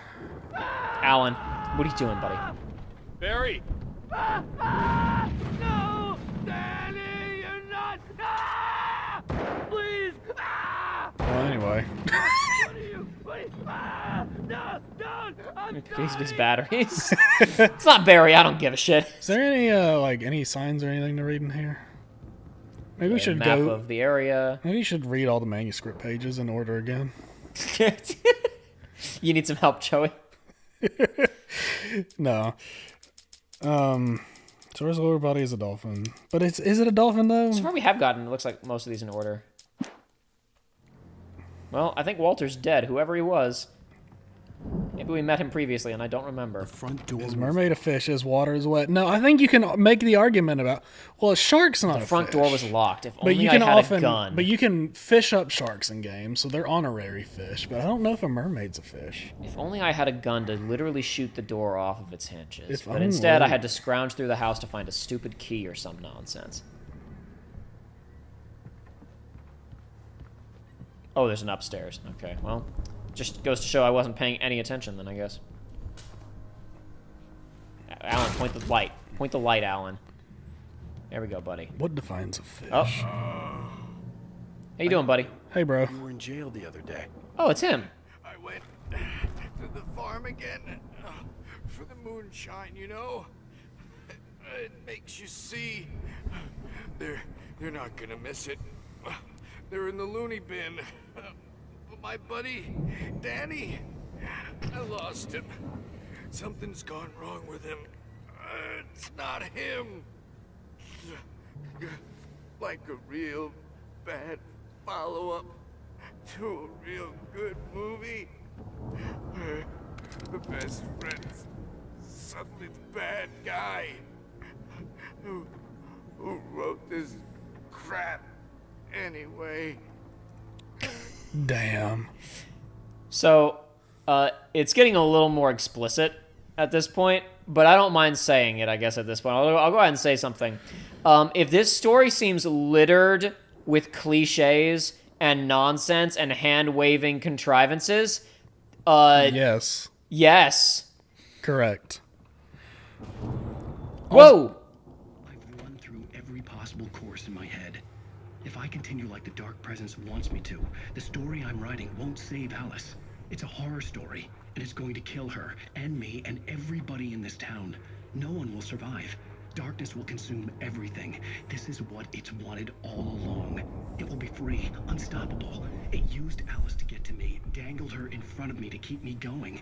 It was never going to release her. I'm going to change this. I'll escape. I've written myself into the story. I'm now the protagonist. This feels like a terrible risk, but it's the only way to save Alice. I'll be bound by the events of the story just as much as anyone else who's been woven into it. The story must stay true for this to work. There have to be victims along the way, near escapes, cliffhangers. In a horror story, it can't be certain that the hero will succeed or even survive. He almost has to die. I'll write my own escape into the story next. I need help. Zane's going to be the one who will help me. I'll make it happen. All right, well, my comment was literally one room away from the game making It's it. true. Yeah, it's getting pretty explicit at this point. Finally. Also, big news for everybody in this debate of armor maids fish. Okay. Okay. According to the University of Hawaii at Manoa, on an article. I was really hoping you're about to read something real. No, it is. That's what I'm saying. Go, continue. Yeah. On their article of what is a fish, they are defined as aquatic vertebrate animals that have gills but lack limbs with digits, such as fingers and toes. A mermaid has fingers. Let me I hope they don't usually have toes, but they have fingers. Read that again, just in case it was too loud for people to hear it. According to the University of Hawaii at Manoa in this article, what is a fish? At manoa.hawaii.edu, fish are aquatic vertebrate animals that have gills but lack limbs with digits like fingers or toes. Well, that's a little disturbing.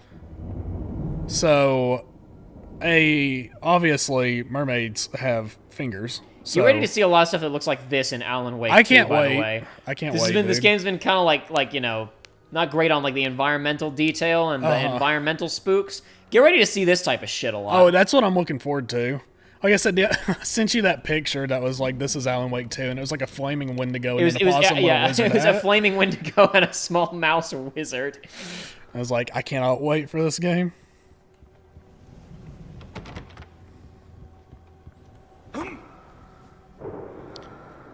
Mr. Wake, just shoot the door.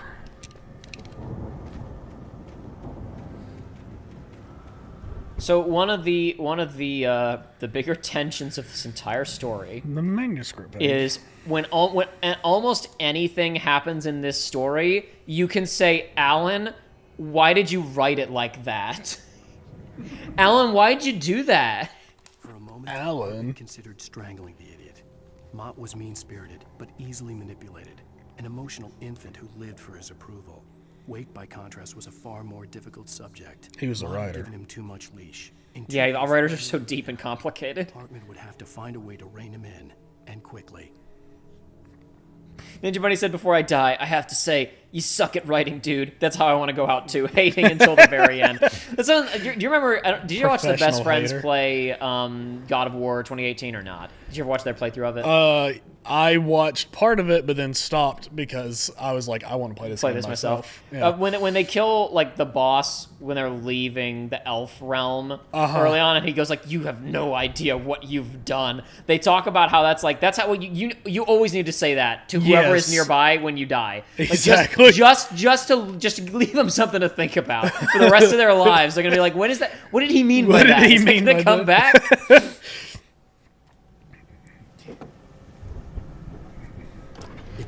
You were but a pawn in the larger scale of things. I felt bad for doubting him.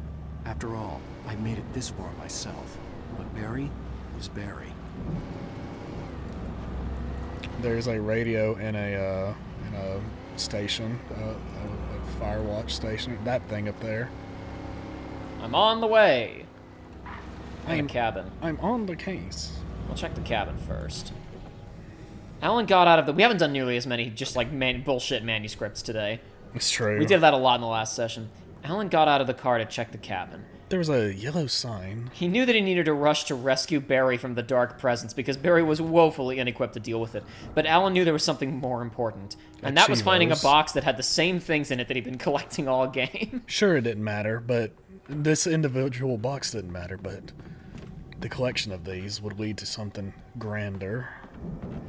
The cumulative effect of finding all of them would surely be a great achievement. He knew Barry would understand. Barry loved playing games on his Xbox 360. I'm surprised we still haven't seen any Xboxes. Because there's supposed to be game consoles around, too. Remember, we talked about that's one of the collectibles. I mean, it may just be gone. It may be something else.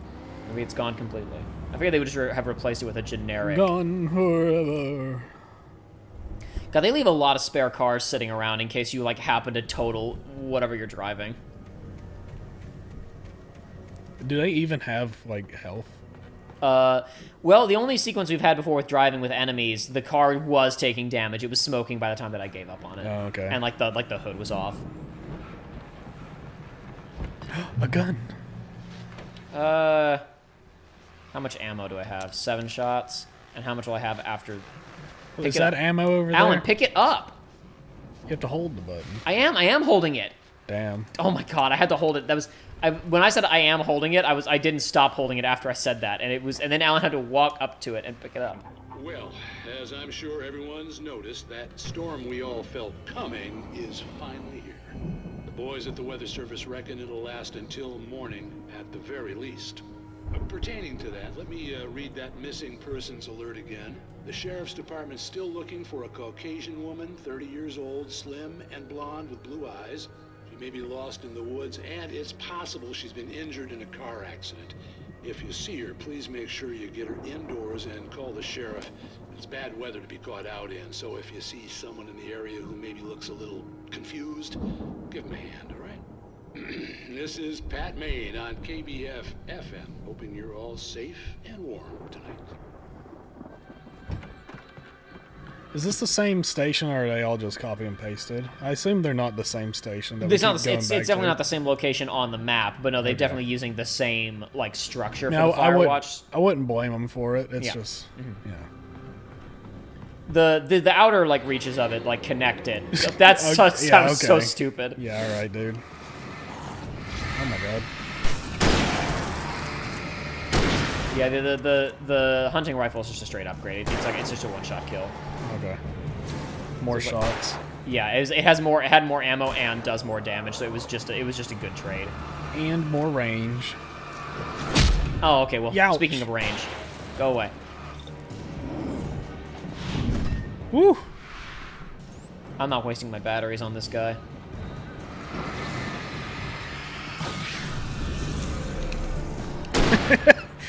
He did the thing that elites do in Halo when you deplete their shield. He didn't make any noise though. That is one thing that's disappointing. Is like when the characters, like when the Taken say stuff, it's interesting, but they don't talk often enough. Yeah. It said something about like like it's if one of the manuscript pages said something about like if they recently got. Then there's still nerve endings twitching like a dead thing. It said, but like it seems like it's only some of them have that. They should have recorded way more stuff like that. Yeah, I agree. Alan, why didn't you write it so that they said weird stuff cooler all the time? Whoa! Alan, why'd you write it like that, Alan? How do I boost my lights? I don't remember.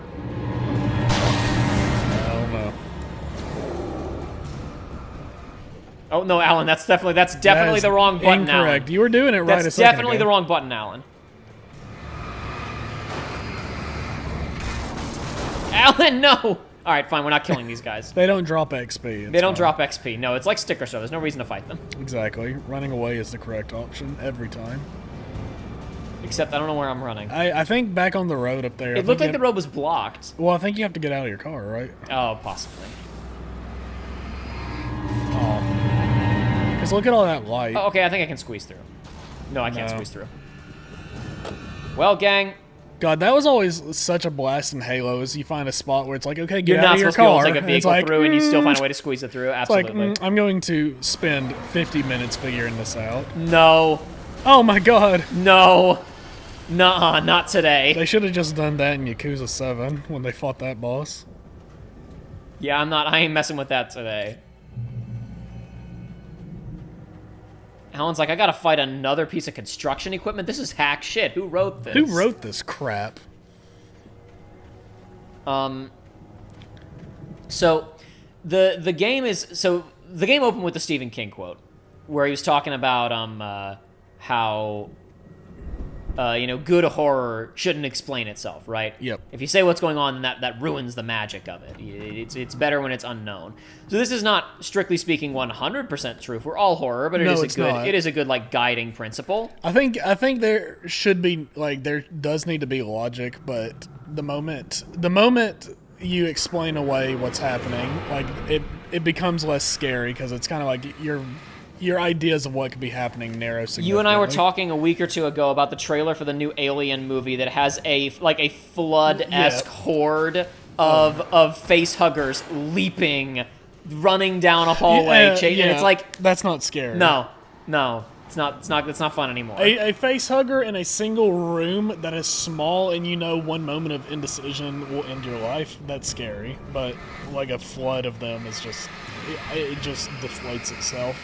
But it's also even more so that like on the known and unknown tension, to some extent, the original Alien is spooky because you don't know what's going on, and it's this kind of essentially like a procedural science case unfolding in front of you. It's like a very long episode of it's a very long horror episode of Star Trek, basically.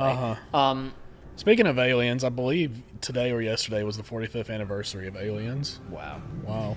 But you've got a situation now where I know, like, I can go buy a face hugger toy.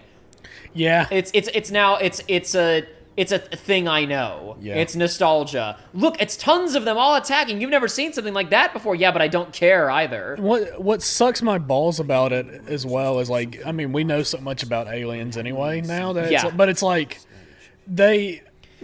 from what we know, it's like you could do interesting stuff with it to an extent, or at least not interesting, but at least different stuff, because they take the form of different animals. Well, there's that, obviously. I'm saying, like, they established that in 3 that it can look like anything. Yeah, so it's like play around with that more. The more pressing thing, I think. Yeah. You want to if Fox really wants that to be a franchise where they spit out a movie every couple of years, then Alien is about introduce another alien we don't know anything about. Yeah. Introduce another cool alien with its own rules we have to learn about. Well, Jacob, they tried to do that in Prometheus, except they went back on it. Yeah, but Ridley Scott made it. Yeah, okay. Yeah, but that was my point. Ridley Scott made it. They shouldn't have had Ridley Scott make the movie. Yeah, it didn't do it any favors. I like Beavis and Butthead. Therefore, what follows that is, duh. You don't know about this? I've heard of that, yeah. Did you ever watch the Red Letter Media review for the original Blade Runner? Yes, that's where I remember that quote. I'm gonna pull this up. I'm just gonna hold my phone to the mic and let Jay Bauman read an interview. What would I wasn't paying attention to chat, and the first thing that I'm lasered in on is Noriega says, what would happen if the Cauldron Lake if David Cage showed up and started working on his next game? So this is where the fun part of this fiction comes in. Okay. And, but before we do that, we gotta talk about. So for those who don't know, there's a whole thing with Blade Runner where Ridley Scott directed that movie, and everybody else who worked on it disagrees with him. But Ridley Scott has a whole thing in his brain about how Deckard, the main character of the film, is in fact a robot. Yep. Harrison Ford thinks it's stupid. The writer thinks it's stupid. The writer of the original short story thinks it's stupid. Everyone else ever involved thinks it's stupid. Said, no, Ridley, that's dumb. Yeah. But he won't let it go. No. And it's like, definitively say that, he's a replicant. And it's just like, you can just see the writer just like, for fuck's sake. But well, I have a very, very recent quote from Ridley Scott about this whole thing. Oh, my God. So this is in regards to the new film. And because Harrison Ford's back, yeah, he's this is clearly very older. interesting. So is he a replicant? Is he not? And apparently, he and Harrison Ford got into it on the set of that movie. Oh, really? Yeah, and I think to this day, like, Harrison Ford still has a problem with it, as he should. Well, I'm curious to see what they'll do with the new one. I have no idea. But this is a recent interview with Ridley Scott about the idea of Deckard being a replicant. Okay. Oh, it was always my thesis theory. I remember someone It's instantaneously stupid. I said, listen, I'll be the best fucking judge of that. I'm the director, okay? So, and that, by then I'm 44, so I'm no fucking chicken. I'm the very experienced director from Commercials and The Duelists and Alien. So I'm able to, answer that with confidence at the time and say, back off. It's what it's gonna be. I think Harrison was going, I don't know about that. I said, but you have to be, because Gaff, who leaves a trail of origami everywhere, will leave you a little piece of origami at the end of the movie to say, I've been here, I left her alive, and I can't resist letting you know what's in your most private thoughts when you get drunk as a fucking unicorn. Right? So, I love Beavis and Butthead, so what should follow that is, duh. So now it will be revealed in the sequel, one way or the other. What? Are you serious? I love that you were able to pull that quote out immediately. So, duh. It's fantastic. No. Ninja Money said he is maybe one of the worst working directors in Hollywood. It is such a weird thing where Ridley Scott is like great on the imagery standpoint, like he can make movies that look good, but he's like lost his mind, and he lost it a long time ago. God. Anyway, no, but the Alien franchise should be like, keep the Colonial Marines, keep like the Weyland Utah Corp. Yeah. But just introduce a new alien we've never heard of somewhere before. else. Go somewhere else. New alien. A new alien, a new space anomaly attacks a colony. I'm perfectly fine with that. Yeah, that's what they should do, but they won't. Just do something else. But they won't. Just do something. Man, the new movies, like Prometheus was bad, but like I was like, well, whatever. And then Covenant. Was that the next one? Did you see Covenant? Was that the one that came afterwards? Yes. That movie's it's still pretty directly tied in with Prometheus. That movie's but like in weird ways that don't make sense, and it sucks. Yeah, because Ridley Scott is losing his mind. It's like I kind of liked some of the stuff they were going for with Prometheus, but all the characters suck, and everything that was happening was stupid. Alrighty, hold on a second. Let's get back in here. Run! Incoming! There's too many of them! Oh no, the frame rate's losing it. No! Barry did a power slide because he's on the rock and roll stage. And the dragon killed them!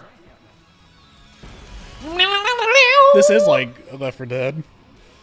This is the scene from Left 4 Dead. Except now, the lights of the stage, Joey, are actually weapons. It's good.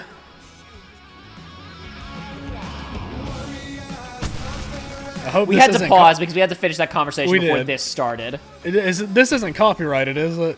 No, this is original for this game. This is a song for the old god. This is a song by the old gods of Asgard. Yeah. Who are in actuality a Finnish rock band called the Poets of the Fall. Yep. And they're the ones that performed, right? Sorry? Was that who performed that? Yes. Yeah. They have continued to write original music for Remedy games. Sick. Uh-oh. Yeah. I'm also going to turn it down a little bit here. I'm so glad you decided to go it alone, Mr. Bronson. Here we go. Finally, pick it up, Alan. Pick up the heavy-duty lantern, Alan. Yashkfor says, all I'm saying is really Scott is a genius for making Napoleon a little bitch. Oh, he did do the Napoleon movie. He did do the Napoleon movie recently. People were like, Alan, he's back, baby. See, he's good again. And I'm like, nope. There are some really funny interviews with that, too. Has anybody in here seen the film Waterloo? I sure haven't. Waterloo is like a 3-hour-long, extremely dry historical film about the Battle of Waterloo, and it's one of the most incredible things I've ever seen. Because it was shot in like the late 70s or 80s, and it was all shot in Ukraine, and it was an international production, and they had a massive section of the Russian army go and help shoot the film for months. And they trained on how to march and shoot and handle weapons in Napoleonic era style. Okay. And they staged the entire film, the entire Battle of Waterloo at like full historically accurate scale, and basically went through the entire day-long fight. Okay. And it's incredible. It's all pre-CGI. It's all pre-special effects. Every crowd is, in fact, a massive crowd of guys in uniforms marching. It's an incredible movie to watch. Shut up and shoot. Woo. You gotta start using flashbangs and flares. I don't even know if you have flashbangs. There's flashbangs over here at the front of the stage. There's also supposed to be like there's lights I know I can turn on somehow, but I'm not seeing an immediate way to do it. Alan, I'm really trying. I'm hitting the wrong button. There's a thermos by Barry that you can pick up. Woo! Is that an open box or a light box? That's an open box. Okay. What? There's a bunch of like fireworks out scattered around. I guess that's what's currently going off already. I don't think maybe there's not as much interactive stuff as I thought there was during this fight. Okay, so here's Ninja Boy says he and Miyamoto should have a joint retirement party. Yeah, absolutely. Your contributions were great. You did incredible stuff. You really helped your respective rest. Now leave. Go away. Leave. Woo. There, you could also like pick up. There's plenty of guns around here you could pick up. No, Barry's emceeing. He's the one running all the lights right now that are helping us out. Are they actually helping us? Yeah, though? they are. No, they are actually doing passive damage. Okay, that's fine. That's why this guy's already mostly gone by the time he gets up here. Whoa! Barry, I'm sorry I doubted you. I apologize. I really tried there. I threw the flashbang, but it wasn't fast enough. Damn. Alan, Wake So up. glad you decided to go it alone, Mr. Bronson. You got a world to burn. All right, let's give this another shot. Joshua, who does not know anything about Alan Wake, was just shouting about, you can wake up, samurai, you got a city to burn when we were told we were going to play this later today. Nope.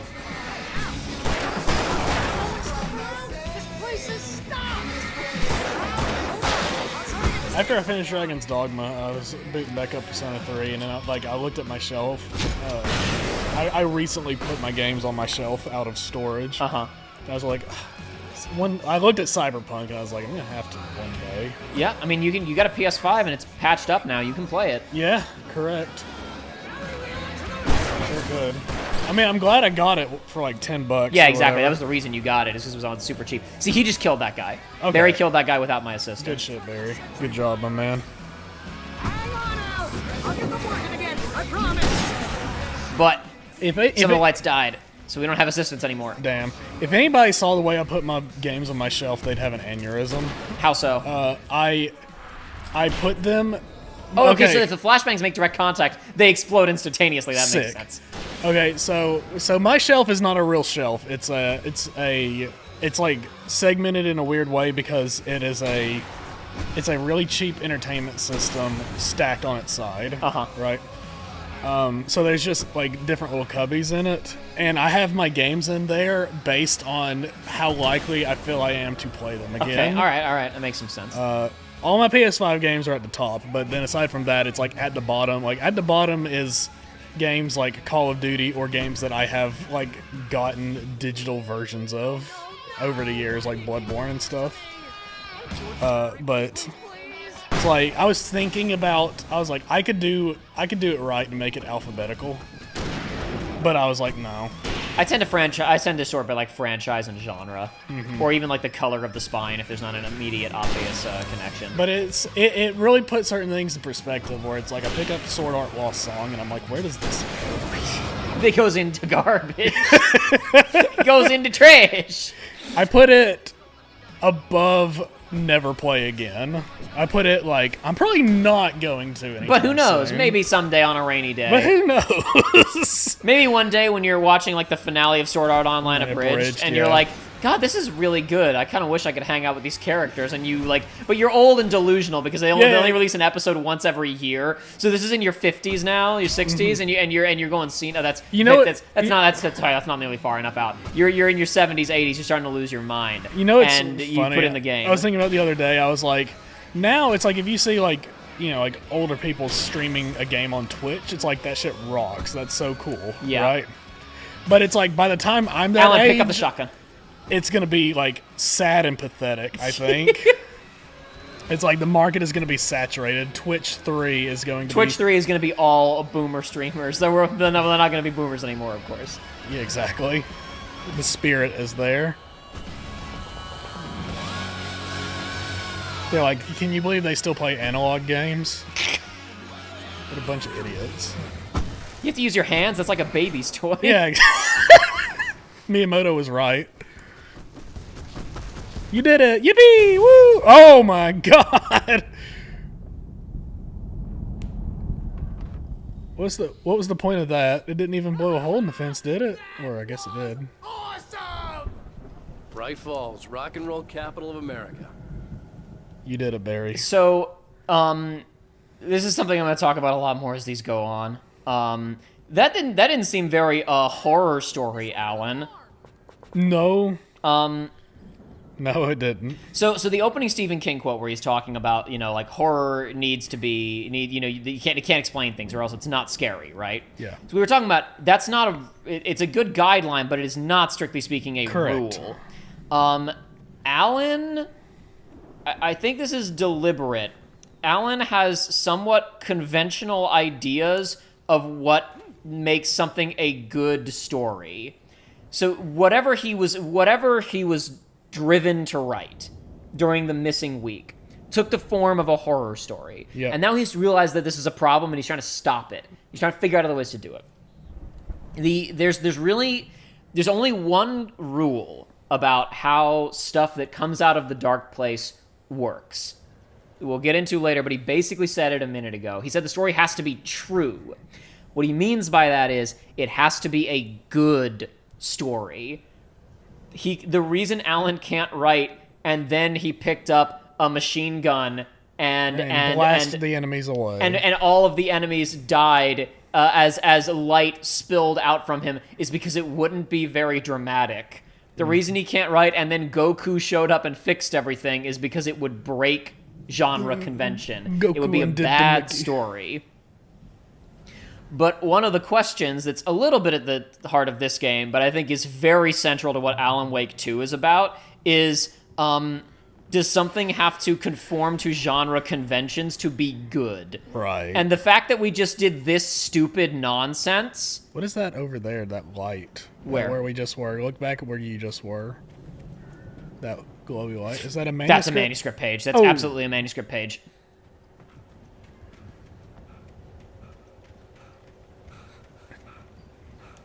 Yahoo! Deputy Mulligan tuned Thornton's chatter out. He didn't think writers were particularly useful people, and a huge manhunt for one struck him as idiotic. Certainly not worth the missed opportunity for coffee and pie. It wasn't even clear what the man had done, except run from them at the trailer park. Mulligan knew he wasn't alone. The sheriff's patience with the Fed was running out. No, so we've got a, I think that to some extent, part of the trouble Alan has gotten himself into is that he is not a particularly good writer, and he is used to writing hacky airport novel pulp crime stories. Yep. And he's writing a horror story, and he's the dark presence, the monsters attacked, and then Yep. and crud, I was going to say something else about that that I wanted to bring up, but now I'm losing it. Damn it, what was I going to say? Oh, no. He tried to remember, but the dark presence. The dark presence was blocking his writers from writing his writer's block writers. I don't know, I'm losing my mind. I'm getting ahead of myself, too. We got 2 games to go. Don't worry, your cutout's good as new, right where I left it. I'll come back for it once we have the place secured. Thanks, bro. Why are you... That's been my biggest worry. Why are you holding on to this? We need to I was hoping it was going to focus on it. As far as I got, before they ambushed me. I actually know exactly why he has the cutout, and it's going to reveal itself in a few seconds here. Awesome. I think there's exactly one reason he still has the cutout, and it's coming up in just a sec. Okay. What if Ridley Scott showed up in Cauldron Lake? And then Harrison Ford in real life would turn into a robot. A true horror story. The dark presence wins. Hey, I think Alan Wake here has something to say. What's that, Al? Ooh, I'm Alan Wake. I'm always right about everything. And if I don't get my way, I'll sulk all day long. I'm always intense and moody. It makes me very attractive and mysterious. Right now, I'm just standing here because I need my best friend Barry to carry me. But that's okay. I can just take him for granted. I think I see what you did there. Why'd he take it out of the car, My though? imitation of Barry Wheeler? No? Well, never mind, because it crashed. I'm stupid. I forgot. Exactly. He carried that with him. I forgot. All the way here for some being godforsaken being attacked. He's his agent. It's important to protect Alan's image. Yeah, of course. Wow. You look at that thing, Al. They really went all out with this Viking crap, didn't they? Look at all the All loot. this stuff. They must have done okay for them. Oh, I didn't mean to cut you off, Barry. Oh, never mind. I meant to cut you off, Barry. Soft embrace, somewhere between fantasy and Hey, remember when I got you that gig? Your first real writing job. What got you started? Was this one of your episodes? Yes, Alan was a writer on the Twilight Zone. Awesome. I was wondering when it was going to come up. The dream of dreams. That's by someone else. Mr. Jones, he explores the endless dreamscape, only to be brought to Is that Christopher Koji Fox in the middle there? decidedly mundane situation. A long line of people. Hey, Jones, right? Listen, we're gonna have to wait until His Highness over there is good and ready. Oh, wow. Who's that? You don't know him? What are you, new? He's the guy dreaming us. Well, not just us. He dreams everything. All of this. But wait, no. I'm the one who's dreaming. I'm asleep. Isn't this my dream? Oh, yeah. Sure. Get real, pal. You're just another dream. I'm a dream. You're a dream. The weirdo in the diving suit is a dream. And the girl made of smiles and sunshine is definitely a dream. But I'm pretty sure I'm dreaming this. Well, maybe you're a really confused dream. What am I, a shrink? All I know is I'm going with the smart guys. And they say that's the guy doing the dreaming. Right there. I don't know what that means. It means we keep him happy. No sudden falls. We make sure he has his clothes on when he goes out in public. No chases where the monster is nipping at his heels and he runs like crazy, but his legs don't seem to get him anywhere. None of that. Because if he wakes up in a cold sweat... Yeah, precisely. So we wait till he wants to move on. Keep things nice and calm. Hey, something's happening here. Yeah? What's that? What? Can't you hear that? Oh, God help us, it's an alarm clock. Oh, it's you, isn't it? Please, man, I got a wife and kids. Please don't wake. God. Man, that's good. What's the stinger? Or not the stinger, what's the outro commentary? There isn't any. No! No, come on. That's half the fun is whatever stupid nonsense they're going to try to make it sound poignant. It's because he didn't write that one. Yeah, it's because Alan didn't write that one. It's true. We'll learn more about Alan's career writing for Night Springs in Alan Wake's American Nightmare, which we won't be playing. Awesome. Yeah, there should be a manuscript in here, too. Yeah, I got it. It's 1976. Madness reigns at the Anderson farm. Contrary to all logic, the headiest ingredient of their moonshine is unfiltered water from Cauldron Lake. The Andersons feel like gods. Odin can't stop laughing. He contemplates cutting his eye out. Tor runs across the field, naked, shrieking, hammer in his hand, trying to catch lightning. Their songs have power. Something ancient is stirring in the depths, coming back. Sick. Uh-oh. All the way back in the 70s. Imposing, almost like a battering ram. I could use it to fight the dark presence. You keep coming across like gates and stuff, so you know. Yep, maybe... I was like, I guarantee you I'm about to use this to knock one of these doors open. Woo! Good going, Al. Senseless destruction.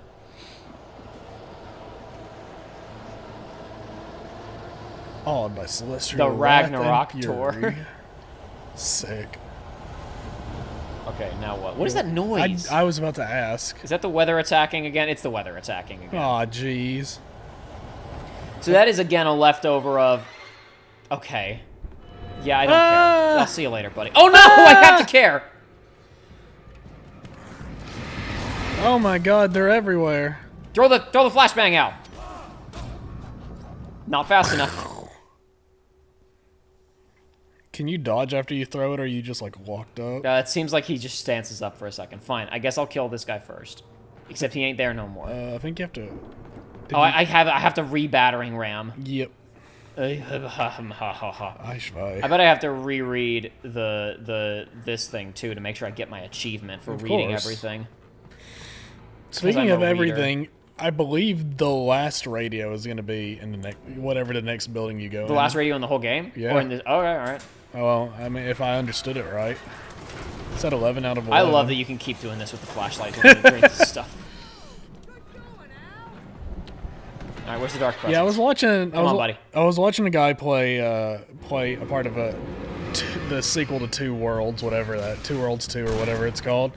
But in that game, like in dialogue and cutscenes, you can just keep walking around and it just messes everything up. It's perfect. We need more games that are that bold or buggy, I guess. Bold visions for the medium, yes. Just like Genius Code Jumbo would want. Yeah, exactly. Halo Reach, you could also look around in cutscenes, couldn't you? You can usually like you can zoom in. There's a couple like secret moments where you can like move the camera during cutscenes. All the Metal Gear games let you like zoom in and jostle the camera angle a little bit, and sometimes it reveals secrets. Not always though. Where you at, Barry? I'm sure he went outside to get away from the dark presence. Damn. Barry, there are so many. There's so much ammo and guns and whatnot. You could really take it, you know.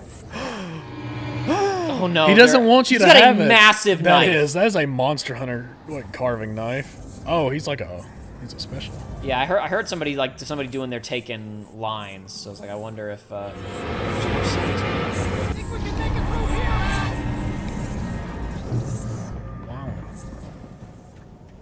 Okay, I don't know where Barry went. I'm sure he's fine.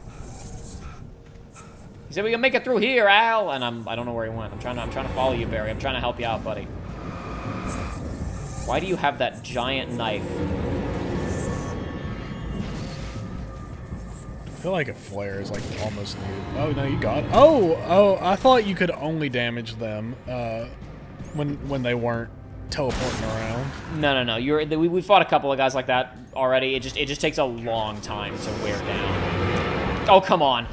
Oh my goodness. Yeah, all the more you just go ahead and use the flare to get rid of that. Whoa, what was that? I don't know. He just got killed by one of his own guys, I think. I think they hit him with an axe. I didn't know that was possible. That was sick. Or he was struck by this swinging cord, maybe. Come over here. Come on, gang. Woo! Come on, buddy. This way. Come on. If so, I mean, it's swinging like it's something, so. Could just be again for showing. It's just showing off how cool the lighting is in this game. I guess so, but that was such a bizarre little moment. I don't know.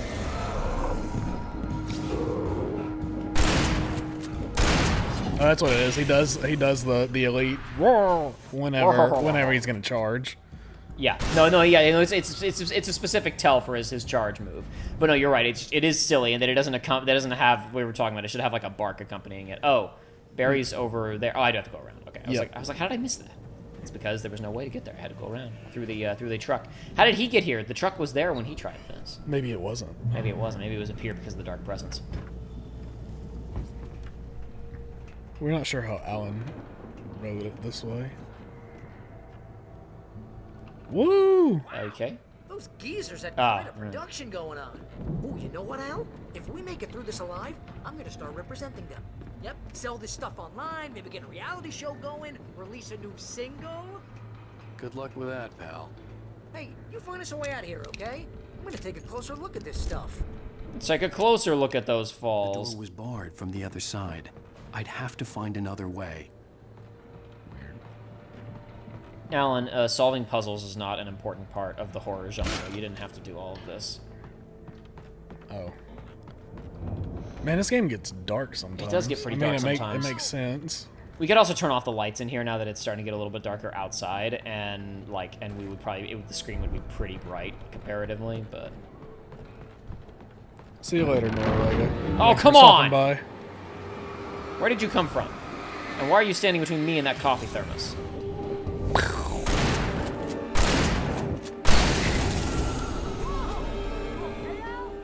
I'm good. Keep your eyes open, okay?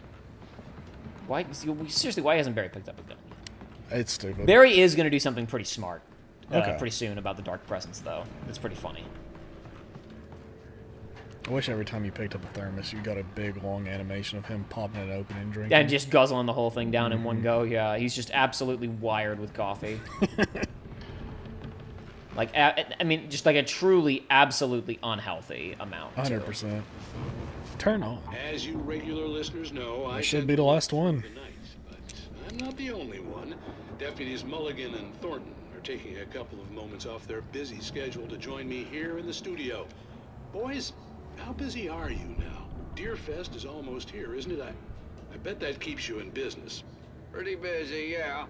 Actually, Pat, we've been real busy with other stuff, which concerns an ongoing investigation. We can't talk about that, Thornton.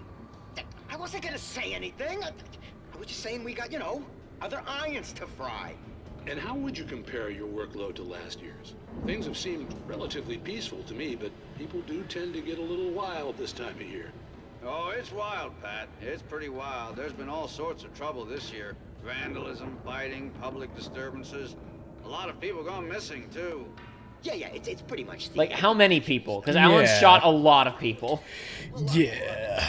Now, is it just me, or does Deerfest get wilder every year? People seem to be more drunk, at least, or they start earlier and younger. Oh, it's definitely not just you, Pat, but...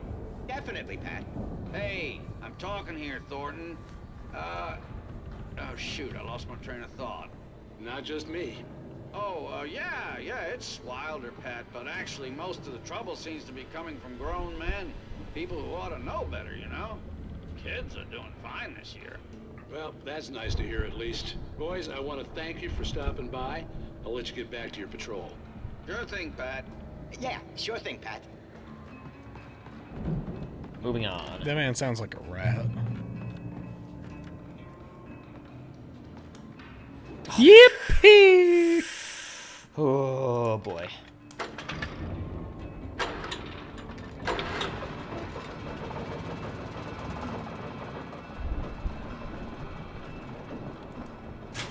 This is not safe. The building that had to be the Andersons' home on the other side of the field. It wasn't far now. I wasn't worried about trusting the ramblings of two burned-out geriatric wrecks. Damn. The goods. But they're cool. They make good music. I gotta kick the door open. Every other one has just been a physics object that I could open as soon as I got to the end of the track. Alright, I got everything I can carry, I guess. Nope, not that way. What am I supposed to do? Oh, okay, there's just enough room I can slip out here. Alright. Now, what the heck? Because I did all this to help Barry open a door. What's attacking me now? The hay bales? Oh, no, okay. Yeah. Oh, you can you hit it? There was one of the tires, maybe? Yeah, it's the tires specifically. You're right, that's what it is. I was like, I saw the reticle. Sick. Not so sick.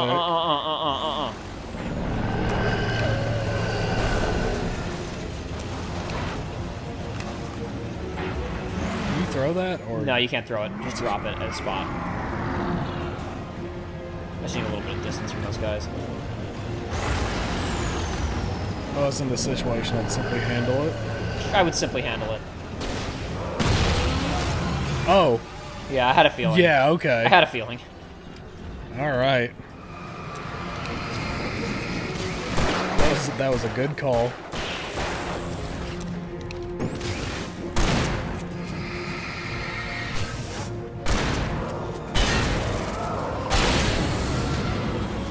Is that everybody?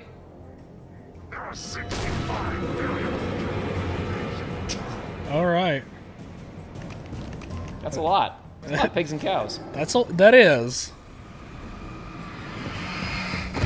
Okay, that didn't work. Well, you tried. Bye. Okay. I guess you can see what was in there. I assume this is the path to Barry. Yeah. This is the... No, Alan. That was a jump again. This game's racing is pretty wacky, at least if you want to compare it to Uncharted. Uncharted is like a baby sensory video game compared to this game. Baby scenery... No. Yeah, baby sensory game. Video. You can't... Baby sensory video compared to this game. You can't go 2 minutes without something big and eye-catching happening in Uncharted. This is like the opposite of that game. Well, again, because we're wandering around through old, unused open-world maps. Yeah.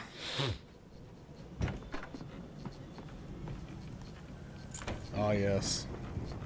Flashing lights, my favorite. Hold on a second. Yeah, so it's gonna be wacky if this works.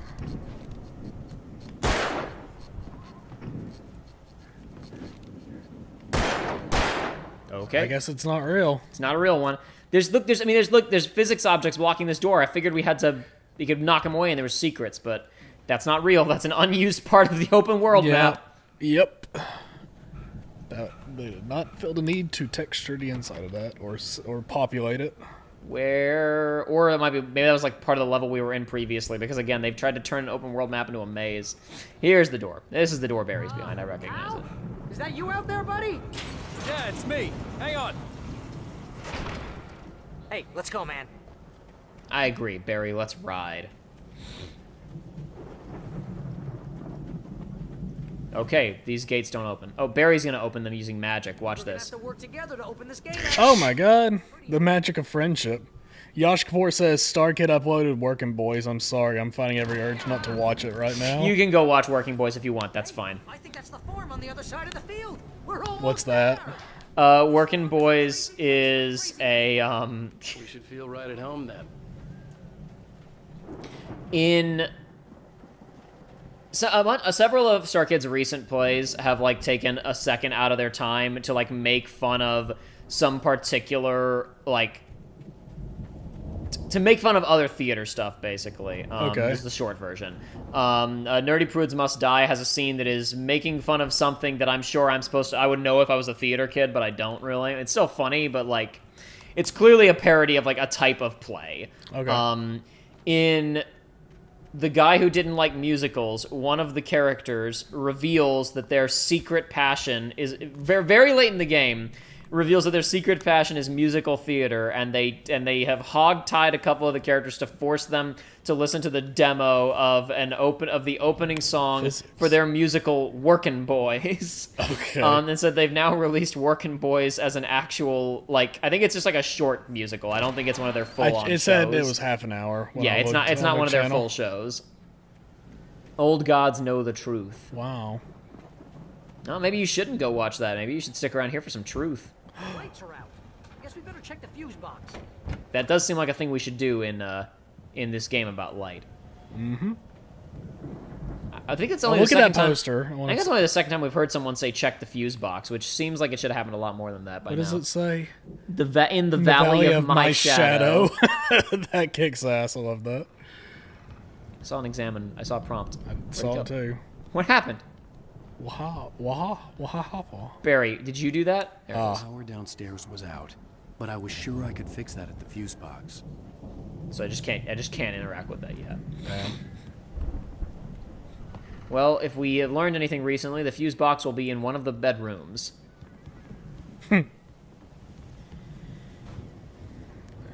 It'll be... whoa! A thermos! Their refrigerator's in bad shape. It is. That's one of the thermoses out here. Yeah.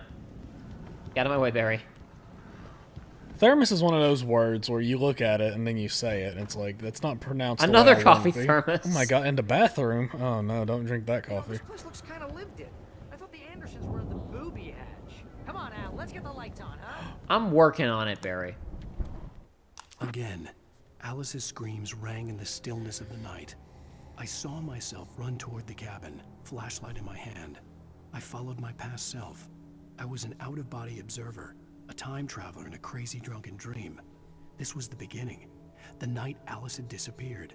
The mystery of what had happened during the missing week was about to reveal itself. On the next episode. I think that, I don't know this for sure, but I'm noticing that none of the manuscripts describe the big musical number. So we're gonna learn, like,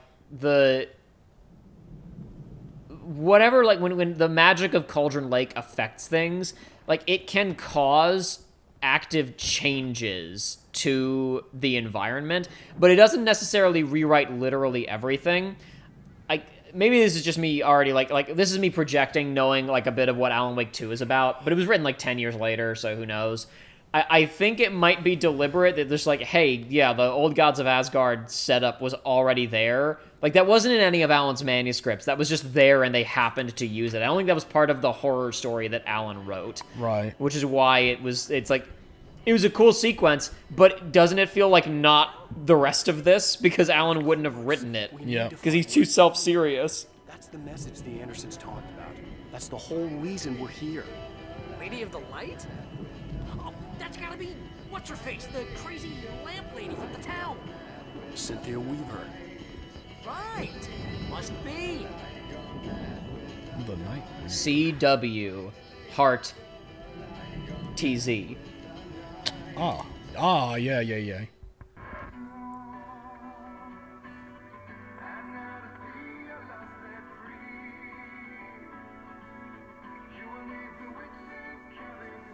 That's incredibly specific lyrics. I guess it must be from a rock opera or something.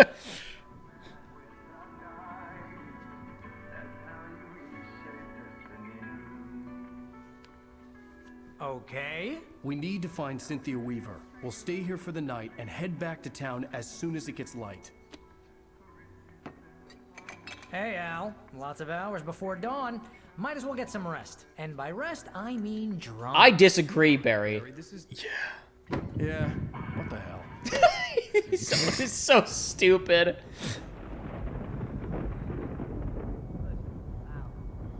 I'm sorry about that. No, seriously, because I know we don't get along, but we're gonna find her, right? And even though you're a crazy bastard, I'm gonna stick by you, no matter what, ever, Al. Sure, like a brother. I'm a writer, goddammit. If I just wanted to, I could write 10 books a year. And they'd be the best books that year. No, you couldn't. That's right, I couldn't. But I could, because I'm a writer. What? Let's go. What do they put in this stuff? I feel like my brain is coming out of my nose. I'm gonna get the recipe off those coots and be a booze millionaire. I just miss her, Barry. I just miss my wife, Barry. Yeah, I don't think getting like blackout drunk is a good idea right now. Yeah, because blackout implies darkness. Yeah, precisely. He still kept the freaking the cutout. They Yeah, brought of it course. It'll be their first line of defense to distract the darkness. The darkness will get confused. I would use the cardboard cutout decoy of myself, just like Big Boss had done before me. It would be enough to fool the dark presence. Those bottles are wild-looking, Ninja Bunny. I was thinking the same thing. Yeah, they're weird as hell.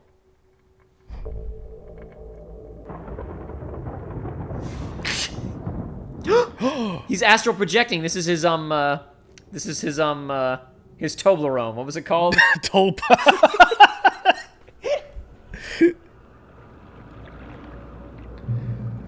my gosh. What's going on with the camera? Oh, I'm like... yeah. I'm like no clipping right now. Okay.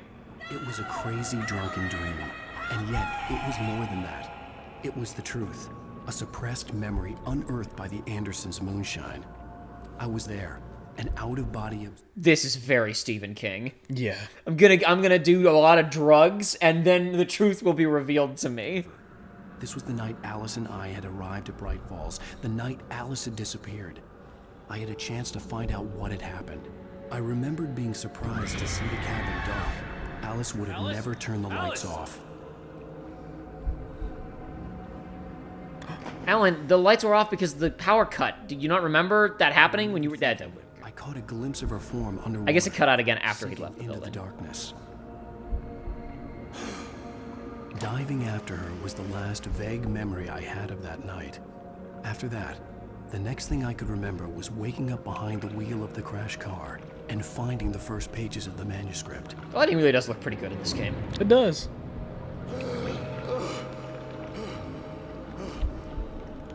I couldn't find her in all that blackness. I must have thought she drowned.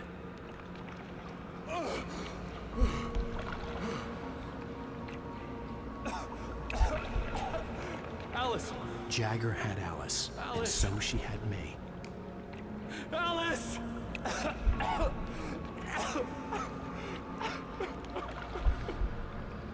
I'd been easy prey.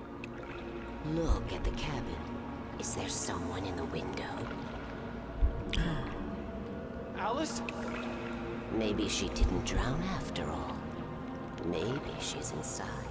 Alice! Yes. Nope, they just disappeared.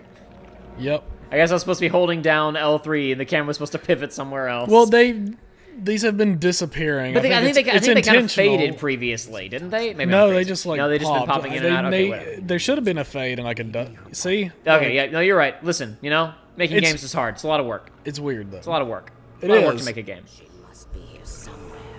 Maybe upstairs in the study. Alice! Yes, that's where she is. You can apologize. Alice! You'll laugh at the whole thing together and put it behind you. Alice? She's not here. You were foolish to think so. Psych, Alan Wake. You idiot. No, no, no! It's your fault your wife is dead. You are guilty. All she wanted was to help you right. You killed her. Oh, hush. There's still hope. Cauldron Lake is a special place. Here, you have the power to change things. She wanted you to write. I will tell you what to do.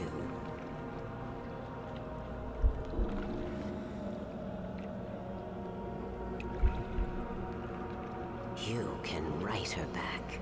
The story. You can write her. And all will be well again. She had Alice, and the manuscript was the ransom for her.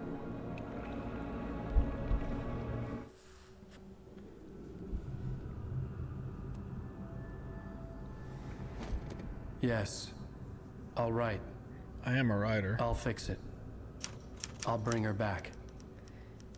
So, you only notice it for 2 seconds. It's only on screen for 2 seconds there. But one of the most psychopathic things about the entire Alan Wake character is he's a writer.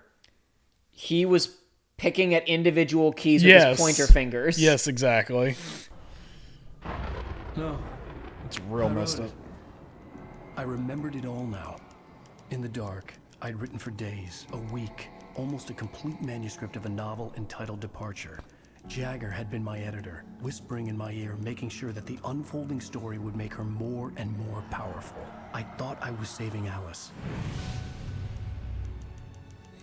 Even with the cobweb she put in my head, some part of me had been aware enough to write my escape into the story, to bring a light into the cabin to release me before I could finish. To interrupt the horror story before the ending, where Because I was darkness such a good consumed writer. everything and everyone. Zane was weak and far away, but I had written him into the story, and his light had been enough to set me free. It isn't here now. I'm here because it was written. I brought the light to set you free. You must hurry. It will know I'm here. It will be back soon. It stole the skin of my Barbara a long time ago. She looks so old.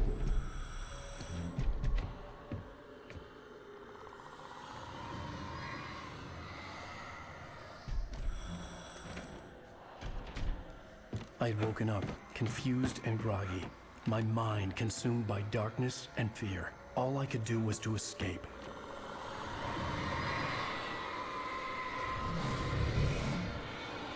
Where did my writer go? I need him. The week spent in the cabin had taken its toll. I was barely conscious and fading fast. So I decided to drive. So I decided to get behind the wheel of a car.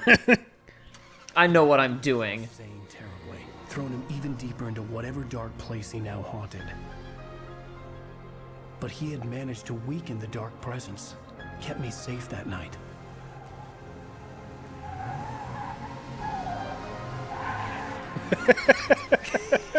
God.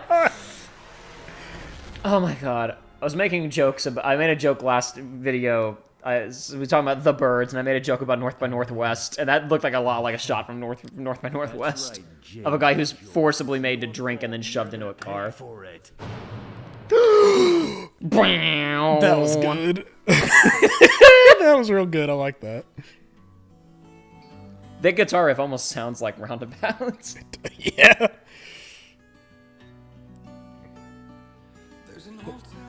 This is earlier, and Ninja Bunny said he awoke into his persona and said Alan's persona would 100% be an annoying pig like Prometheus.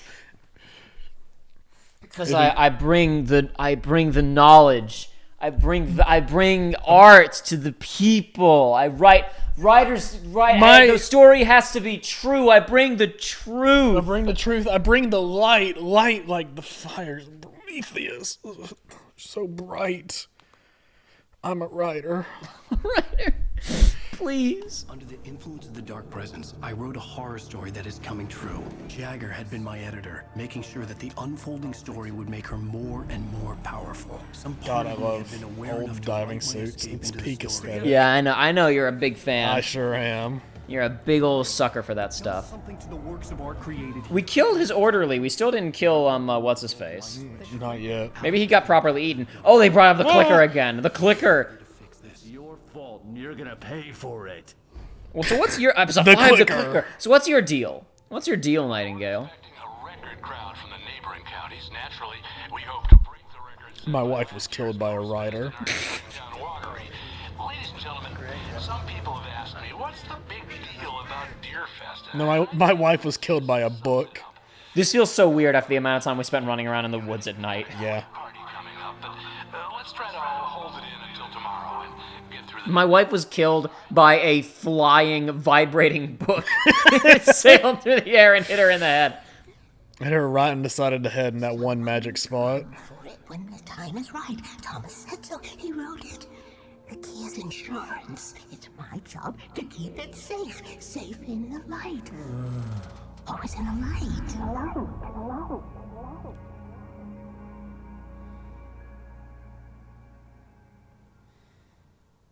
All the manuscript pages were gone. The FBI agent had taken them. I think my tongue just took a crap in my mouth. Ugh.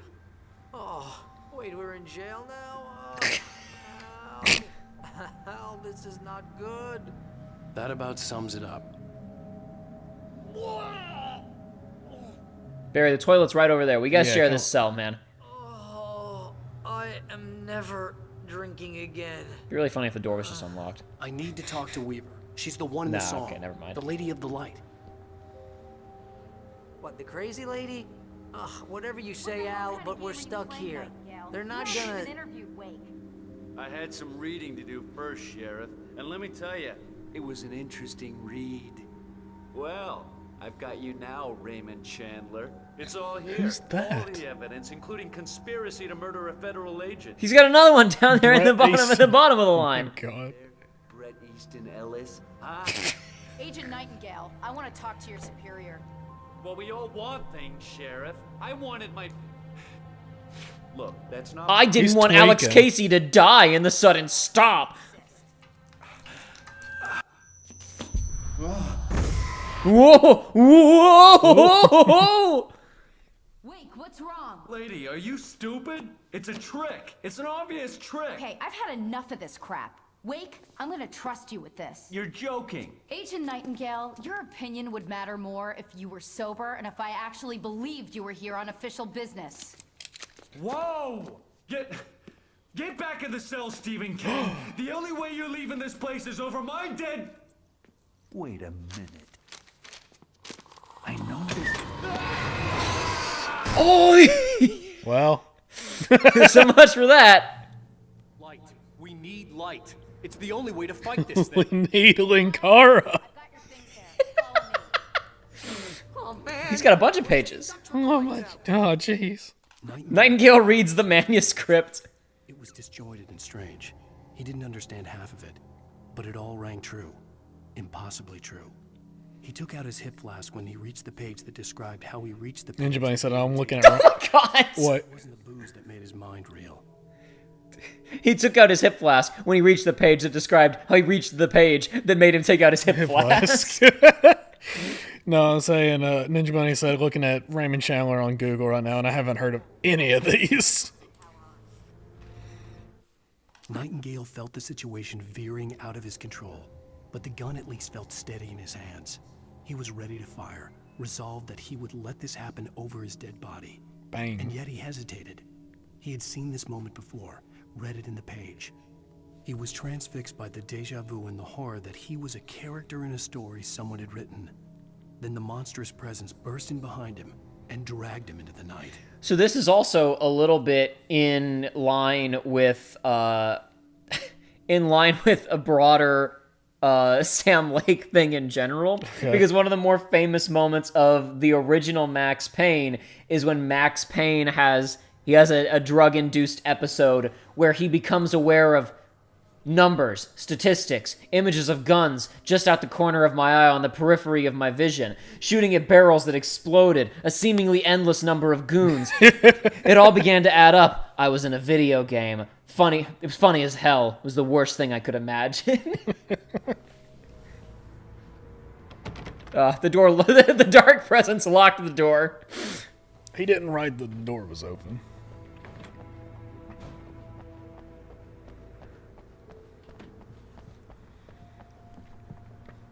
Glance at the guide and just make sure there aren't more like sitting around in the police station for me if you don't mind. It said the next one is going to be in the diner. Oh, okay, then we're good.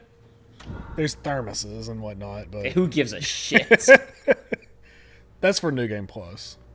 That's for when I. What are you talking about, New Game Plus? I'm not getting the platinum. Wait, what do I need to know? What do you need from me? They can be hurt in the light, only in the light. And I need to find Cynthia Weaver. God, the day we ever do a New Game Plus is the day that hell freezes over. Cynthia. She lives in the old decommissioned power plant. I can get you there pretty quickly in the rescue chopper. Come on, let's get back to your friend. I don't think we need to be flying. Yeah, I don't think we need to be getting in an airplane or sorry, a helicopter. What? No. Helicopter. Helicopter. Thermos. Where? Behind Barry. There. Barry's always standing in front of thermoses. Barry. I need you to call them and tell them you have a message from me. Night Springs, okay? They'll know what to do. Night Springs. Night Springs? Like the TV show? Gotcha. Oh, hey, that radio guy is on the list. Maine. Who's Frank Breaker? He related to you? My dad. Hey, is this like a secret society? Can you do this? You'll be safe here. The backup power's on. These guys need to be alerted, just in case we don't come back.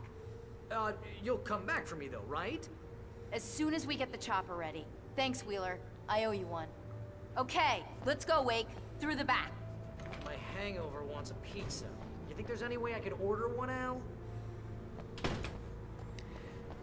All right. Ninja Buddy said something a minute ago. I'm not sure if I caught it properly. Something either like asking what Workin' Boys was or what Star Kid was. I've talked about Star Kid so much on the show that I'd be surprised if one of our viewers still had no idea what Star Kid was. They do the funny musicals. I'll go. I'll open the gate for you once I'm across. What did you stay here in the light and cover me? There was goo on top of that thing. Oh. Okay then, but hurry. All right, I wasn't listening to a thing they said. I Find a way across the rooftops. There it is. Whoa. Well. Oh, maybe not. Damn. Okay, I thought maybe there'd be like a number. This door's lit up like a Christmas tree. That means it's unlocked. Nope. Nope. Must be where you came Alan, out. why'd you write it like that? There it is. Goop. Oh, what the hell was that? The goop.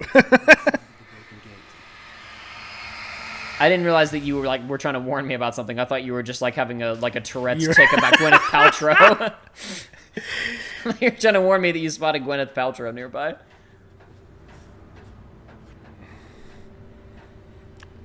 Tourette's is something I want to like learn how it actually works because it's like it feels like all the cases of Tourette's you see are people always yelling like expletives specifically, right? Mm-hmm. Like what part of the brain triggers that? I don't know. It's fascinating. In light, you can hurt them. It's a little late for that piece of advice. Oh, hold on. Though I can use this light to hurt them. Thank you for telling me, game. Okay, well, did you see that? He did an animation like he was going to mantle. No? No? I think it's because it was the slight bit of elevation you had right there. I nailed it.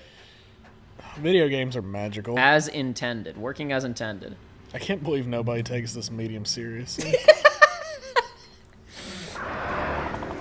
Uh-oh. No! Oh my god! The birds. Go away, clowns. You have flares. I do, but I don't need them. Caco! Okay, now I actually need them because I gotta stand here while this thing lowers. Hey, Sheriff. Your password. Night Springs? What's that all about? It's a stupid joke we have. That Bright Falls is the original inspiration for the TV show. This town can get weird at times. Never this weird, though. We need to bypass the damaged control box. What am I, an electrician? Hold on. Now, I have a question, Sarah. Why didn't we go out the front door? Oh, I'm gonna bypass it. Yeah, I bypassed it. That's smart. Good job. Youch. Okay, stick close. Our first stop is the town hall. The keys to the chopper are there. The weather's getting a little freaky. What are those spotlights for? Whoa!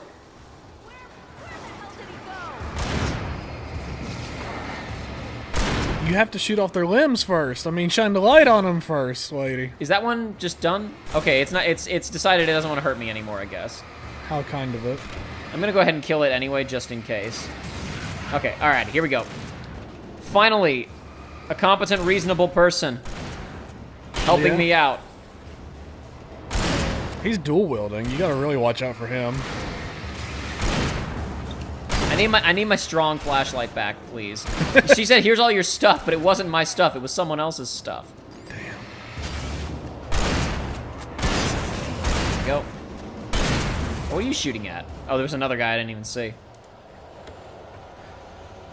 Alan forgot to write that he kept all of his upgrades. I was about to say, like, is this thing gonna have ammo in it? Like, you just keep boxes with bullets in them around town? And I was like, oh no, okay, it's flares and batteries. And nope, but there are handgun bullets in there.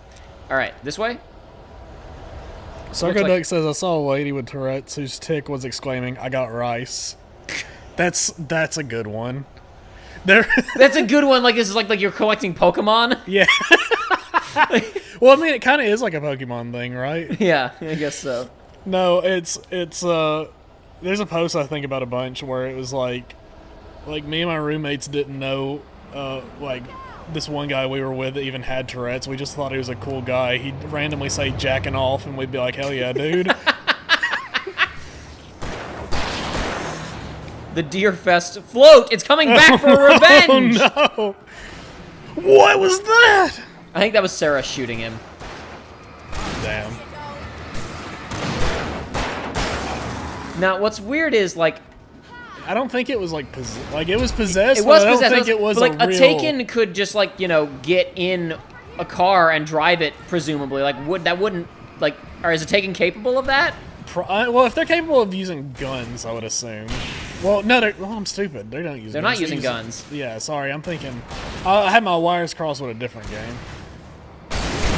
Well, oh my God, we both. Damn. Well, maybe that's the thing. Like, we wombo comboed that guy. Everybody in this town apparently has a gun, but the Taken aren't using it. So, like, maybe that's the thing is they can only perform basic functions. They can't drive. I guess they're not well, Ryan so Gosling. This they're not is an literally idea me. of, like, what is genre convention as well, right? So, like, for example, a lot of people, like, it's like feel like you can't put a car in a fantasy story. Like, as soon as a fantasy setting, like, has a car, like, that, there's just something inherently anti-fantasy about that. Maybe a guy with a gun, like, that's not a horror story. He needs to have a knife. He needs to come at you slowly in the darkness, yet not be stopped even as you shoot at him, right? Yeah. A guy shooting at you with a gun isn't a horror story, it's a war story. It's a crime story. There's one horror, I guess because this is technically a spoiler, I won't say which one, but there's one horror movie where, you know, bad guy uses, you know, conventional means of killing, melee weapons and whatnot, and at one point the victim finally, like, turns the table on him, and is, like, getting ready to beat his ass, and then, like, out of nowhere, like, he just pulls a gun out of his boot and blasts her away. It was real good. There was probably a cannery nearby. Oh, Sarah's fighting people. I just heard her go, ah! Well, she's a big girl. She can handle herself. I mean, yeah, she was doing quite well, honestly, so she's probably fine. White girl saved me. There's Taken all over the place. Oh, I think I just used a second flare on accident. Oops. Not oops, Jacob. Not this game. That's the next one. Yeah, you're right. That's the next game. The next game is the one with the oops. No, come on, come on, come on, come on. Come on, Alan. Oh, Sarah's here. She caught up. I'm gonna die again. Do you have any flashbangs? I do not have any flashbangs, no. Damn. Okay, that's too far away for the shotgun to be useful. The range, in fact, does depreciate over distance. Uh-oh.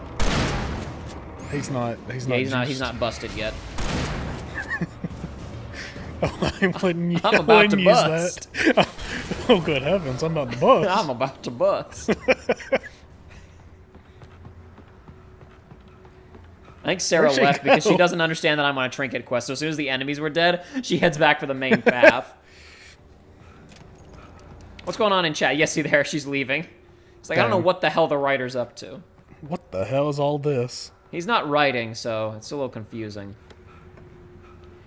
Lithium batteries. Okay, I was gonna say, it's like if there's just like flares in here, it's not worth it because I just had to use flares to get here. But it was flare gun and flare gun ammo, so that's actually not that bad. Sure, why not?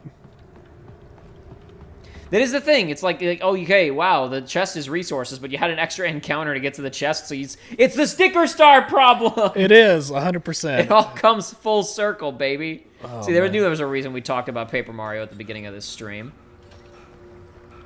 Paint Jobs Garage. Where is that? The diner over there? The diner's over here. Okay. Right there. Yeah, like I said, next page should be in there. But it's weird when you get these big sections they're not open world, but these sections where you can kind of go wherever. We're not going that way right now, Sarah. That it's like we're going to the diner. Would that say 68th cup of coffee? Yeah! Yeah, it's super worth it to come in here. You had to hold that down for 6 hours. I hit the prompt the second that it appeared. Put the lime in the coconut. Come on, let me hit the button. What plays? Come on.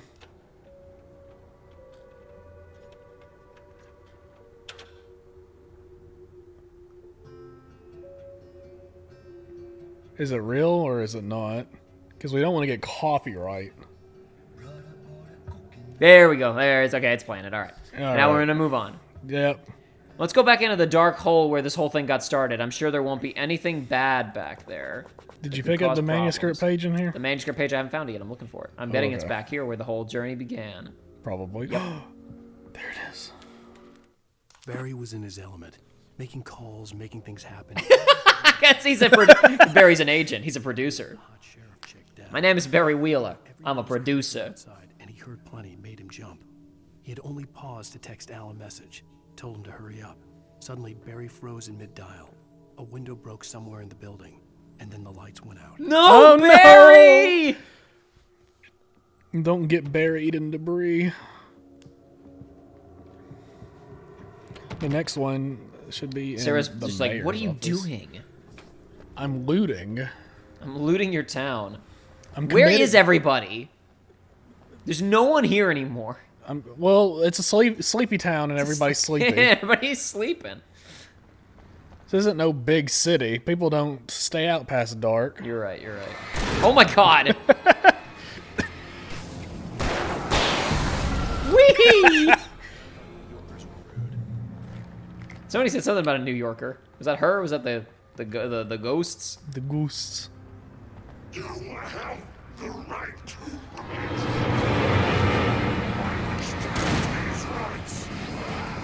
I was afraid they were going to start popping out of the porta potties. Yeah. Was that him or was that a different cop? I don't think that was a cop. He was just a guy in a... I don't think that was a cop. I think he was just a guy in a hat. Well, he said you have the right to remain silent. Yeah, I know, but I was looking, but I don't think he was right. actually the model. Because we did shoot a model that was a sheriff a few minutes ago, but that looked like just like one of the normal woodsman guys. Woodsman. Is this... Okay, it's just physics. Oh my! Look at there's like just in time for Deer Fest. There's gonna be an encounter. Sarah, now's not the time for munchies. It's always a time for. There were glizzies in there. It's always a time for glizzies. There's light. The light can stop the dark presence. I have a key. Watch my back, wait. Just open it. Just kick it. Oh, jeez. It's an ambush. Yeah, okay.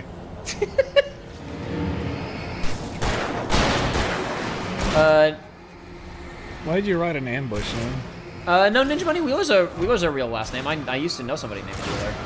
Wheeler's a good last name. No, come on, Al, come on, Al. Like Joe Wheeler from Joey. Wait, no, I'm getting my wires. That's not Joey. Don't get confused. I am getting confused. Was that not his name? Who was it? I don't know, Joey. You got to finish a sentence, buddy. Okay, no, it was. No, I always do this. I think of Joey from Yu-Gi-Oh and whoever was Wheeler from what's that game? F-Zero, not game, the F-Zero anime that sucks. The F-Zero anime that sucks. Yeah, what's his name? I don't know. I'm gonna look it up. Is it Joey Wheeler? Is that it? Joey Wheeler from Yu-Gi-Oh! Okay, yeah. Okay, so I was right. I was correct. I know it's not been that long since maybe even last time we talked about the stupid F-Zero. Yeah. Oh my god. Oh my god. Oh my god. Oh my god. There we go. I'm done. Toast. Damn. Rick Wheeler. That was the F-Zero one. Which, believe it or not, Rick Wheeler was not his original name and got changed. In the anime? That's crazy. It's crazy. Ryu Suzaku. I don't believe that at all. I think you're making that up. That just doesn't make any sense. Why would they change the character's name between regions? Why would they do that? There was I saw some post online. I knew it. I knew there'd be stuff. Yeah, of course. I don't know. I don't think the next manuscript page is at the mayor's office. Alrighty. No, I saw a post recently where somebody, it was like off Tumblr or something, but somebody was like, you know, I'm having they were talking about some book, I don't know what. It was obviously like a book set in Russia or a Russian book. And they were like, I can't, you know, I'm having a hard time keeping up with this because I don't recognize these names. Like naming, you know, they were showing off the Russian names. So it's like, so I renamed so-and-so this to like Pete and this to Rick or whatever. And somebody like, they're colonizing books now. I don't know if it was colonizing or gentrifying. Either one, it works and it's funny. But it's like, we finally moved away from that, but the spirit is there. Whee! Oh no! Oh my god! I really thought Sarah had him held up. She's trying. Oh my gosh. Oh no, he's gonna do it!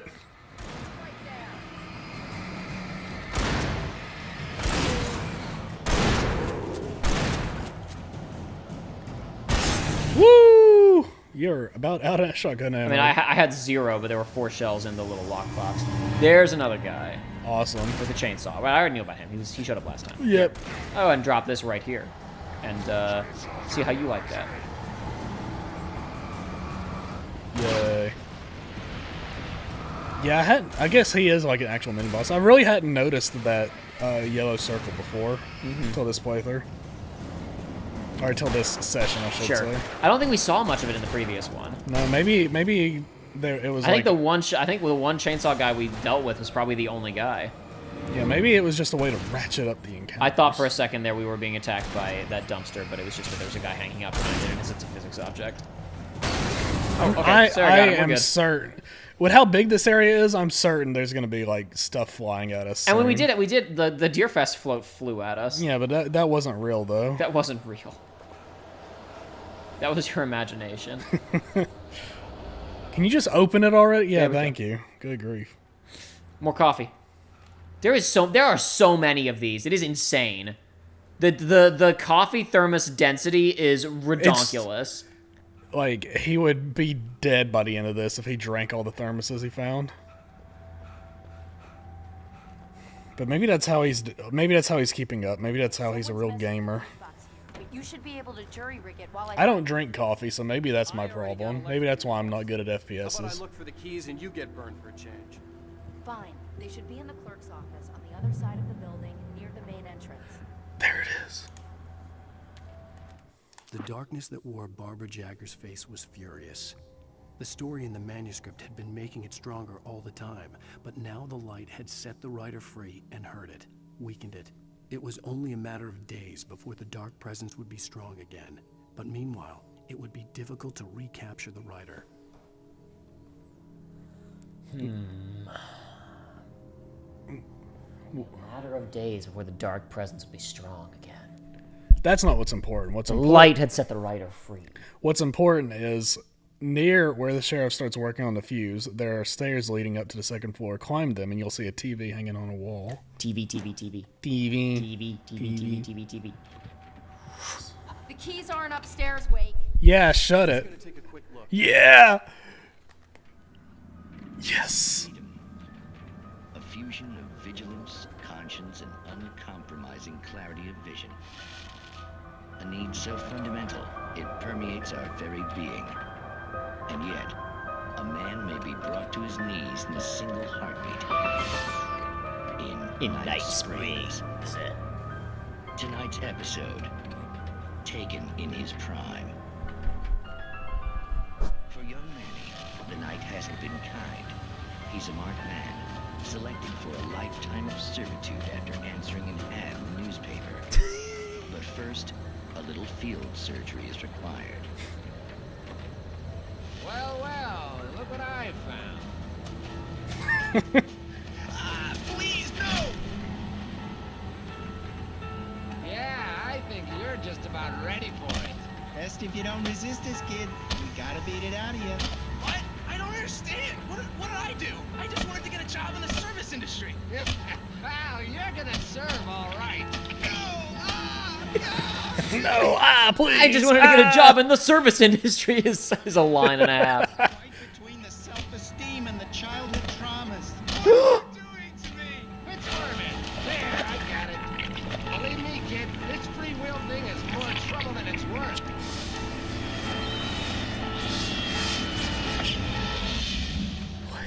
They stole his free will, Joey. The I job know, in the but service industry stole his free will. Yeah, but what did they do? They light it on fire? Yeah, they lit it on fire. They burned it. I don't know what I'm supposed to do. We'll tell you all about that. Don't you worry. Oh, man. Another vacant worker ant. Pleasure and convenience of ruthless and malicious men. Stranger things can happen. Man, much to think about. Hustlers will agree. So very, deep. very deep. I bet Alan wrote that one. I bet he did. I knew that. Anybody says, I knew the keys weren't upstairs, and yet I was still drawn to the second floor. It was there that I noticed what doubtlessly beckoned me, a TV set playing an episode of my favorite show. I just had to watch it. Because it was written by my favorite writer. He was getting worried at the station. He wanted us to hurry. That means he's minutes away from the lights going out, Al. You need to hurry. Oh, okay. Ruh-roh. That's a guy's in a sheriff costume. The lighting in this game is pretty impressive. It is. The way that the way that everything can flare up like that in a second.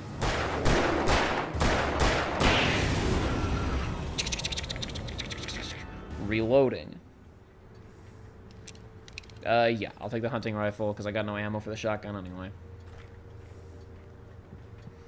The next manuscript page is, ironically enough, in a bookstore. Is that what the freaking page says? No, I wish. Oh, okay. All right. No, I wish it was. I was about to do the I was gonna freaking pull up the clip from SAO Abridged where Yui is like, that is not what irony means. There were only like 3 people in chat right now, but has anybody in chat seen SAO Abridged? Because it's the greatest anime of all time. It is. Have they made a new episode since we watched last? No, it's been like 11 months since the last one, which is pretty typical. Yeah, I know, but it's still a shame. They are apparently recording for the next episode, or they're midway through the recording process for the next episode. It's like we started oh wait. No, go ahead. I was gonna say we started SAO Bridge, and I was like, I'm sure this is gonna be funny, and then it's like halfway through, I'm like, this is better than the original. This is deeply dramatically involving. This is crazy. Like, it's not unironically better. It's more entertaining and feels better written. Ninja Bunny said, I watched the first episode of it years ago against my will. First of all, I assume it's like, because there's probably multiple out there. There's only like, 1 episode long or whatever, because there's plenty of those. But specifically the Something Witty Entertainment one, you have to power through the first couple episodes. The first couple of episodes are like a slightly above average anime abridged series. Yep. Which isn't saying much. By the time you get to episode, like, I don't know, maybe once you get past the first dead girlfriend arc, that's when it starts to get like when Asuna like is present and a character. That's when it's like, oh, this is like a real show. That's crazy. That's crazy. I was rewatching specifically the Alfheim stuff because I was like, in a tragic twist of fate, in this version of the story, I actually think the Alfheim arc is the better arc. Because they somehow make Sugaha interesting. Circle Deck says, no, SAO Bridge is the one I haven't watched because the source material gives me a headache. Yeah, right?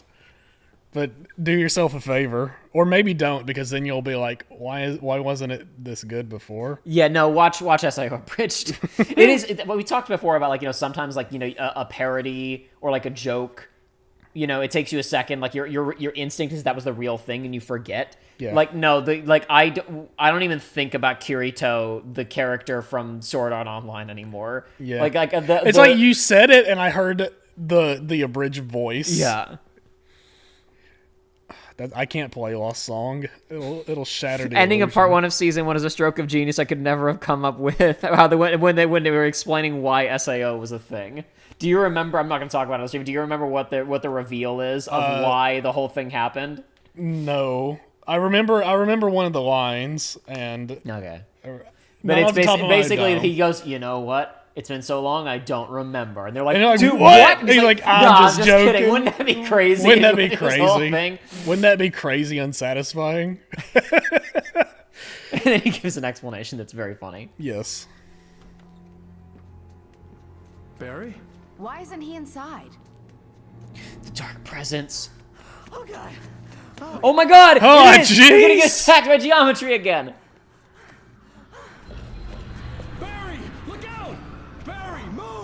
Use your iframes, Barry!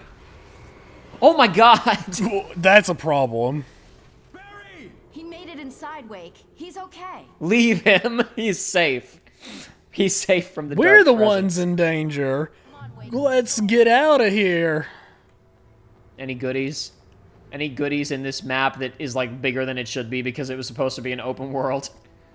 I don't know, but I know the library should have Library. Yeah, or bookstore or whatever should have the next important thing. Chievos. It is not recorded when Bright Falls was first formed as a nameless trading post, but it became the town when Bright Falls Mining Company started to operate there in 1878. It was then that Hubert Blitmore, a fur trapper, and Amos Gunderson, a pioneer from Tacoma. God, I really tripped up on that. Decided to build a post office, saloon, and hotel, all operating from the same building. It is thought that it's through the efforts of these two men that Bright Falls became a permanent and thriving town it is today. Circle Duck says thriving is a real strong word, as we will see in the next game. Circle Duck says, I miss the age of parody movies. Do you mean like the Airplane and Naked Gun era, or like the disaster movie and epic movie era? Because they're distinct eras. Yeah. Like, are we talking Top Secret, or are we talking date movie? We literally, at movie night, has this discussion yesterday. We were like, I was basically talking about how the genre, like, parody movie is the term used for both, but is kind of wildly different. It's weird how, like, because, like, how do I put this? There are comedy movies that are parodying things, but what makes something a parody movie specifically? Right. It has to be like it has to hit a certain level of transparent farce, and it has to be really dialed in on like the thing that it's talking about, I guess. But it's like, because like, is Team America World Police a parody? Keep the hell down or I'll call the sheriff. Oh, hi, Doc. I've got it. Don't worry about it. Sarah, about time somebody showed up. All the shooting in the air is idiotic. One of these days they'll kill somebody. And over Deerfest. I know. Go back to bed. Yeah, I'm not even gonna bother explaining. Look, this town can't take this. It's me they want. The sooner I get out of here, the sooner you can all get back to life as usual. I hope you're right. Come on, let me get this door open. Yeah, well, I can't come on until you get the door open. Perks of being the sheriff. A girl needs to get around. Woo! The Patriot Act, she says. It really makes you think about privacy in America. They're really taking advantage of your presence here, Wake. I heard they're selling a lot of your Alex Casey books. Wow, that's crazy. Right now, I'm not a big fan of my own writing. Alex Casey books by Alan Wake, modern master of crime fiction. Alex Casey, What I Can't Forget. $20 Return a to Sender. book. Jesus. What? $20 a book. $20 a book, 100 for the full set. Mr. Wake is in town. See if you can get them autographed. See if you can get them autographed. Not like we buy the autographs later. It's like hound him, find them. Mm-hmm. Let's see. Good on batteries. I'm gonna go upstairs. But yeah, the earlier era, like the beginning of the like parody movie era, like some of those are like still fun. I'm petitioning to put Scary Movie on the list just because I want to see it now, right? To see if it's any good. Yeah, it's like I want to see how it holds up because I know as Scary Movie went on, it became like nonsense. But it was at the front end of the disaster movie movement before it got truly correct, and that's why I haven't seen it, so I have no opinion. But that's why I want to watch it. Right, I want to see it again. But even like the earlier ones had sketches that were just like I guess the problem is it's like when you have like Top Secret and stuff, it's parodying a genre as opposed to parodying direct things. Because there's like I don't even know which Scary Movie it is, but there's some joke that's parodying. God, I can't say it. A commercial, right? And it's like this is a commercial I never saw, and it's like this isn't a joke. This is 2 minutes of people doing something that I don't understand. So it's like I want to watch that one now, 1 maybe 2 maybe 3, and just see what that's like. Yeah. Ninja Bunny said, the only abridged series I've ever watched more than one episode of is Yu-Gi-Oh! Abridged, mostly because everyone I've seen since no longer being 11 has been the absolute worst. Yes. Yeah. That's why the SAO one stands out. It is a Team 4-star level of quality. It's one of the few others that can hold up to that. Cynthia Weaver worked hard, following her obsessive rituals, sometimes fighting them, always giving in to them in the end. She haunted the halls of Bright Falls abandoned power plant. She marked her caches with light-sensitive paint that could only be seen by eyes that had been touched by darkness and saved by light like she'd been. She was preparing defenses and supply lines for the war she knew would come. The war between the forces of light and darkness. Talking about parodies and abridged and whatnot, Ninja Bunny was saying something earlier about explaining early KH fandom to a friend. I was telling Joshua the other day about Kingdom Hearts 2, the movie. So there's a lot of believe in change. The snowy hills. There's a lot of really good early YouTube stuff for Kingdom Hearts, other than just parking lot Kingdom Hearts, because it had such a vice grip on certain types of people around the time that YouTube came into existence. Yes. There was a pretty funny for when I was 11 or whatever. Well, no, I wouldn't have been 11 at that point in time. What am I talking about? Pretty funny by like the standards of. It's one of those things that we'd never ever get above the noise. It's early YouTube. It's original YouTube Kingdom Hearts spoof, which is like 7 videos, parody of Kingdom Hearts 1. It's really bad. It's really funny. Like, there's, in the first episode, a Heartless attacks Sora, and it's clearly just one of the other kids who's already been in this, in, like, a black blanket, and he hits him. The best gag is when they fight guard armor at the ending of the Traverse Town segment, which is just a bunch of overturned trash cans and safety cones stacked on top of each other, and Sora, Donald, and Goofy stand around it and hit it while battle music plays, and then Donald falls over and dies.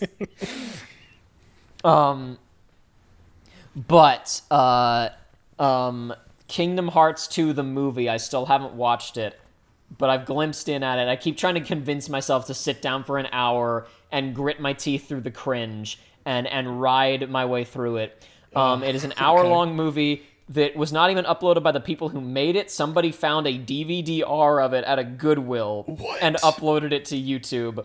Though I think the creators eventually saw that it was on YouTube. That's the deepest lore. That's creepypasta levels. And it's got a weird mix of quality where, I've skimmed it, and I got a sense of kind of its sense of humor, but I haven't watched the whole thing yet. But what's really bizarre is their costuming is a mix of whatever they had on hand, a perfect KH2 Kyrie costume, and a perfect replica of Pence's Dog Street shirt.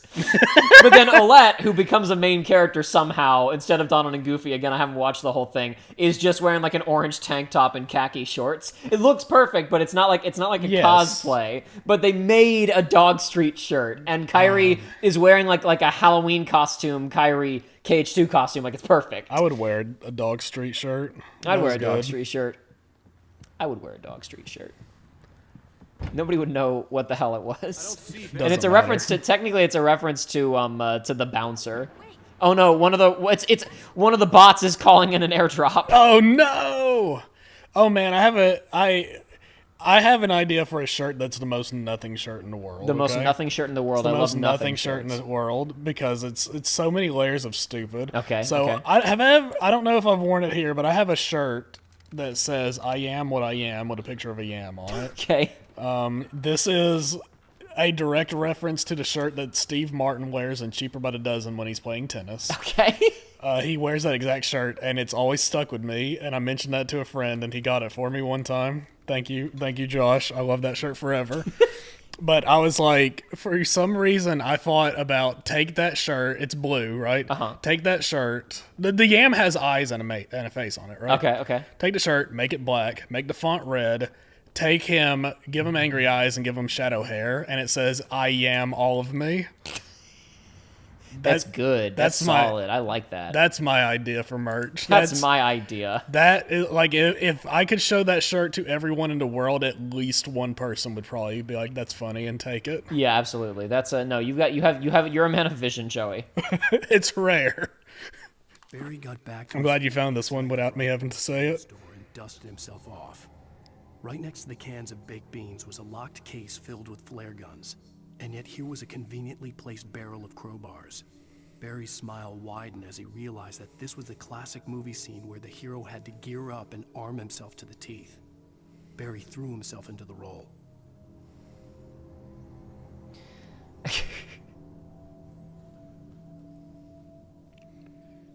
The next manuscript will be inside the church at the pulpit. This is the classic movie scene. We had to gear up. Mm-hmm.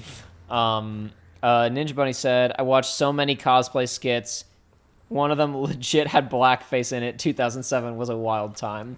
I'm going to guess for Diz. Assuming we're talking about a Kingdom Hearts cosplay skit. If we're casting the net wider, then I'm not going to waste my time guessing. There's too many things it could be. Yeah. Maybe Mr. Trudeau was in that one. Hold on. That's definitely going to be something we can read. Chievos. Whoa! Sunday school Sundays, you don't say. Vacation Concealed Bible firearms school. are prohibited in this facility. Well, let's just not conceal them. I was going then. to say, we're not concealing them, so it's fine. About this lock. I told him to get it fixed. Just shoot it. You have a shotgun. Let's take a break. Oh no, they're unionizing. Oh, jeez. We'll never be able to defeat them now. I still think about, I don't remember which airport it was in, but it was some airport that had an anti-union, sign up for it. And it was basically, it was like, with all the dues you spend on your union, you could buy a PS4. Yeah. And it's like, shut the hell up. Yeah, and? Oh my gosh. Oh, it's oh two my of them. God, they're everywhere. They're everywhere. They're back for blood. Oh my God. They're left for dead and back for blood. They're all of them at knife. once. I thought he was giving you a haymaker. One of them had like a club. Kick his ass. Oh my God. Damn. All right. Flares. I was gonna say, you got a bunch of flares and flare gun shots. It was on the person playing Roxas. It was baffling. What? That's excellent. That's good. That's excellent, as they say. They don't. Did you see what happened there? Yeah, it did. They don't make TV like they used to. I need to get him to spin again like that. Come on, Alan, spin. He won't spin for me again. Damn. Little coward is what he is. All right, I got to pick up all the ammo again, though. It reset that. It also gave me... I should have known something was coming when it gave me flashbangs. Is the manuscript page at least collected? Manuscript page is not collected. But it still registers that we've read it. Interesting. That's really bizarre. That is really bizarre. The clicker. The clicker. Now, that's the name of this chapter, but they haven't brought it up again. Not yet. This has been an unbroken sequence of events since we woke up in the prison cell. That's true. It's like, I get you don't want to mess the town up, but y'all are shooting everywhere. It's like, what? I mean, I guess maybe it's sacrilege to say shoot the church door down. But I think they can put the church door back up. Given the circumstances, I think it's okay. The objective is to stop the demonic dark presence, That's so I true. think they'll understand. Okay, now they're trying to outflank me, so I can't get them all with one flare gun shot like I did last time. Damn. Well, the good news is it seems like the others don't come in until we take care of this wave, so... Damn it, I missed. Oh, I missed. Thanks, Sarah. Sarah, get the door open. You don't have to... Well, never mind. No, we actually, I would appreciate her help after considering what happened last time. That's true.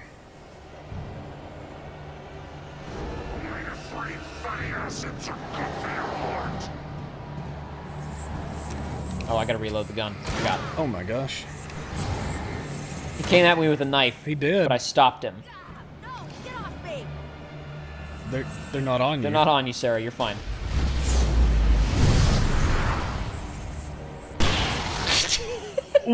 Something about that took so long for it to happen. It activated the slow motion like halfway there. That was ridiculous. Stop spinning. Stop spinning. I'm still not doing this. It's just still happening. It's cinematic.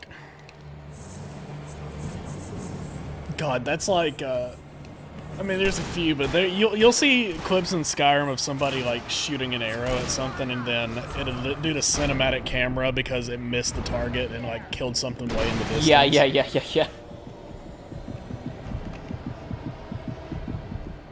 Is there more? We done? Woo! You did it. Let's move on. You were close, but you didn't die. I didn't die. That's the only one that matters. Almost only counts in horseshoes and hand grenades.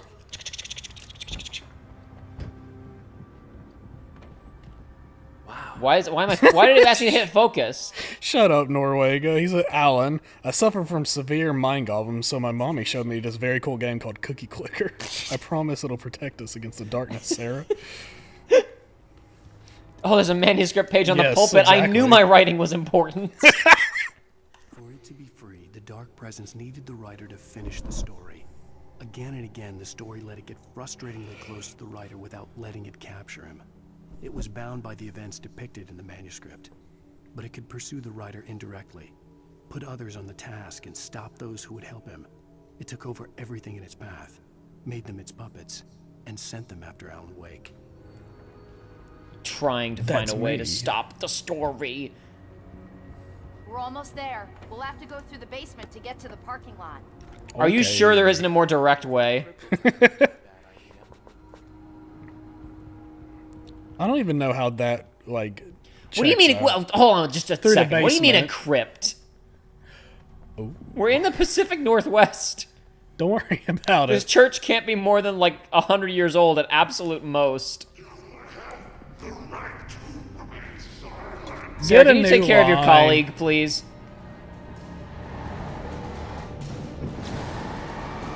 Oh, it's two big uns. Just hold on. I had a lot of confidence.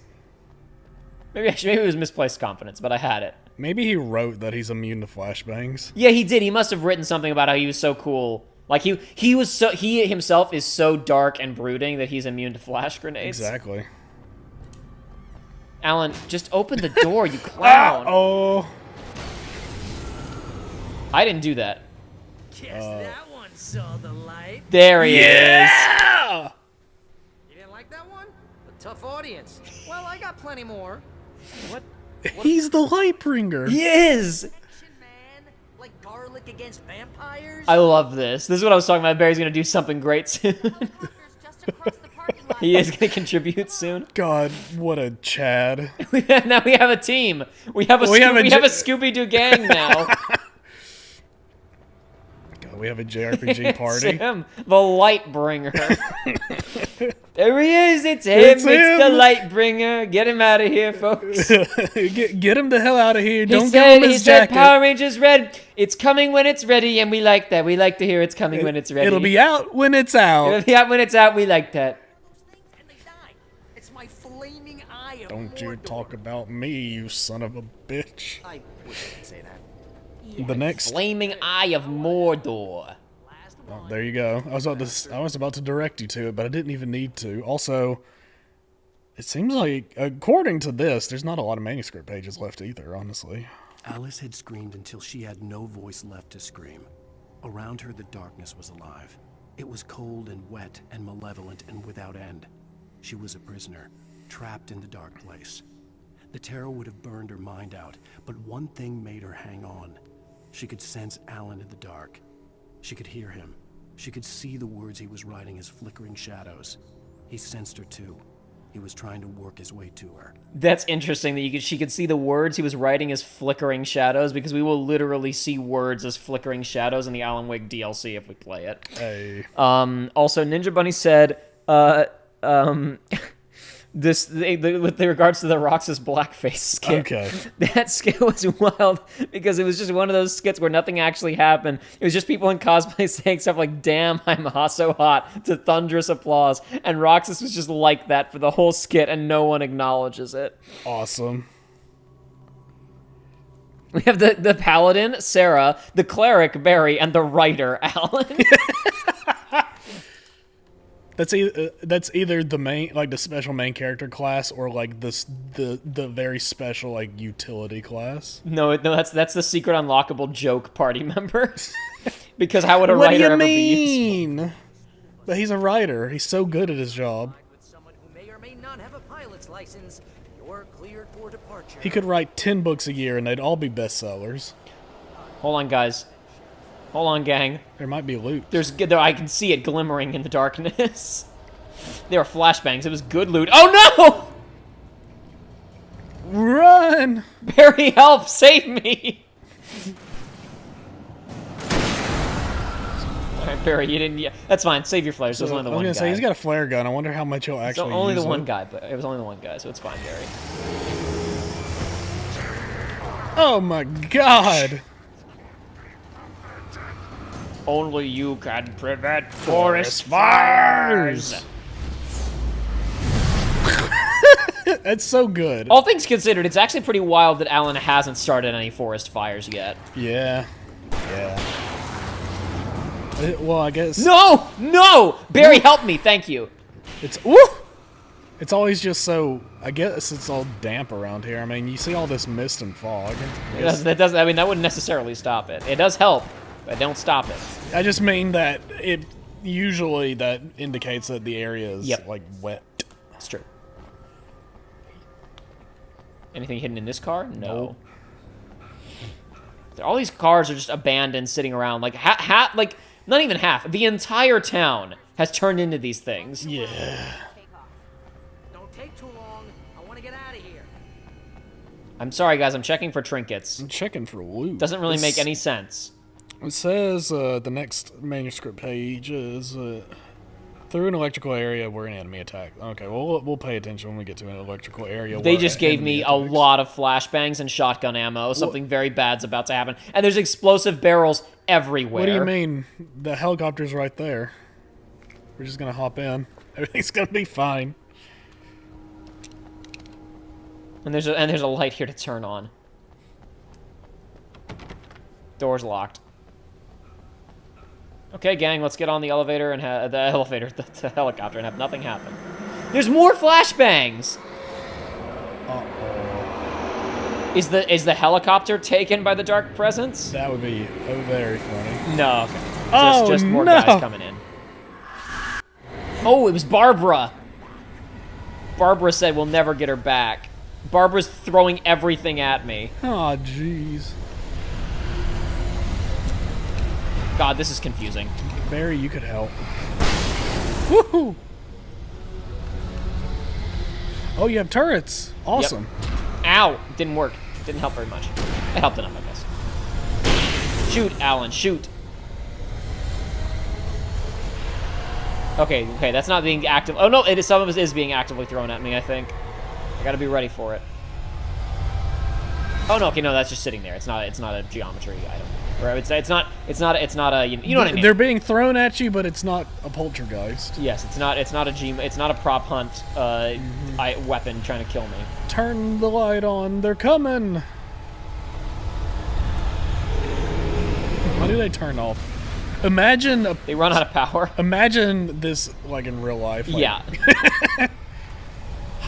Hire me to be the person that presses the button every few minutes. No! No! They flanked me again! The light was supposed to protect me!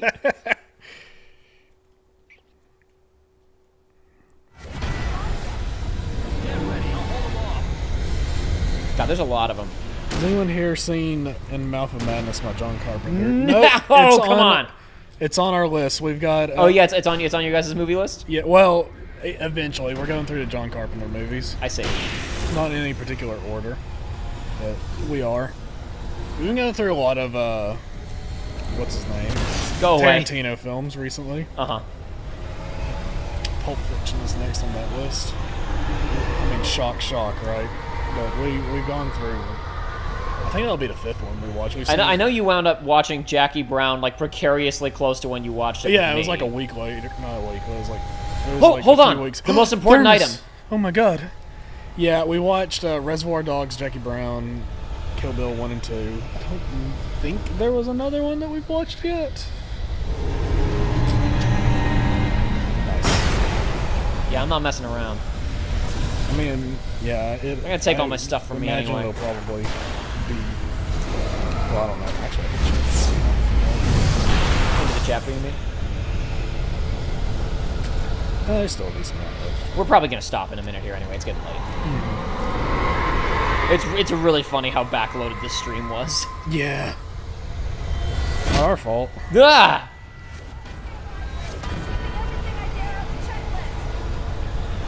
Whatever you say. I mean, I believe her. I would prefer to get in. I don't want to die in a helicopter after all this mess. So you know, yeah, well, it's also like debris is being thrown at us, so I don't know about all this. No, you don't want to take off in a helicopter and not be prepared and get everybody killed. It's not a good thing. No, I'm just saying. I think the helicopter plan is like bunk at this point anyway. Oh, sure, okay. Because the tornadoes could just the dark presence could just attack us with tornadoes.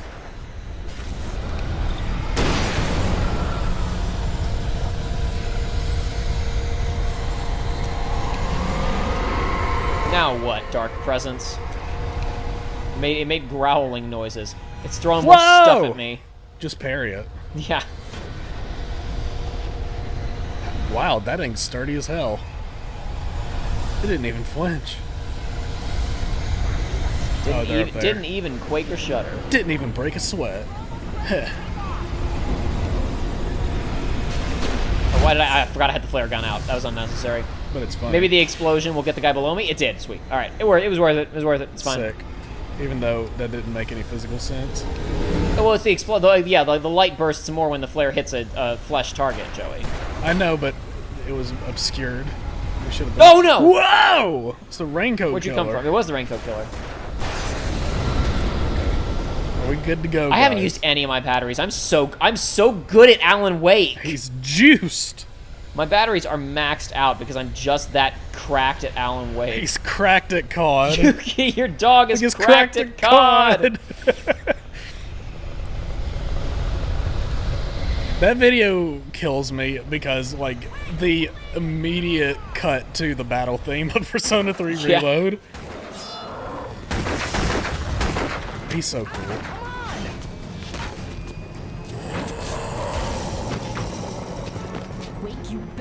Oh, Barry had a normal gun there. Mm-hmm.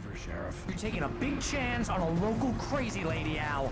But the manuscript says Barry. Barry, take a look at this. Barry, you're my agent. Are you saying you don't believe in my writing?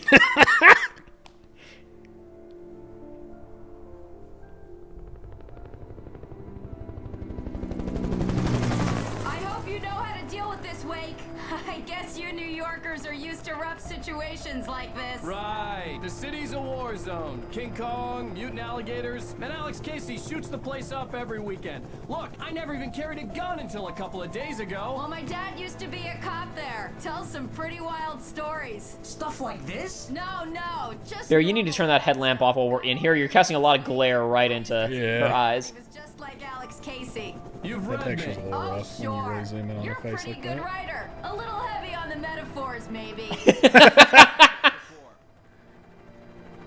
We're coming up on the power plant. See the lit building over there? And that's the dam further up the river. I can't land here. I'll take her down the road across the river. Well, were you saying we might have to wander through some woods to get to the next part of the story in Alan Wake? That's crazy. That's crazy, Sarah. Holy, oh, we're all gonna die. What? Okay. We are all of us gonna die. Yeah. Shoot the flare gun, Al. Youch! They're after me. You guys go on by yourselves. They should have all been burned away by the headlamp of the helicopter.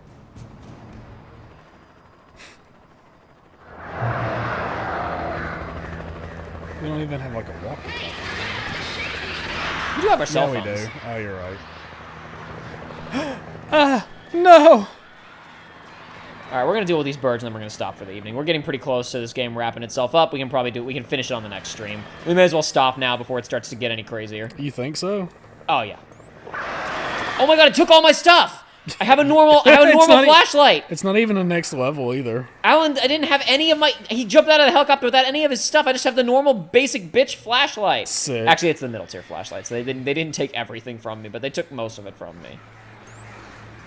Oh, we are. I've on this list of chapters, I was like, there's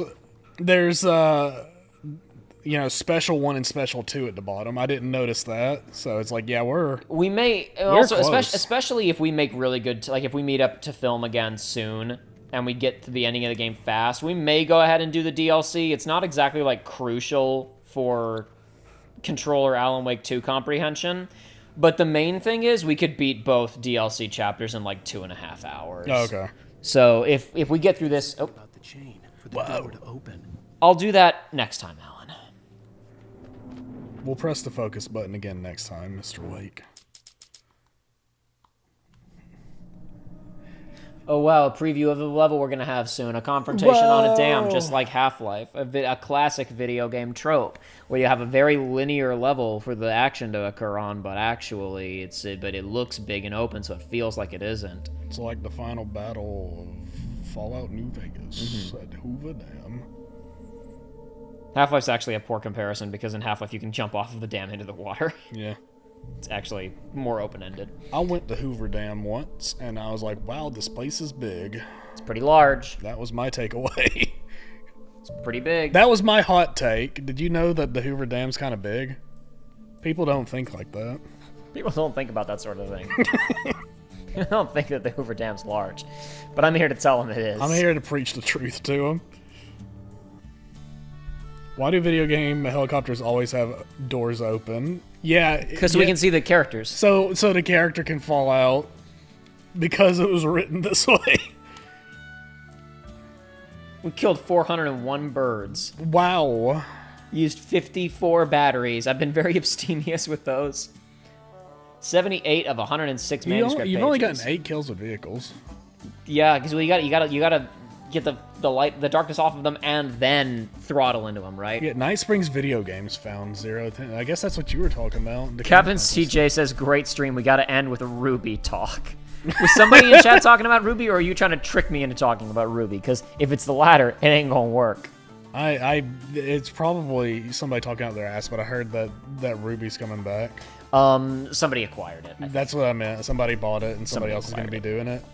It's like I don't do anything with Ruby, but my initial reaction is like, well, I wonder if it could even be worse than what it's at now. You know? The last season was apparently not horrendous. Oh. But the last season, so first of all, I don't think it's ever been as bad as it was with season 5. Okay. Now I'm talking about Ruby. You got me, you bastard. I don't think any of them were as bad as season 5. I didn't watch any of it really, but I poked my head in a little bit on seasons 6 and 7 just because I was curious about what was going on. Yeah. And it looked like there was some interesting stuff, a couple of good episodes. But the main problem with that series overall is just that it has no sense of direction. It's like it conceived of itself as this massive long-term epic. And it's like, but you're making a web series. You don't have... Yeah. You don't have the runway for this. You don't have the runway for this. You gotta stop. And it's like, there has been... The first major blows... So first of all, the main antagonist is not introduced until the stinger of Season 3. Mm-hmm. And the first major blow against this person is not struck until the ending of Season 7... But also at the ending of Season 7, all of the main characters fall in a portal to another dimension. and season 8 is entirely a side story in another dimension. Awesome. And it's like, you don't have time to be doing all to this be crap. doing this. Yeah. You don't, as demonstrated by the fact that Rooster Teeth doesn't exist anymore, clown. Yeah, I love that one clip that Ari was posting. He's like, this is, before it got acquired, it was like, this is potentially one of the last things that we will ever see of Ruby. And it was the like homophobic, like, not actual homophobic, but when she was like, I'm so happy for you two. Oh, got it. Yes. Not actual homophobic, but no, it feels that way. She's got more important stuff going on in that scene. I actually know the scene you're talking about. Yes. She's got bigger fish to fry than it's just funny their feelings. When you pull it, yeah, exactly. But it's like when you pull it out of context, it's really funny. Yeah. No, but I heard briefly that season 9, where they're in Wonderland, and it's a season-length Alice in Wonderland Gaiden. Wow. Heard it was like, some people were like, it's okay, but like you can't do this anymore. You've lost the plot. Mm-hmm. Yeah, you lost it a while ago. You need to focus up. This is written by people who are like meandering and spending way too much time on stuff that doesn't matter. They need to learn the value of editing. They needed to be able to self-edit and trim things down. There's like so people talked about in season 6, which I went and watched these episodes pretty much exclusively because people said they were good. There's basically like a 1 or 2 part like horror like short story in the middle of season 6. Okay. And it's pretty good by the standards of that show, right? And ultimately, the only long-term plot impact it has is we learned that a new character who just showed up, who just got here, holds the secret knowledge to teach the main character about her Sharingan. Sick. That's all we get out of it, like plot progression. It's a fine little 2 episodes, but you're like, we gotta pick up the pace a little bit here.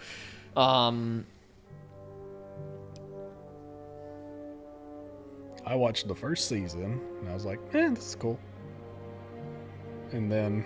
I'm done talking about Ruby now. And you're done talking about Ruby. That's all you're gonna wring out of me for tonight.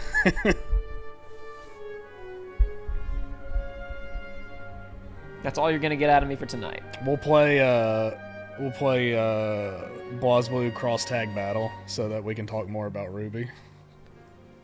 Because they got the characters in there, Jacob. That was another thing that was discussed about it. What happens with the rights now? Does BlazBlue get delisted?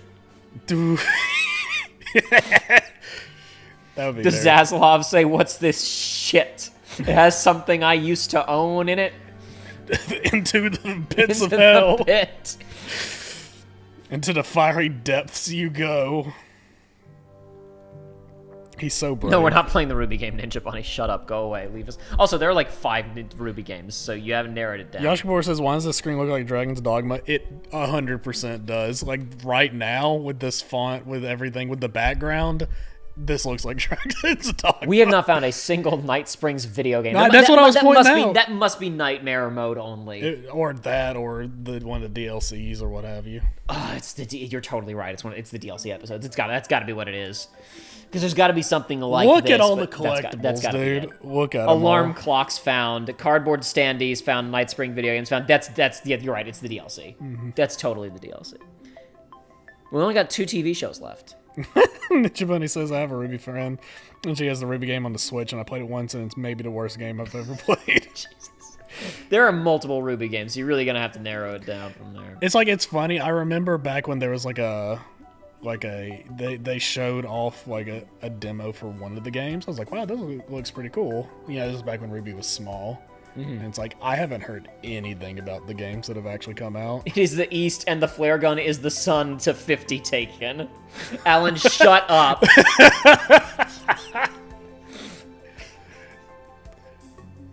You haven't missed a single radio show. Woo! Very rare. Very rare. Very cool. See, we were good for those. Maybe, hopefully the TVs too. I don't think we've missed any. Look at all the... Oh, man, you got so many Chievos. Your wife will be so Drowned, impressed. electrocuted, or dispatched by some other indirect means. Well, you Chicken can drown? You got it. I don't know. That means we definitely did electrocute that one guy, though. Yeah, but where the hell would they even drown at? I don't know. You can't, like, push them around and... I don't know. That's weird. Real fast, rarity things reminded me of. I got a pretty rare achievement in Helldivers the other day. The horse? Let's call it, this is in like the top 10 rarest things in this entire game. Okay, what'd you do? Shoot off both arms of a Hulk and then extract while it's alive. Did you do it on purpose? No, or did it just I was just like, I'm just blasting, and then it arrives, and it's like, okay, let's get out of here. And then afterwards I closed the game and I saw I got that. Awesome. And I looked like the share clip is not helpful because it saves it just like it's just a picture of the ship taking off. That's it. So it's like I don't know. Yeah. Yeah, I was real lazy with my PS5, and I didn't turn off the thing where it was like recording 15 seconds of footage whenever you got a trophy or whatever. And I eventually went back and did that because it was taking up 49 gigs. And I was like, okay, we're disabling this. We're erasing these. This is stupid as hell. Well, the saving trophy stuff. I need to go through and delete all those too. It's bad. I need to disable it and I need to delete them all, but I ain't done it yet. It's like screenshots don't take up much, but 15-second videos really add up. Yeah. Oh yeah. God, why would they make that default? That's so stupid. Yeah, there it is right there. Friends who play. Eagle-eyed viewers will see that my profile picture is a badass skeleton because I'm so cool. Because piracy is rad. On the open seas, of course, not pirating Nintendo video games. A car. I'm serious about that. I need that shirt. I would wear it too. Oh. Alan, the only way you can save your wife is to have Ruby Calamity Clips finished with all achievements on your console. Oh no. Alan, the only way you can save your wife at the end is if he's collected all the coffee in the game. That's what he needs all that caffeine for. No, you collect all the coffee so you can make like a coffee homunculus of your wife. It's true. Alrighty, folks. That's it for the evening. Thanks for coming out. Thanks for stopping by. Yeah. Hope you enjoyed the show. Thanks for sitting through the miserable beginning of that was a bad start to this stream. We should have gone on for like another 30, 40 minutes, and this would have been a much better way to break it up. There's no way we could have known. I hope you guys had fun. I feel like we were more on fire last time around. I feel like maybe I'm wrong. I feel like we were way funnier last time. Maybe we were whipping out the Alan monologues like constantly last time. I mean, he was giving us more to work with last time. Yeah. It's true. He did give us more because he wasn't doing nothing this time around. Exactly. No, Yosh, I have not finished 7 Rebirth yet. I haven't touched it in a couple of weeks. I've been really busy. I'm right at the end. If this means anything to anybody, I'm at the end, like the very end of the Proto Relic quest, ahead of the trip to the place where the bad guys are going. Yes, Norwega, it's exactly like Squirrel Stapler. Talking about the coffee bean homunculus wife. Yeah, it was a bit more subdued today. Perhaps next. No Yowie talk. That's why. That's true, sir. That was it. It was the key. We weren't talking about Yowie. No Yowie. We only like Kingdom Hearts. We talked about Kingdom Hearts for 2 seconds. We didn't do anything to energize the chat. We didn't do anything to energize ourselves. You know, we limited our own power today. We'll figure it out. We'll get our ducks in a row. The Dark Presence was limiting our capacity as artists, bending us the way that it wanted us to go. But next time we'll summon the light and we'll free ourselves. We will. Easily. Oh. It didn't look as intense, unfortunately, as it did earlier. No, you guys don't understand. The light from this little camera is so bright, it's unbelievable. And it doesn't really reflect, it just, like, it shoots the beams directly into my eyeballs. And it's like, it's from my glasses, they're getting amplified. It's getting me retina surgery so that I won't have to wear glasses anymore. Alright, you guys have a good evening. Possibly we'll be back with more next weekend. Yeah. It really depends on whether or not we're filming with Aiden or not. Because we weren't going to do this weekend because we thought briefly that Aiden might be available, but she wasn't. But we'll see what happens next week. Yeah, but until then, everybody, thanks for stopping by. We'll see you next time. Catch you later. It'll be faster than Breath of the Wild. That's true. That's true.